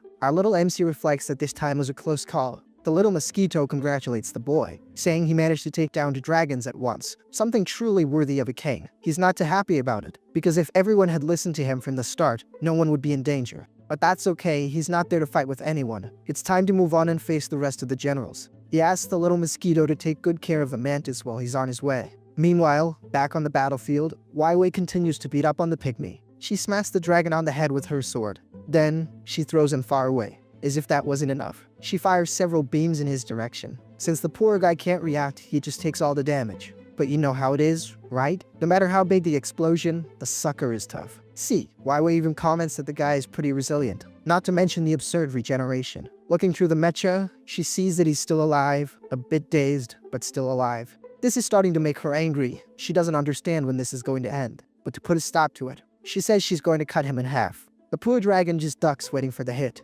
But, funny thing, the hit is taking a while to come. Actually, shouldn't it have come already? Oh, man. He opens his eye and realizes the mecha has just stopped. Inside, the computer warns that the power has been completely drained. The mecha will enter sleep mode, and since the pilot is in danger, it will enter emergency evacuation mode. Too bad that, in reality, she won't be able to eject. The pygmy is taking the opportunity to tear the mecha to shreds. One arm, he's already managed to rip off. Seeing that he's going to destroy even more, the little beast is overjoyed. Look at the face on that jerk. Inside, Waiwei just curls up, knowing there's no escape. The only thing she can do is call out for Yang Xiaofeng. The boy is coming from a distance, but he's rushing. He even activated his acceleration mode. To launch another attack, the pygmy starts concentrating his plasma ball. Our hero is running, but he realizes he's not going to make it in time. Whoa, hold on. But that's when the ground behind the pygmy starts to give way. Out of the hole comes the armored dragon, and he comes in with a flying kick right at the pygmy. He barely missed hitting Waiwei, but on the other hand, the surrounding scenery is completely destroyed. After the blast, the armored dragon grabs the pygmy, swings him around a few times, and throws him far, far away. After that, he runs to the armor to see if Yang Xiaofeng is okay. So that explains why he was helping so much. He's convinced the MC is inside the armor. Our hero, seeing this, says he's fine and that he can let go of the armor now. The dragon is totally confused. What does he mean he's not inside the armor? Then who is? Seeing that the MC isn't there, he drops the armor on the ground and says thank goodness the MC is okay. Too bad it won't be for long, because the pygmy dragon has already gotten up, saying that it seems the armored dragon really is a traitor. The dragon replies no, that in fact, they were the ones who forced him with numerous injustices. Now, it's not his fault for being disloyal. From now on, he will only serve those who treat him well, like the master up there. Besides, from now on, he's an enemy of all dragon beasts. The pygmy dragon is confused by the situation and even asks the MC what magic potion he gave the armored dragon. Our hero says he didn't give him anything, that even he doesn't understand what's going on. Waiwei gets out of the mecha shouting Yang Xiaofeng, saying that this dragon beast has an absurd defense and very strong regeneration. She tells him she tried to beat him in various ways, hitting him in several spots, but in the end, she didn't stand a chance. How little MC from above says he gets it. However, she should get back in the armor now, because it's too dangerous outside. He asks her to let him handle everything. The boy reflects that the opponent is a 5-star dragon, and even though he's worn out, he and the armored dragon, who are 3 stars, don't stand a chance, at least not in a comparison of strength. But if necessary, the armored dragon will have to be sacrificed. But that's when the armored dragon jumps towards him, warning him to be careful. Our hero got distracted for a second and didn't see the attack coming. Luckily, the armored dragon ran to push him out of the way. He barely avoided taking the direct hit. The armored dragon doesn't let it slide and goes after the pygmy. The two face off in a very intense clash. Actually, the pygmy comments that he's getting full of himself, because in the end, he's just a mere 3-star dragon. Our little MC is there on the ground, thinking he was saved. Therefore, he can't be ungrateful. If the armored dragon risked his life for him, then he'll risk his life for the armored dragon too. Yang Xiaofeng yells to the armored dragon, telling him to grab the armor and run to a safe place in a bit. The dragon apologizes but says that unfortunately, he can't even move, as the 2-star difference is starting to become apparent. Our hero says he doesn't need to worry, because he'll take care of it, activating his Jigodification ability. Right after, he releases the armored dragon's collar, and uses his substitution ability. With just one hand, he manages to hold back the pygmy, who can't understand how the MC can be so strong. Even though he's only using one palm, he should be much stronger. The boy says a 5-star dragon doesn't seem like a big deal, but the dragon reflects that even if strength isn't his strong suit, he shouldn't be overpowered by a 3-star insect. Grabbing the collar, our little MC says his friend won't be needing this anymore, so he fits it onto the pygmy. The pygmy gets furious about this and starts to activate his power, but the MC punches him in the mouth and tells him to shut up. Looking back, he asks the armored dragon if he's ready yet, but, running desperately, the armored dragon asks him to wait just a little longer. He sees the tunnel he had dug before, and it's definitely very safe there, so he throws the mecha in there, and then jumps in himself. Seeing that they're both safe, the MC activates his extreme speed, and gets the heck out of there. The pygmy doesn't quite get it and even thinks the MC is a coward for slapping him in the face and running. But what about that thing on his neck? What is that? Our little MC says he'll find out soon enough and even gives the pygmy a little wave. After that, the collar explodes. Man, and talk about a massive explosion. To check out the explosion, The armored dragon even digs his way over there. As soon as he gets out of the hole, he sees the pygmy skull and comments that, thank goodness, the collar wasn't on his head. Yang Xiaofeng says the armored dragon was a great help. If it weren't for him, he definitely wouldn't have won, or would have won with losses. The little armored dragon says it's an honor to serve the great insect king. Yang Xiaofeng, seeing that he has won the armored dragon's loyalty, comments that it seems he can use the dragon's abilities, as long as he has a high level of loyalty. With that, our little MC gained another ability. In the next scene, we go back to that pig dragon that had fallen on top of Garuda. The witch emerges from inside the pig. Yeah, I figured she would have survived after all. She's a 4 or 5 star, so the chance of survival was high. She comes out of the pig looking for Yang Xiaofeng, but when she looks ahead, she sees the crater caused by the MC. Right away, she realizes that power is about 5 stars. Actually no, 6 or more. Unfortunately for her, the boy is still full of tricks, but a good dragon always knows when to retreat. But of course, she'll remember this and, sooner or later, she will have her revenge. Meanwhile, on the other battlefield, the Earth Dragon is furious with the attacks from our allies. Since they're always attacking, retreating, and taking turns, the dragon is already very worn out, but he has one last resort as true form. Summoning this form, we see that even his horn is grown. That's what this war business gets you. You go out to fight and get cheated on at home. If he was a cuckold before, now he's. His leg, which was a normal size before, has now quadrupled in size. Let's just say he turned into a body-ballad humanoid. From a distance, Feng Li tells him not to get so cocky, because his star power is still low, so he doesn't need to be so arrogant. The Earth Dragon says it's not arrogance, he's simply showing the truth, the great power he inherited from his father, the great general. With ease, he grabs the 2 zombie generals, saying that since they're no longer alive, they won't be mismatched either. Feng Li is shocked that his puppets were destroyed, and the worst part is that both were 5 stars. Our mantis woman comes from above, saying he looks ugly in this form. Incredibly, she manages to land a cut on the Earth Dragon's back, but it didn't even leave a scratch, and he immediately starts his counterattack. In the end, he manages to land a punch on her, sending the girl spinning and landing far away. Furious about this, the red beetle rips out a gigantic chunk of earth. He tells all the allies to get out of the way, and throws a piece of land, activating his 1,000,000-ton throw ability. The Earth Dragon knows he's all brute force and no agility. There's no way he can escape that boulder. But since he's also brute force, that's no problem. He shatters the boulder with his fists. What he didn't expect was that the Archer General would be inside the boulder. She comes out with a perfect aim, locked onto the Earth Dragon. Using her abilities, she fires more than 1 arrow. Even though the Earth Dragon tries to defend himself, he ends up being hit by some of the projectiles. BLLY asks what's wrong. Didn't he say he was invincible? It sure doesn't look like it. She charges at the dragon with her spear. The spear almost gets him, but he manages to catch it. The problem is, the thing is gigantic and manages to drag him backward,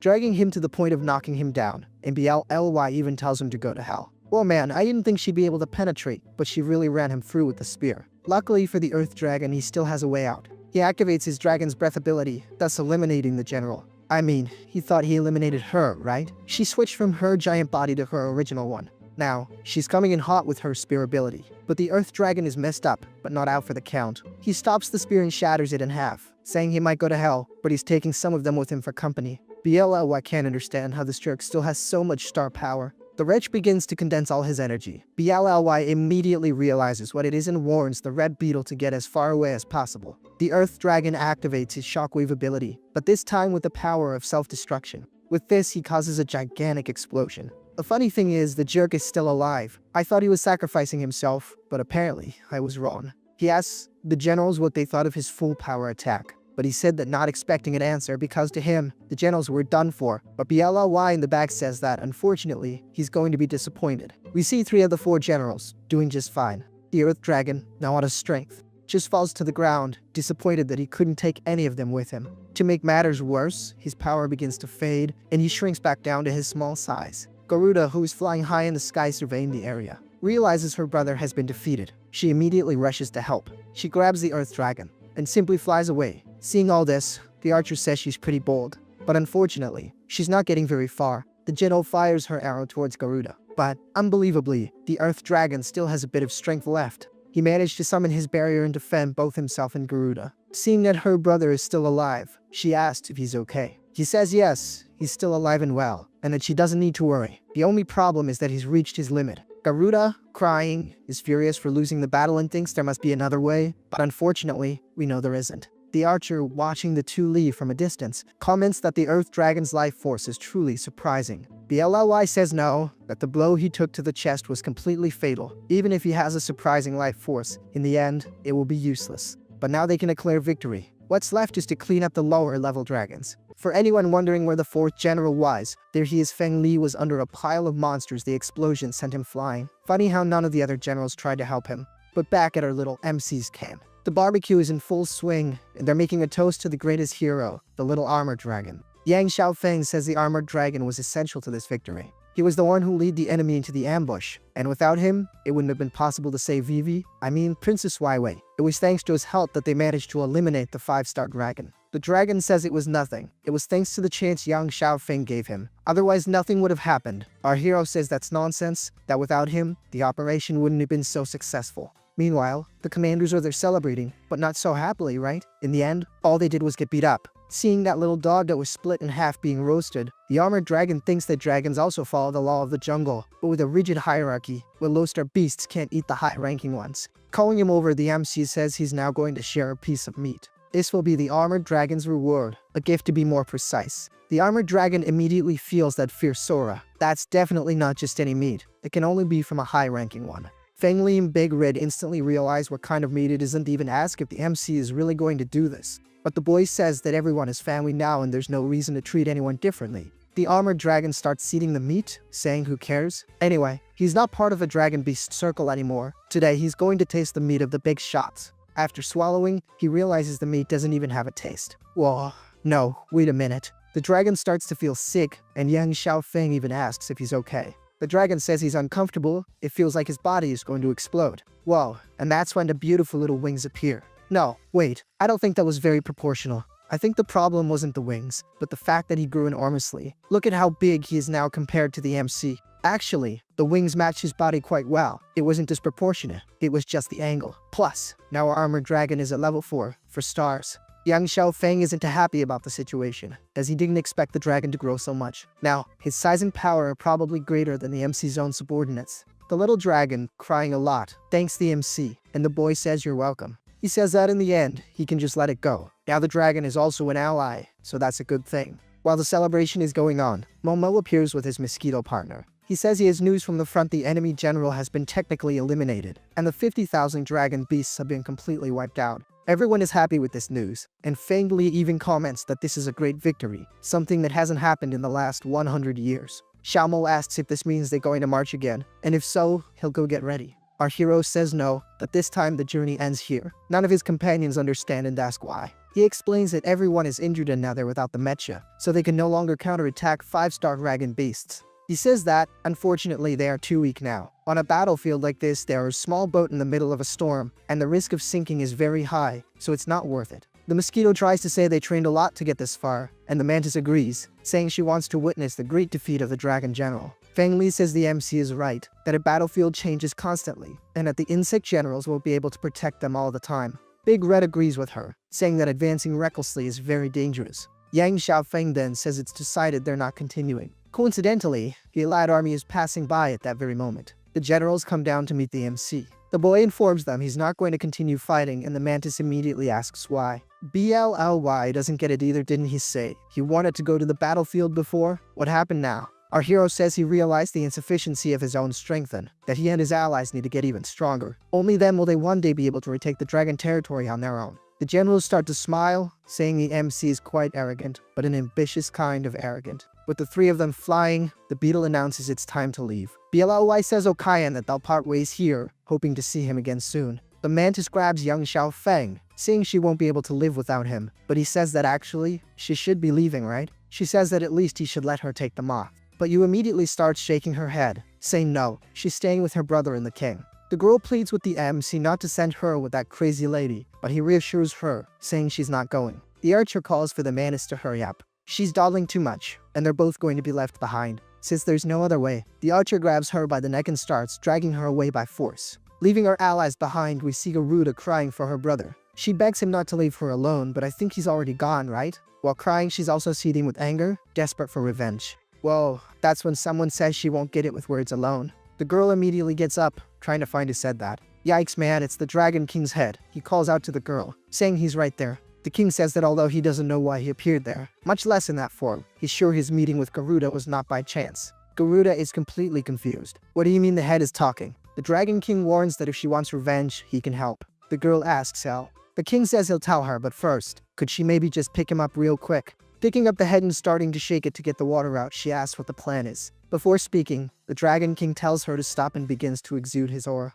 Seeing such a dense aura, the girl gets a fright. She thinks that aura is terrifying and that he is definitely a much stronger dragon than her brother. Yeah, guys, she still hasn't realized that's the Dragon King. The head says that, as she can see, he is on the brink of his end and that to continue living, he will need that body. The girl asks if he's talking about her brother's body, and the king confirms it. If she gives him that body, he will help her with her revenge. Garuda no longer has any feelings for her brother's empty body, so she doesn't care, as long as it can help with her revenge. So, she says she agrees. Smiling, the Dragon King says then the deal is done. He comments that the body has the superior bloodline and is very strong, making it perfect for him to inhabit. The Dragon King activates his fusion ability, and then his plundering technique. With that, what was once the Earth Dragon begins to transform into the Dragon King's body. After a while, there he is, standing, saying he will help the girl as promised, but first he needs to recover and regain his strength. He tries to use his spatial tunnel technique, but unfortunately, it disperses. The Dragon King thinks that, as expected, his technique was stolen.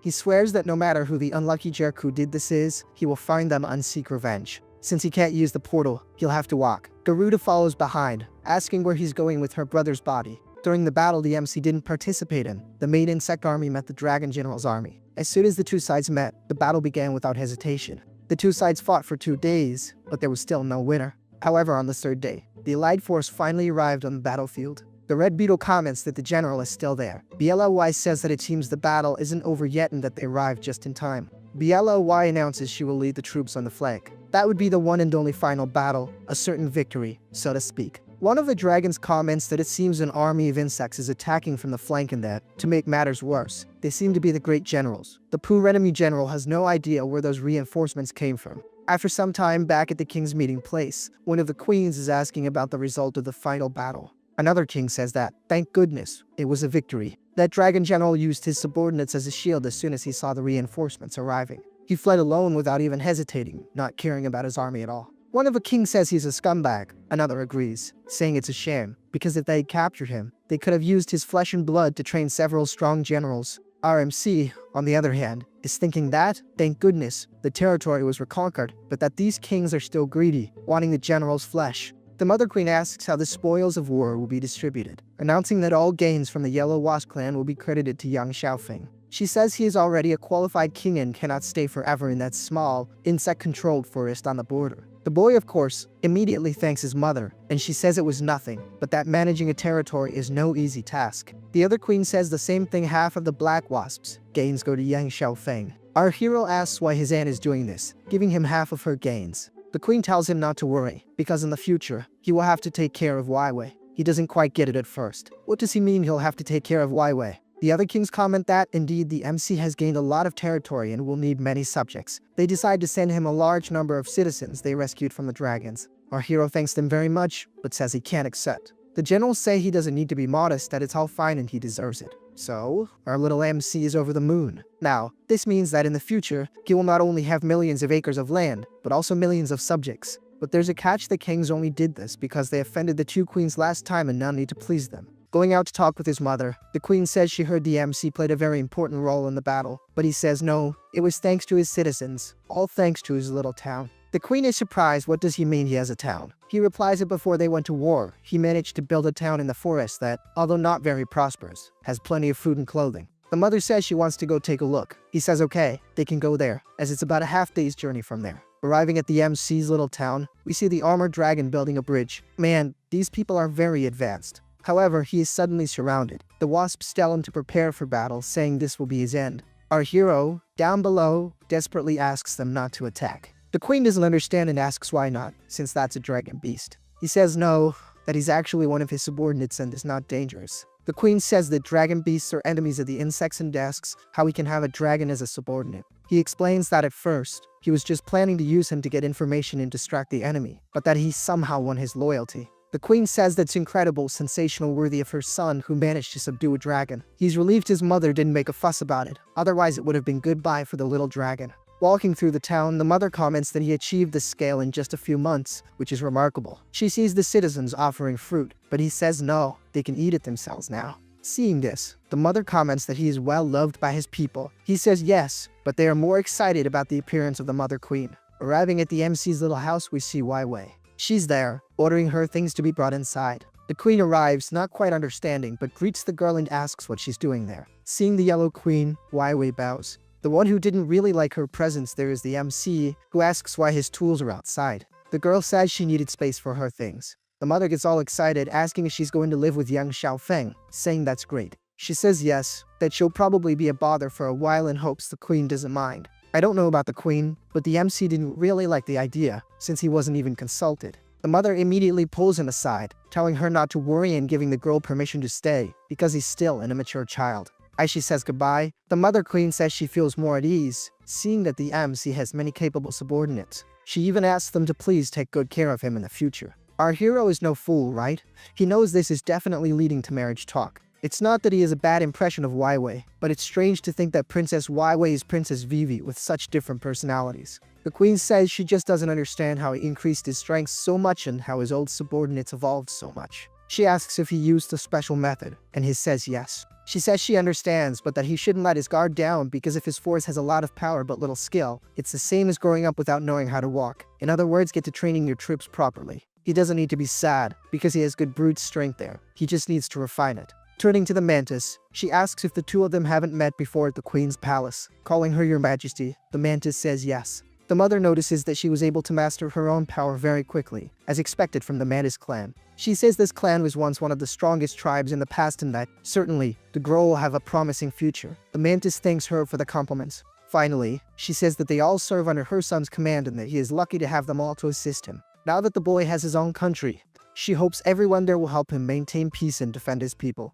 With that, the queen leaves, leaving the MC and the princess behind. Yang Xiaofeng may look happy, but he's definitely not. He got his mother's message, not just him, but his subordinates need to get stronger if he really wants to maintain peace in a gigantic nation. Now in her human body, Wei asks the MC if he would now say that they are together. Together, he asks if they aren't always together. The princess confirms, saying they met twice on the same unknown planet and that, let's say, the two of them have a shared destiny. Our hero says destiny or not, he doesn't know. But one thing is for sure, if they don't get out of there as fast as possible, both of their bodies will end up in a dragon's belly. Suddenly, he shows off his new gigantic mecha that he made, telling the princess it's ready and she can get in to check it out. The kid simply made a 6-star mecha for the princess, nicknamed the Twilight Princess. Yeah? You can understand why, because of the color, right? Looking at the mecha's data, the MC sees that everything is correct and all operational data is stable. He finally did it, and thank goodness just in time. The princess says there are tens of thousands of dragon beasts out there, and asks how they are going to get out. She asks if these 2 mecha armors will be enough. Our hero tells her to relax, because everything is fine and he's already made preparations for their escape. He tells her to look behind her, and turning around, she asks if that's a missile. The boy says that's his trump card, not an ordinary missile, and that he named it the Volcano Awakener. From what he observed, the cave they're in is located beneath a dormant volcano, literally filled with high-temperature magma. As soon as the Awakener wakes up the volcano, the dragon beasts will start running desperately, and that's when they'll be able to escape. The princess says he's a genius, because not only will he manage to escape, but he'll also eliminate several dragons. The boy brushes off the compliments, saying they don't have much time and they better start running. Sometime later, we see the fun beginning. Immediately, the guardian dragon feels the volcano's vibration. He gets up quickly and wonders what the heck is going on. That's when he sees several lower-level dragons running towards him, saying the volcano has woken up. The guardian doesn't run. In fact, the first thing that comes to his mind is that the Dragon King is still in there. I mean, at least that's what he thinks. In the middle of the confusion, to disguise themselves, the MC and Wei hide among the rubble. Seeing everyone run, one little dragon was left behind.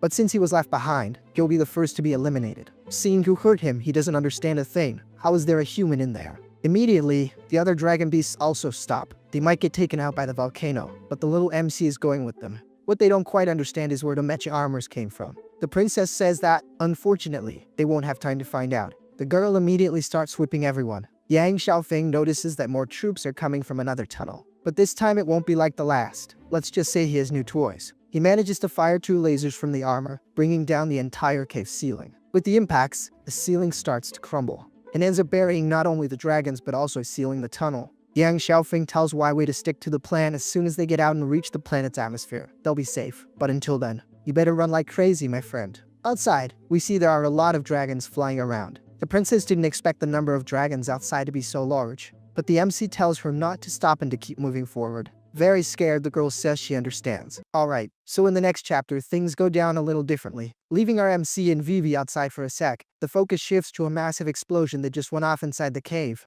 The one making all that noise was that guardian dragon who came looking for his master since the cave was filling up with lava.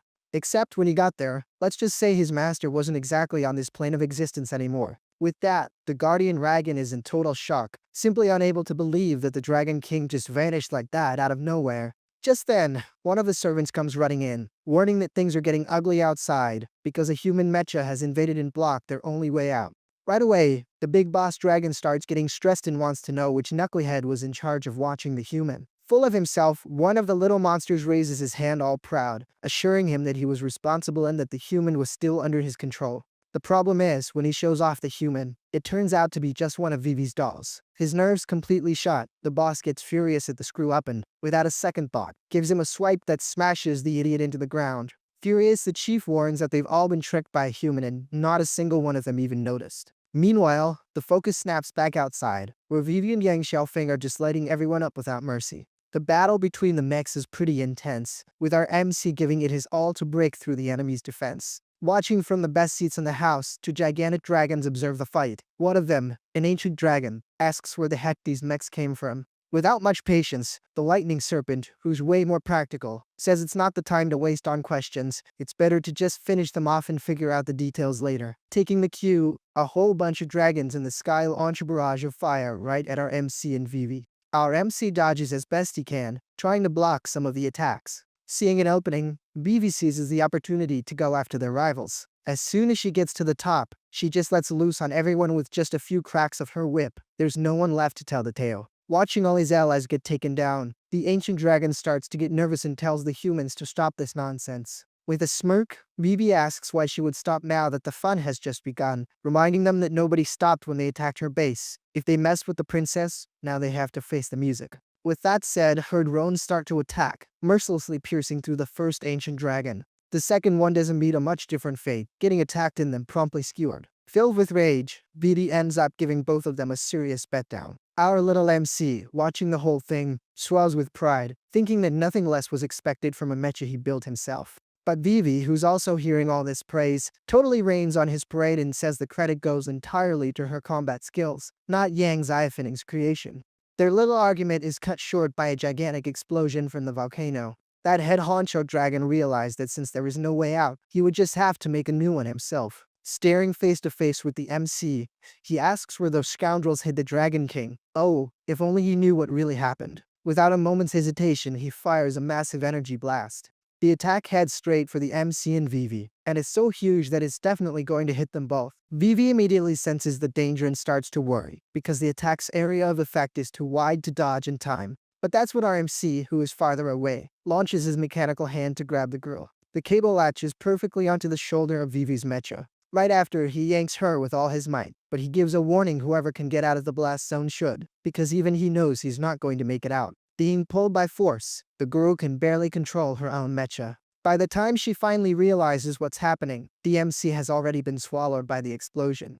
After that massive blast, the attack finally begins to fade. Seeing her friend's mecha heavily damaged, the girl starts screaming for her companion in despair. But that's when, from the middle of the explosion, something comes flying out. To everyone's relief, it's the MC in his wasp form. The kid was smart and switched bodies just before the attack hit.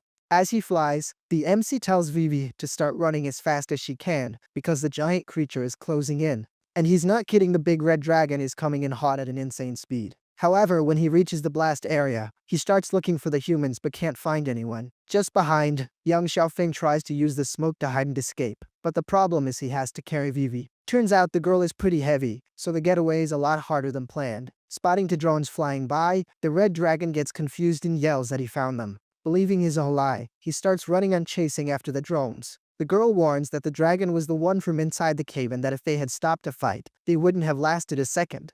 But hold on, Vivi isn't just there to point out problems. She actually has a plan. If they climb higher, they'll reach the ozone layer, and after that, she'll handle the rest.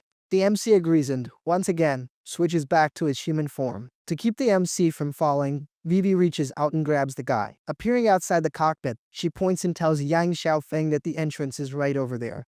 After a while, the scene changes, and the MC is now inside the mech's cockpit, indicating that they are already floating in space.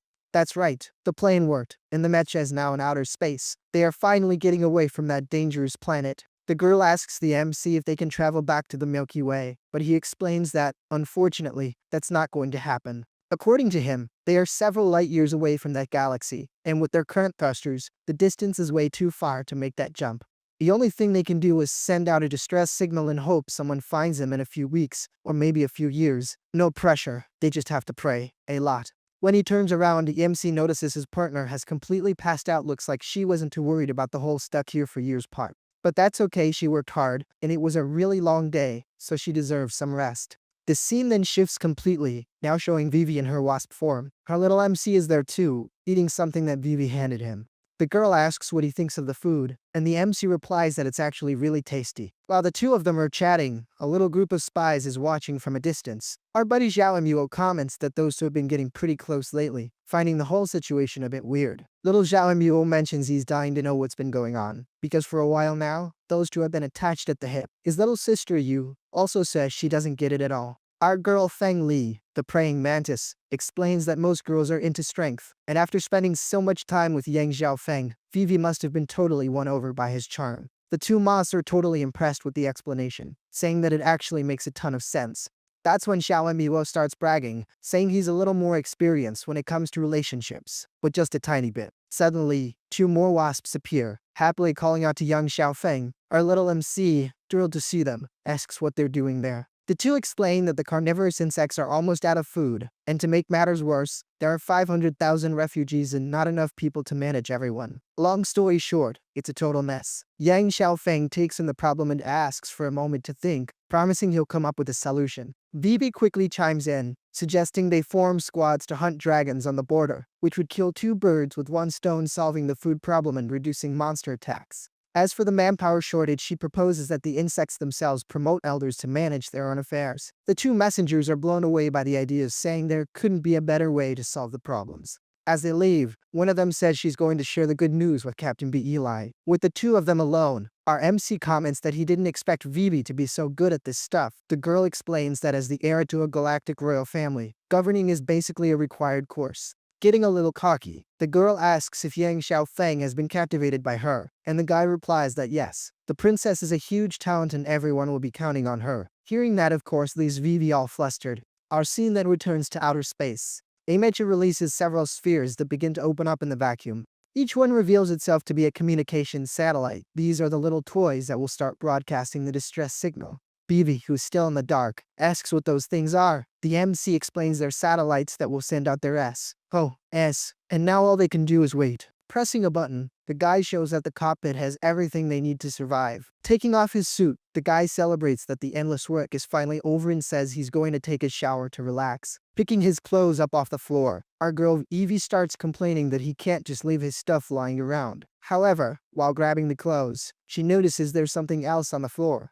Being the curious type, she immediately picks up the little read object, wondering what it could be. As soon as she opens the small notebook, she reads the first entry, which tells the guy to find a wife. Man, Vivi is shocked to see that, unable to believe what's in the notebook, even though it was nothing crazy, just orders from the MC's dad. The kid then gets out of the shower, all chill, and even asks the girl if she wants to take a shower too. All embarrassed, she stammers back that she'll take one in a little bit. The guy finds it weird and even asks why she's holding his clothes. Vivi makes up an excuse that she saw them on the floor and was afraid they'd get dirty. Handing him the clothes, she says that now he can cover up. Yang Xiaofeng finds her behavior a bit strange, noticing that she seems a little embarrassed. Well, he didn't quite get what happened, but he just lets it go. Turning around, he says she doesn't need to worry about what's in that notebook because, at the end of the day, she's a real princess and he's just an employee. When they get back to the Empire, they'll each go their separate ways. The girl tells him she doesn't care about his position and asks why he's so worried about it. Besides, that note in the journal about having 10 wives is a bit over the top, a really high number, don't you think? The instant she says that, the MC whips around surprised. He definitely didn't expect her to have read that specific part. Seeing the MC walking toward her, the girl asks if he's willing to do it, if he's going to go along with the idea from the notebook. With the two of them super close, the girl asks if he's sure, if he's really going to leave 10 wives behind. The MC confirms that yes, he is. The girl then says that, before anything else, they need to agree on the terms, the, let's say, bureaucratic side of love. She lays down her conditions: her money stays her money, his money will also be her money, and the old debt is still on the table, yet, the one he racked up when he knocked her over way back at the beginning. The MC says he needs to think long and hard about that and starts to back away. Seeing this, the girl gives in, saying he doesn't have to pay what he owes, that she'll forgive the debt. The kid then gets all excited, saying they'll get started as soon as possible. But get started on what? Exactly, MC?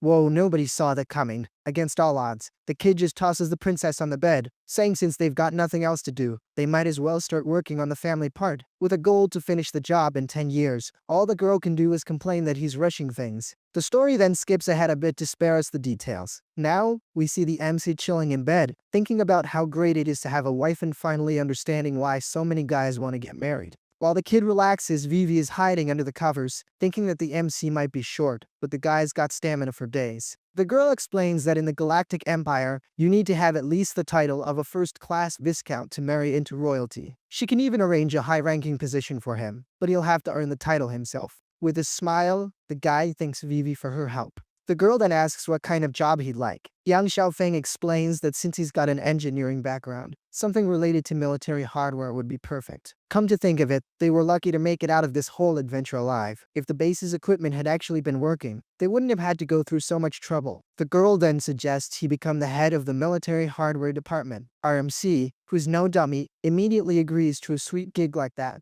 The princess says she'll sort everything out when they get back and gives her new hobby a little peck on the cheek. She tells him she'll be waiting for the future head of the military department to earn enough merits to officially marry her. The guy promises he'll work really hard, as he invites her to come lie down with him for a little longer. The story jumps ahead a few months, and the mecha is still out there, floating alone in space. But that's when a gigantic ship suddenly appears. Looks like the rescue has finally arrived. Several smaller mechs start pouring out of the mothership, flying toward our MC's mecha. One of the pilots reports that the border patrol picked up a distress signal and of course, they came to check out the source immediately. The pilot finishes the report by saying the signal source was an unregistered mecha and that the rescue was completed successfully. After a while, they arrive at a massive space station identified as the Lupus Sector Transit Station. The giant ship lands on the platform, and meanwhile, RMC and the girl walk down the ramp. One of the soldiers heads toward them, saying he's very happy to see the princess, especially since she's okay. At that moment, the princess recognizes the soldier and calls him by his name, Li Qiang. Apparently, this is the same soldier from the beginning who sacrificed himself for the princess. Looks like he survived, and now he's apologizing for not being able to protect her. Vivi, now with a royal posture, says it wasn't his fault. As she walks, the MC follows right behind her, looking all smug. The soldier gives the MC a suspicious look, noticing that his whole vibe is completely different. Without a second thought, he grabs the kid's shoulder and tells him to stop right there. The soldier asks if he isn't that primitive kid, seeming surprised that he's still alive. Sarcastically, the MC replies that he's doing great, but no thanks to him. The princess steps in, telling Li Qiang to stop and informing him that Yang Xiaofeng is part of her crew now. The soldier obeys without question, while the MC, well, he just keeps acting like he owns the place. The cheeky guy even pats the soldier on the shoulder and tells him to work hard, promising he'll take good care of him in the future. Li Qiang warns that even if something happened between him and the princess, this isn't a world that people like the MC can just waltz into, but if the guy is so confident, maybe they can settle it with a fight. In the next scene, we see that the MC accepted the challenge. However, things aren't going so well for Li Qiang. He believed that since he was a prodigy, he'd be able to give the MC a serious beatdown. But he tries, and tries, and tries, and the kid just dodges every single blow.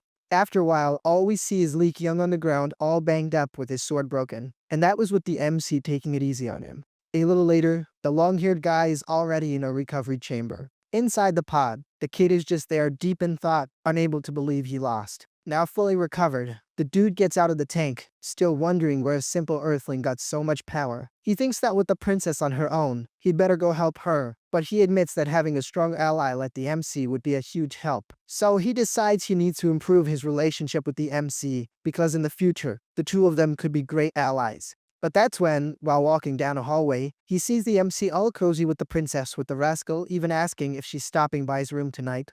As soon as he hears that, Lee Kyung is in total shock, unable to believe what he just heard. The long-haired guy approaches and tells the MC to stop right there. He warns him that disrespecting the royal family is a serious crime. The MC then pulls the princess closer, asking what the penalty for that would be. But the princess immediately pinches his cheek and tells him to cut it out, warning him to get a grip, or things are gonna get messy. The MC starts to walk away, pretty annoyed, complaining that it was bad luck running into the long-haired guy there. Lee Kyung turns to the princess and asks if she has something going on with the MC. The princess answers with another question, wanting to know if he still thinks the MC is completely worthless. Well, the long-haired guy admits the MC is strong, but reminds her that an Earthling's lifespan is pretty short. The princess simply says that the MC is someone she chose, that her decision is final, and she's not changing her mind.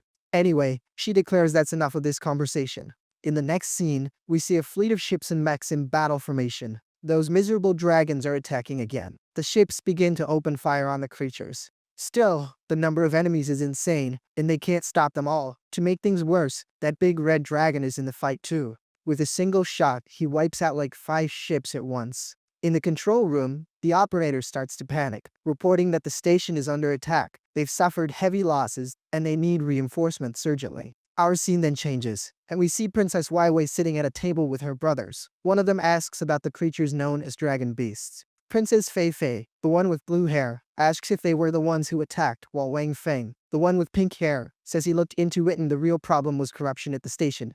The other prince, named Wesley, says those creatures are no match for their defenses and could have only gotten through because of the corruption. Meanwhile, the MC in the back asks who these two arrogant guys are. Lee Kyung informs him they are the princess's brothers, Prince Feng and Prince Wesley. Turns out, the siblings don't get along very well. Even though they share the same blood, they don't have the same mother.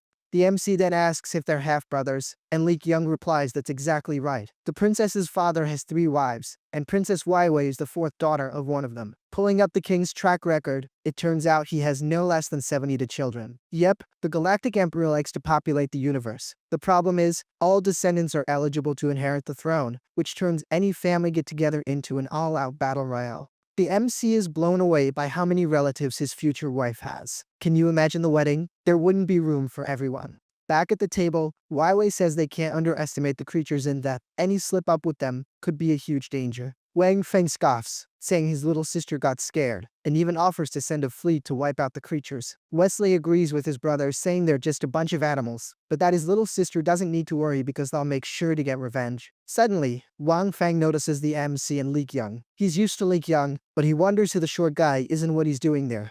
Realizing he's an Earthling, he finds it absurd that his sister has a primitive as a subordinate. After ripping into the MC, he shifts his focus to Lee Kyung, knowing full well that he is his sister's top warrior. The scheming prince tries to convince Lee Kyung to switch sides, promising better treatment and more cash, but the swordsman refuses the offer. And Feng insists, saying he has way more resources than his sister, but the guy just thanks him and says no again. Annoyed, the prince ends up calling the guy a drag, and Fei Fei steps in to try to calm the situation. She approaches the knight and apologizes for her brother, saying that idiot is an immature brat who always tries to poach talented people. Lee Kyung says it's okay, but that she's being way too kind. The girl insists, continuing to apologize on her brother's behalf, but the knight says he would never dare accept an apology from her. Not paying much attention, the sister runs after her idiot brother. And finally, the two of them leave the area. The MC then gives Lee Kyung a nudge and says if he keeps staring like that, he's going to start drooling, and for good reason, because Princess Fei Fei is a total knockout too. Our little MC then asks if he likes the princess, and the swordsman, a bit embarrassed, stammers out a no. The MC says he doesn't have to hide it and that if he didn't notice, his gaze was practically on fire. He continues, saying he doesn't need to be ashamed and that he totally gets what the swordsman is feeling. In fact, the MC even supports him, telling him to go for it and try his luck. As the princess's brothers walk away, Waiwei grumbles that they can just wait and see what happens, because all that arrogance is going to be their downfall. Turning to the princess, Lee Kyung asks how things are, but she says that, for now, they're all on their own. The MC, being the practical one, asks if the princess can't just call in a fleet, since, at the end of the day, she's also part of the royal family. The princess gets a little awkward, not really sure how to answer. At that moment, Lee Kyung explains that the royal family doesn't have as much power as the MC thinks and that they'll need to build their own force. The most her father gave them was a space station for each heir, but hers kinda bit the dust. Currently, the only support the princess has is from her grandfather, who is a viscount himself, but that's not enough to fund an entire fleet. The MC is surprised and even thinks that, in the end, Lee Kyung is also related to Waiwei. It's a small world, even in space. Deep in thought, the MC figures that if they have money, he can buy some second-hand ships and MacGyver them, work some of that classic DIY magic. Holding the MC's hand, the princess says she has money 100 million to be exact. Pocket change, right? Making that little puppy dog face. She says the MC has to help, because he's the only one she has right now to do this. The MC gets all flustered by his princess's request. Since she's asking so nicely, the kid activates his Satoru Goyo mode and guarantees he'll get her a fleet. Not just any fleet, but the best one ever. Lee Kyung asks the princess if she really thinks this is going to work. The girl replies yes, absolutely, because the one in charge is our little MC. Besides, after he defeated the creatures, she had the MC's background investigated, and guess what she found? Looking over the documents, Lee Kyung is surprised to discover that the MC is a student of a very important professor. The princess comments that they got pretty lucky, since no one else saw the kid's potential. After a while, the group arrives at a gigantic supply station in the middle of space, Lupus 82657. Inside, a young woman introduces herself as their guide and asks everyone to follow her. The first thing she shows them is a red ship, explaining that this model cost 47 million. The MC, being more down to earth, asks if she has any older and, more importantly, cheaper models. So, she offers another, more affordable option. But even though the ship is cheaper, it's full of problems and would still cost 23 million. The MC replies that he needs to think for a bit. After a while, he gets an idea and asks the guide if she has separate ship parts, and the woman confirms that she does. She then asks if he's thinking of building his own battleship from scratch. Without confirming, the MC asks to see transport ships, wanting to know if they're good enough to be modified. The guide asks if he's really thinking of starting from zero. Trying to be helpful, she suggests that the best option would be to buy a few transport ships and, after raising some money, come back to buy battleships. Apparently, that solution wasn't very well received. Hours go by, and the guide is now visibly exhausted. The MC comments that with the money they have, they could buy 3 warships or 5 modified transport ships, but they would be a lot weaker. Our dear Waiwei feels bad and apologizes for not having more money. The MC says it's okay, that he's the one who should be sorry for having such an unrealistic idea. But that's when, suddenly, a spatial distortion appears outside the station. Several warships emerge from it, but they all look pretty banged up. In reality, the fleet that just arrived is completely wrecked. These are the guys who were in the middle of the war. Seeing the scene, the MC asks if those ships were just in a fight. Lee Kyung recognizes the fleet instantly, saying it belongs to Prince Wesley. Waiwei actually enjoys the news, seeing her arrogant brother finally get what was coming to him. The princess turns to the group and tells them to get a closer look. The MC analyzes the ships and realizes that even though they're an older model, they aren't much worse than the current ships. Waiwei that asks if he really has the ability to fix those ships. The MC replies that it's not too difficult to repair them, but the damage is extensive, so it's going to be a ton of work. Even so, he asks the princess to buy all the destroyed ships. The princess thinks he's gone crazy, but the MC just asks her to trust him. His plan is pure jury rigging, take the good parts from the most destroyed ships and use them to fix the less damaged ones. The princess finally gets the kid's angle and even cracks a little smile. The girl says goodbye to the group for a moment, saying she'll be right back. Meanwhile, Prince Wesley is fuming about his fleet, yelling at his subordinate about the 3-month repair estimate. The man explains that the station only has 5 repair docks and that it will take at least 2 months. He suggests that if the prince needs ships urgently, it's better to just buy new ones. Wesley replies that if he had the money, he would have already done that. Suddenly, Princess Waiwei comes running up, calling for her brother. First, Prince Wesley asks what his sister is doing there, and the girl asks if that fleet outside is his. The redhead, a little embarrassed, asks if his younger sister came all this way to laugh at him, but she says no. She argues that they're blood siblings and that if the royal court saw that he lost his base, everyone would look down on him. Curious, she asks if his base was also attacked by those creatures. Wesley says he's not sure why, but the creatures in that region suddenly became more aggressive. The girl reminds him that she warned him about the danger, but he didn't want to listen. The dope admits the creatures were way more dangerous than he imagined, but he still managed to get rid of them. Princess Waiwei offers her money to her brother, saying she has 100 million that was meant for buying transport ships, but that he can use it. Wesley gets thoughtful, wondering if he should really accept it, since that's all the money his sister has to start over. Actually, Waiwei has something else in mind clearly. She doesn't want to just give her money away for free. Since her brother doesn't want her to accept the money, the princess suggests he sell the destroyed ships to her instead. Thinking he's getting a great deal, the kid agrees on the spot, selling the ships to his sister for half price. Waiwei still tries to argue that the price is too low, even with the ships being damaged. The big shot says she's helping her brother out in a tough spot and that he'd never let her get a bad deal.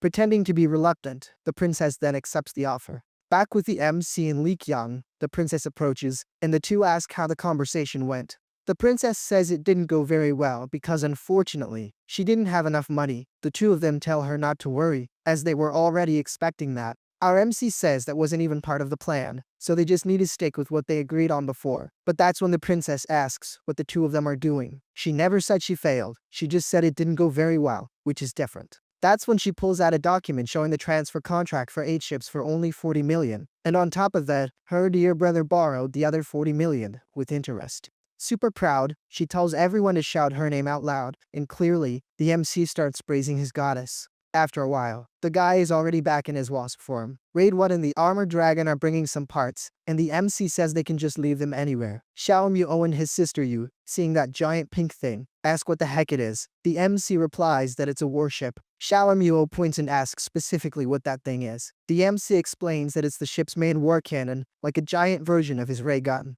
Little Xiao Muo asks, is something that big is just for shooting beams? The MC says yes, but the destructive power of that thing is on another level, and they have to see it to believe it. Yu then asks if they can test it, and the MC says yes, but asks for just a second. Suddenly, a crowd gathers nearby, with no one really understanding what's going on. One of the wasps asks what's happening, and the other says there's going to be a weapon test, a new recannon. Our friend Feng Li is a bit confused, but she thinks the name Reikon sounds pretty cool. Up top, Yang Xiaofeng explains that as soon as the power source is connected, the cannon will be ready to fire. After powering it on, the cannon is aimed at a mountain more than a kilometer away. The weapon fires with astonishing force, and the explosion is even bigger. The crazy part is that the shot didn't just blow up the peak, it went straight through the entire mountain. The praying mantis in Red 1 are the first to be impressed. The firepower of that weapon is truly on another level. Feng Li is also left speechless, commenting that it's impossible. Our dear mosquito woman asks if her comrades are seeing the same thing she is. Xiao Muo's group is also standing there, stunned, commenting that not even a 6-star beast could cause that much damage. Our little MC turns and asks if they want to see another shot, and their leader comments that it was pretty cool. Out of nowhere, someone shouts for the Insect King. Yang Xiaofeng turns and sees everyone kneeling. He asks what's going on, and Reed 1 says he came to ask for time off to train. The MC is surprised and asks why they need time off all of a sudden. Red 1 explains that they've realized they aren't strong enough and need to train to be ready to help their king. With his permission, several insects take off toward their training. The MC is still finding the situation a little weird. To make things worse, Xiao Muo says he wants to go train too. Running awkwardly, he apologizes for being so weak, clearly shaken by the cannon's power. Our MC is less speechless, not knowing what to say to console everyone, since most of them left. After a while, the scene changes, and we see the MC with his new project, asking everyone what they think. The kid explains that at the current pace, the remaining 5 ships will be ready in just 1 month. Lee Kyung asks how the MC managed to do that in just 1 week, since there were 8 ships in total. The most impressive part is that they didn't have any heavy equipment, but the MC brags, saying he even painted it in his princess's favorite color. Our MC and the princess start celebrating that they now have their very own warship. But that's when, suddenly, an emergency alert pops up in front of Lee Kyung. The alert carries a mandatory broadcast from the Orion Galaxy. In the transmission, a reporter says that the Orion Galaxy has suffered a large-scale attack by cosmic monsters. I repeat, all of Orion's warships have been summoned to fight back against these creatures. The man on the screen promises that everyone who participates in the battle will be treated as knights of the Empire, receiving titles and land according to their merits. Someone else, who's chilling on a beach, comments that this yogi guy seems pretty generous. The man ends his speech by saying it's time to show those monsters what humanity is really made of, grilling the Dragon King on when he's gonna help with the payback since a month has passed and nothing's happened, explaining that his wounds healed up, but this current shell can't handle even half the power of his prime, warning that he needs to chow down on some low-level beasts, or it's gonna take an eternity to get strong again. Also saying that the army is far away, and even if he gets stronger, he can't solo the horde just yet. But the girl doesn't buy his story and freaks out, screaming that he's straight up lying to her face. Then she loses it and grabs his head, screaming at him to give back her brother's body, leaving him totally confused. But the monarch loses his patience and yells back, annoyed, telling her to cut the nonsense, holding her upside down by the leg and complaining about her cluelessness while she keeps talking him nonstop. Totally fed up, he yeets the girl away, warning her that he'll only help with the revenge when he's confident enough. She insists he's a liar until the dragon facepalms and replies that it's nothing like that. She grabs onto the guy's leg like a leech, demanding they go right now while he complains about how clingy she is, warning her with a sinister look that he's only not sending her to the shadow realm right now out of pure respect for the past. Suddenly, his attention shifts to a giant mark on the ground, wondering if that's a dragon footprint. The girl confirms right away that the gigantic footprint belongs to her dad, hatching a plan to follow the trail to find this so-called dragon general and score an easy army. She hops on the guy's back, screaming to head out, but he gets salty, warning her that he's nobody's slave. She gives a sassy retort that her brother never cared about that, but the guy, out of patience, replies that he ain't her brother, cutting to a chubby dragon getting absolutely roasted by the big boss for losing territory to some bugs. He tries to argue that he was wounded, but the boss, surrounded by lightning, screams that he doesn't want to hear any excuses. To wrap things up, the pissed-off dragon unleashes a brutal electric shock on the poor guy, ending the meeting in the worst way possible. He's left on the ground frying with so much lightning he looks like a Sunday barbecue because the situation is looking rough. Actually, that's the Dragon Queen announcing his firing with her 112,000 tons of pure sass. Even though he's all crispy, the creature thanks the Dragon Queen for the punishment, like he actually enjoyed the zap. And the boss lady still warns him that, if he wasn't useful, the punishment would have been way worse than a slap on the wrist. Watching the chaos from the front row until the girl realizes what's up and says the guy getting chewed out is her dad. Noticing the two of them, the Dragon Queen shouts suspiciously, ordering whoever is there to come out and play.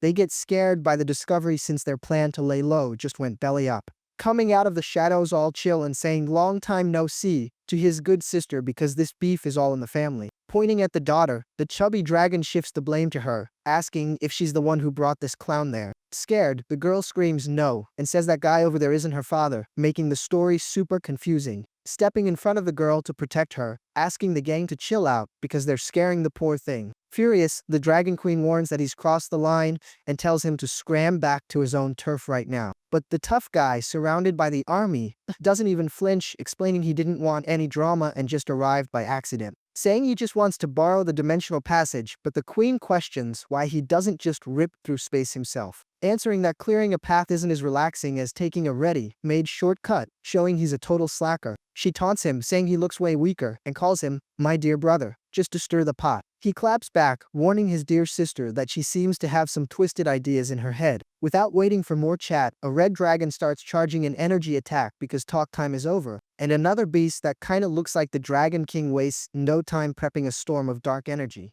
To top it off, another dragon fires a sonic beam full throttle right at them. Talk about a rough welcome committee. Full of attitude, the crazy guy just holds out his hand, calling the gang a bunch of small fry and not caring less about the attacks. The next second, all hell breaks loose, and the three attacks collide, causing an explosion that lights up the whole sky. Pointing at our MC, the queen decrees that the Stellar Dragon King is gonna take a permanent nap right there. As the dust from the explosion rises and hides everything, the crowd gets tense, just waiting for the result. When the smoke clears, the two are standing there chilling, and he mocks them, asking if it's the best the generals have got. Impressed, the girl stammers that he really is the Dragon King but admits she's never heard of him before. Staring at the smoke, one of the generals starts celebrating, thinking our king turned into toast. But the white, main dragon keeps it real, warning them not to underestimate the guy because he is the Dragon King. Said and done because a purple light starts glowing in the middle of the smoke, showing the guy decided to come back from the dead. Spook, the white dragon, confirms that the Joker is still alive and kicking, and that their plan just went down the drain, ripping through the smoke screen like a bolt of purple energy, serving up the MC's payback with interest. Everyone's shook by the area of effect, making the white dragon wonder if the guy actually got weaker or if he's bluffing, forming a wave of purple energy crystals that sweeps through everything because the king doesn't play around. Grinning like a total psycho, the beast warns there's nowhere safe to hide and it's game over for everyone. Panicking, the grunts scream that the beam is heading right for them and now it's every man for himself. Screaming and totally terrified, one of the monsters gives up, admitting there's nowhere to run and they're done for. Taking a direct hit, the three generals scream in pain and turn into dragon barbecue in a split second, leaving nothing but a devastated landscape with the purple energy fading into a dead silence after the cleanup. Desperate, the girl's dad yells at the Stellar King not to be reckless, looking like he wasn't a fan of the cleanup job. Launching himself off the mountain, the big guy goes all out toward the king looking to start some beef, quickly prepping an attack that looks pretty powerful. jumping toward the duo like a wrecking ball and screaming for them to meet their maker. She screams desperately that she's still there, but the king just laughs, thinking this is great for a warm-up. Without a second thought, the tough guy launches himself with purple energy, heading straight into the chubby dragon's attack, getting ready in mid-air to intercept the wrecking ball with timing that needs to be absolute perfection. And he delivers, landing a massive punch right on the big guy's gut, shaking the whole scene with the impact.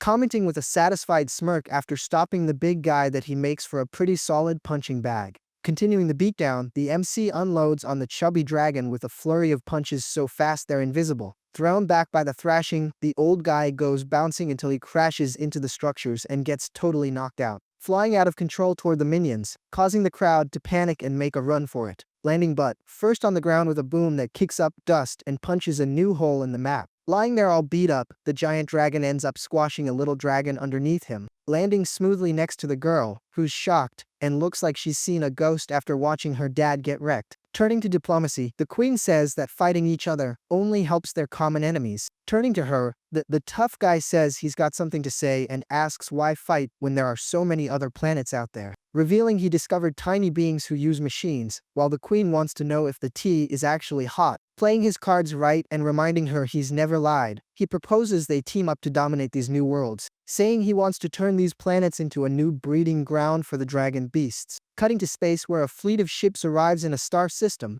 making this whole trip intergalactic. Showing the ships flying information with a few dragons tagging along. Reporting from inside the ship, the operator says she's detected life signs and traces of dragon beasts. Telling them to ignore it all, the boss lady orders them to just push through without giving a damn. Flying through explosions while all hell breaks loose in space, looking like a fireworks show. Approaching a big blue planet that looks just like Earth, the fleet arrives for a visit. Diving full speed into the atmosphere, the ships start catching fire during the descent. Dropping down past the clouds, the squad looks like a bunch of high-tech comets. Seeing giant robots brawling with dragons as they get close, realizing the party had already started. Keeping it real with the princess, the guard warns that the beings down there are all giant monsters, opening the ship hatches to drop support troops because the mission is simple. The soldiers drop down while a dinosaur below makes a face, like he knows he's screwed. Night falls and we see the forward base they built, a super modern complex in the middle of nowhere. Arriving happily, the princess jumps onto our MC, who gives her a super cute welcome, falling into his arms all happy and hearing him ask if the mission went well. But the buzzkill soldier shows up, killing the vibe and warning that this isn't time to slack off. Sitting on the MC's lap, the princess listens to a lecture about how this war is a chance to earn merit, showing a star map and explaining that the nobility has their eyes on this war to reach elite status.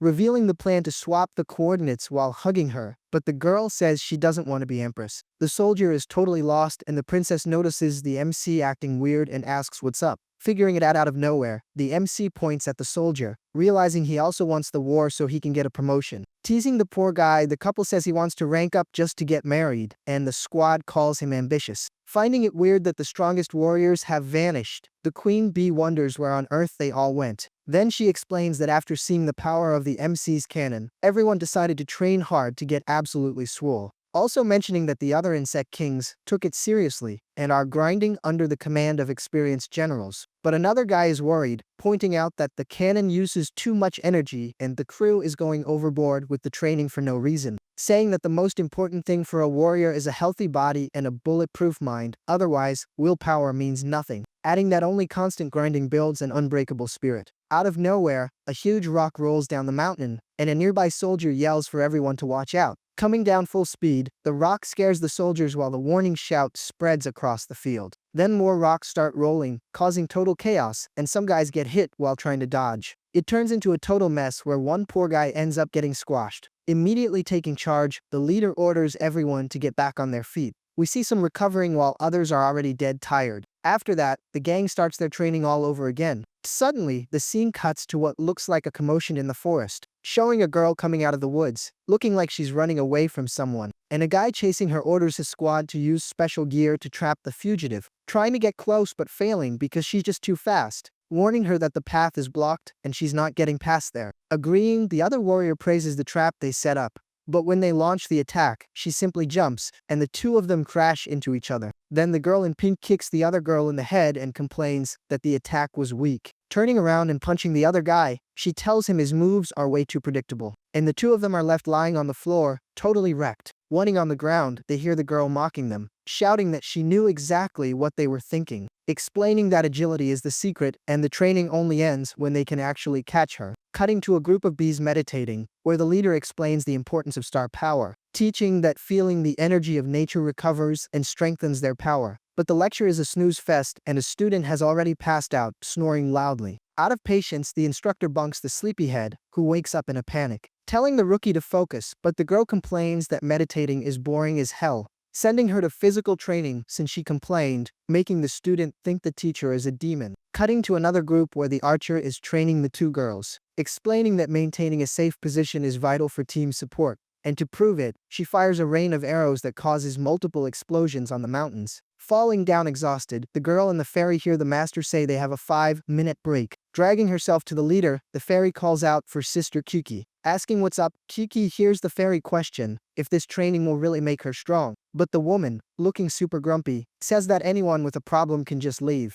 Gathering her courage, the little one begs to continue, wanting to become strong like Kiki. Snubbing her, Kiki drops the bomb that'll take her about 500 years to get there. In another class, the professor explains that developing one's own skills is essential. The Mantis professor preaches that even simple skills have infinite potential if trained well. The student asks how to do that, and the professor praises the question, saying they're gonna learn right now.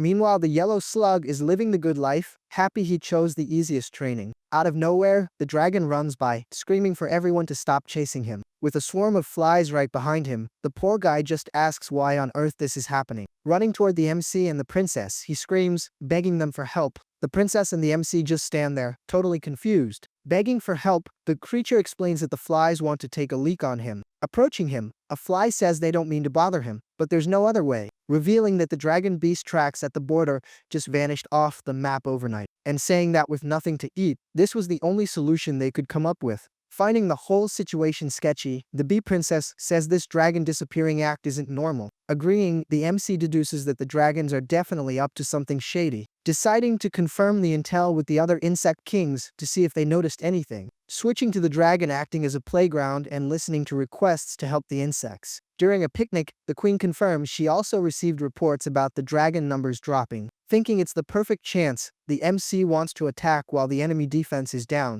but she rains on his parade, reminding him that dragons are strong and it could be a trap. Chiming in, another girl thinks it might be an opportunity, but also potential enemy bait. Ordering them to beef up defenses, the queen tells them to prepare for the worst until they know for sure. Getting thoughtful, Shafeng wonders if they need more details. So he heads back to the forest and starts looking for the dragon. Then some flies show up with food and tell Mr. Flying Dragon that the grub has arrived. Complaining, the MC's dragon says it's fruit again and he's already sick of it. Opening his mouth and going ha, he waits to be spoon-fed like a baby. Tossing the fruit straight down his gullet, the little flies treat the guy like a king. With a full belly, he lies down asking for meat and tells the flies to do a good job on the message. Arriving on the scene, the little bee plugs her nose and complains that the dragon stinks.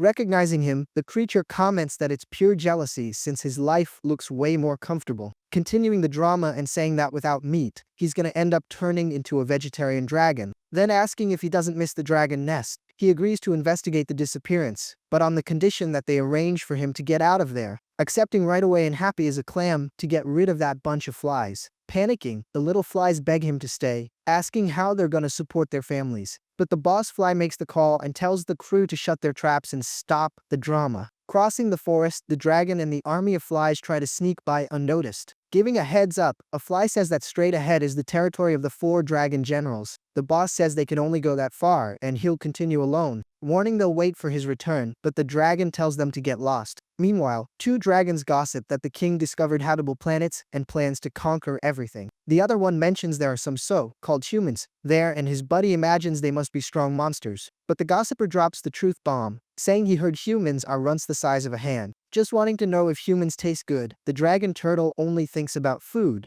Overhearing the convo, the MC's dragon orders the 2 to stop right where they are. Turning around and bumping into our imposing dragon, they recognize the high rank. Scared out of their minds, they ask what Mr. Flying Dragon wants. Asking about their destination, he hears that the general summoned everyone to another star system. Faking surprise, the dragon confirms if the order is really for everyone. Inviting himself to the party, he orders the 2 to lead the way. whispering that it's weird the big boss doesn't know, since the strong ones already left. The MC's dragon thinks about turning the two into a snack as soon as he finds out the truth. Leading him to the spot, the duo says it's right there. Looking around, the dragon gets shocked by the scene he sees, seeing the sky infested with flying dragons looking like a bizarre migration. Standing there curious to know where all those folks are going. Explaining the deal, a dragon says there's a rift 100 kilometers away that leads to the home planet. Hearing the gossip that the dragons are bailing, the MC can't believe it. Outraged, the general says that after stealing lands and killing relatives, they're not getting off that easy. Agreeing, another guy keeps it real, saying they can't just wreak havoc and leave like that. Deciding at the insect table to go after the dragons right now and make those clowns pay for the mess. Switching into high gear as soon as the news spreads, the army sees a golden opportunity to settle the score. Arriving on the scene, the bee princess breaks it down for the MC, who doesn't even blink and says he's ready for whatever. Arriving at the meetup spot where the gang is waiting, the MC apologizes for the delay and preps his speech. But the elite squad is all there, full of tough, as nails insects, commenting that they've finally reached the turning point. Determined, a female warrior warns that it's time to make the dream come true and go after the dragons to collect the debt. Smiling with confidence, the bee princess confirms the army is ready to roll and that the time for revenge has come. Marching and looking out at the vast horizon, the crew knows the journey is just getting started. Reaching a cliff, the troops leave the folks down below wondering who that solitary figure at the top is. Recognizing the MC, a soldier says it's our boy Xiaofeng, totally impressed by how young he is. Striking a leader pose, the MC introduces the gang as the army that belongs only to him. Speaking from above to the crowd that already knows what they want, he's ready to lead without needing any more words. Raising his arm, he gives the order everyone was waiting for, because it's time to go all out. Going absolutely bonkers, the whole army screams in celebration with the hype through the roof. Taking flight toward their destination, a bunch of warrior insects star in a simply epic scene. Cutting to space where a fleet of ships is gathered. Thanking everyone for coming in a packed hall, some dude announces that things are gonna get wild in the dragon hunt. Continuing the speech, the older guy says the dragon disaster is everyone's problem and the battle is for the future. But wrapping up the toast, he says the banquet is just for networking, telling everyone to make themselves at home.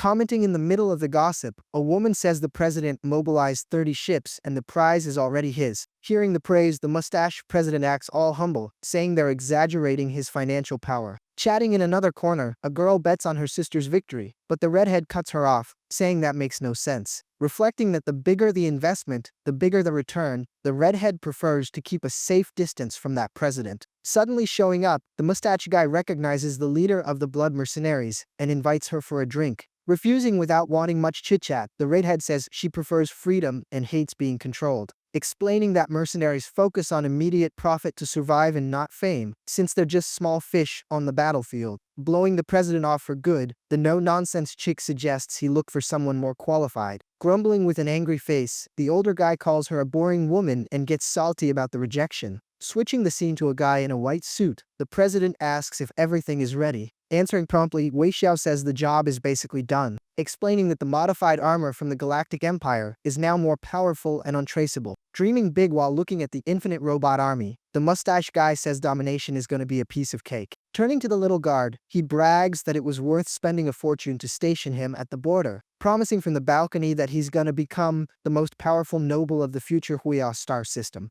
Meanwhile, all hell breaks loose at the dinosaur base with robots kicking the door in and the creatures running for it. Screaming desperately in the chaos, some dinosaurs run for their lives, warning that the humans have arrived to attack. Confident, the president says the army has to handle it, and hears that the troops can even take on the Dragon King. Realizing the humans don't want to team up, an insect warrior asks if they should follow the guys anyway. Ordering the troops to hold their horses, the leader warns that the dragon nest is right there, and they should wait for orders. Approaching the leader, a female soldier warns with concern that if the president wins, he takes all the credit. Agreeing, another member says the military merit goes entirely to the old man and they'll be left with nothing. Calculating, the redhead leader says that 100-year-old dragons can't be that weak and she smells a trap. Confirming her theory, a mountain full of dragons appears, and they don't look happy at all about the visit. Complaining and totally pissed, a giant dragon with a mean look says the humans had the audacity to come there. Approaching while flying over the mountains, a fleet of human ships is ready for combat. Firing cannons at full power, the ships guarantee total wreckage in the area. Trying to tank it, the giant dragon gets hit, and things start looking ugly for him. Smiling like a psycho, the president mocks him, saying a 7-star monster is nothing special. Continuing the attack, a smaller dragon gets vaporized, and a leader shouts for the troops to keep pushing forward. With the beef running wild in the dragon nest, the place turns into a total battlefield. Opening a new spatial rift, the Dragon King and his sister suddenly pop up in the battle. Detecting his presence, a ship notifies the Dragon King, commenting that the nest is pretty lively today. Since the king is with the Dragon Queen, she points out that those are the humans mentioned. Confused, the crowd recognizes the king but finds the presence of the Weather Lord there weird. Surrounded by lightning, the Dragon Queen teases him, saying boys don't take care of themselves and she wants to tune him up. Looking at his sister's energy ball, the Dragon King ironically thanks her for the gift. Reporting another horde 100 kilometers away to the control room, the big boss orders them to wipe the floor with everyone, launching a violent joint attack right on top of the grunts. Proving to be actually powerful, the attack shows that both of them are on the same level of broken OP-ness. Then a ship locks onto them, and the pilot orders to focus fire to take them both out in the confusion. But it's a no-go for them because of the super powerful attack they just took to the face. Resulting in pure destruction, the robot troop turns into scrap metal with 73% losses. Watching everything, the redhead leader understands right away that that's the Dragon King Intel warned about. Totally shook, the officer can't believe what he's seeing and asks how that's even possible. Losing it, the mustached president screams about the army that turned to dust and the lost investment. Grabbing the officer while already triggered, he asks why they got wrecked if the ships could handle the king. Trying to explain while terrified, the poor guy says the plan was to resist, but there was another dragon in the mix. Then a transmission warns about too high energy signals and that the president's army is toast. Speaking from inside the base, some guy announces that the Dragon King finally showed his face. So he orders the troops to retreat 200 kilometers so no one meddles until the army arrives. Looking salty, he sends a message and challenges the Dragon King to a decisive 1v1. Gathering for the showdown, the Insect Elite Squad prepares, showing that this fight is the real deal. Following the map, the armies move to the spatial tunnel in the dragon nest, ready for invasion. Arriving at the destination, they find a portal and several dragons already defeated on the ground. Then the armored guy warns that the queen and the dragon generals already bailed through that portal. Realizing the situation, the MC explains that the Dragon King's home planet is on the other side. He quickly warns the general to alert everyone that the next battle is going to be brutal. Confirming the order, the two generals just nod in agreement. Cutting the scene, the Dragon Queen says that if human weapons are just that, it's not even worth teaming up. Questioning about the humans, the king explains they have weapons capable of flattening thousands of kilometers. But another dragon brags, saying that flattening thousands of kilometers is a piece of cake for his troop. Suddenly, a rain of fire falls, and the creature asks if the main human force is up there. Then the Dragon Queen taunts them, saying it doesn't matter where they hide, and tells them to show their strength. Watching the scene from afar, the commander admits that the Dragon King really has considerable power. Without hesitating, he gives the order to mobilize the mechs and stop the enemy dragon's movements. And just like that, an army of robots and ships appears in space, prepped for massive-scale combat. Reacting with full force, the dragons fire a simply absurd energy attack, destroying a huge chunk of the human fleet in the process with that power. Taking advantage of the distraction, the commander warns that the king has dipped and orders the troops to wipe out the rest. Turning into complete chaos, the battle intensifies on the ground. Seeing allies turning into barbecue, a monster grumbles that those humans actually know how to fight. Realizing they were underestimated, the purple dragon warns that things are looking ugly and they need to react. Seeing the situation get tight, the dragons start marching forward. Then the two dragon generals unleash massive elemental attacks against the mechs, and landing a direct hit, the attacks cause huge damage. Seeing the damage, a mech warrior tells the leader that the troops are wounded and it's time to retreat. Mocking them, the dragon general talks trash, but two figures appear volunteering for the fight. Completely confused, the monster looks up, not understanding a thing. Then the Insect Elite Squad shows up in full force, and the leader says it's a coincidence meeting them there. Watching from afar, the human commander just thinks about the amount of monsters that popped up out of nowhere. Then an operator tells the commander that the mech squad is getting absolutely wrecked by the dragons and taking heavy losses. Deep in thought, the big boss admits that even without the Dragon King, the elite beasts are already a massive headache. Suddenly, the operator is totally shook after picking up a completely unexpected signal on the base's sensors. Running to report it, he says another spatial rift just popped up with different monsters and unknown life signs. Meanwhile, Princess Vivi tries to get into the command room but gets blocked, insisting they let her through. Not giving up, she screams that she has some super important info to share with the commander. Hearing the commotion, the base boss simply orders the guards to let her in, but he immediately warns her that she knows exactly what the consequences are for barging into the command room without permission. Fully aware, the girl firmly confirms that she totally understands the risks she's taking. Getting straight to the point, she talks about the new race, and the commander asks if she knows where they came from. Then she explains that they're monsters from another star system that got invaded by dragons and have the exact same goal as them. Praising the intel, her dad questions the invasion's goal, and the girl asks him not to attack the newcomers.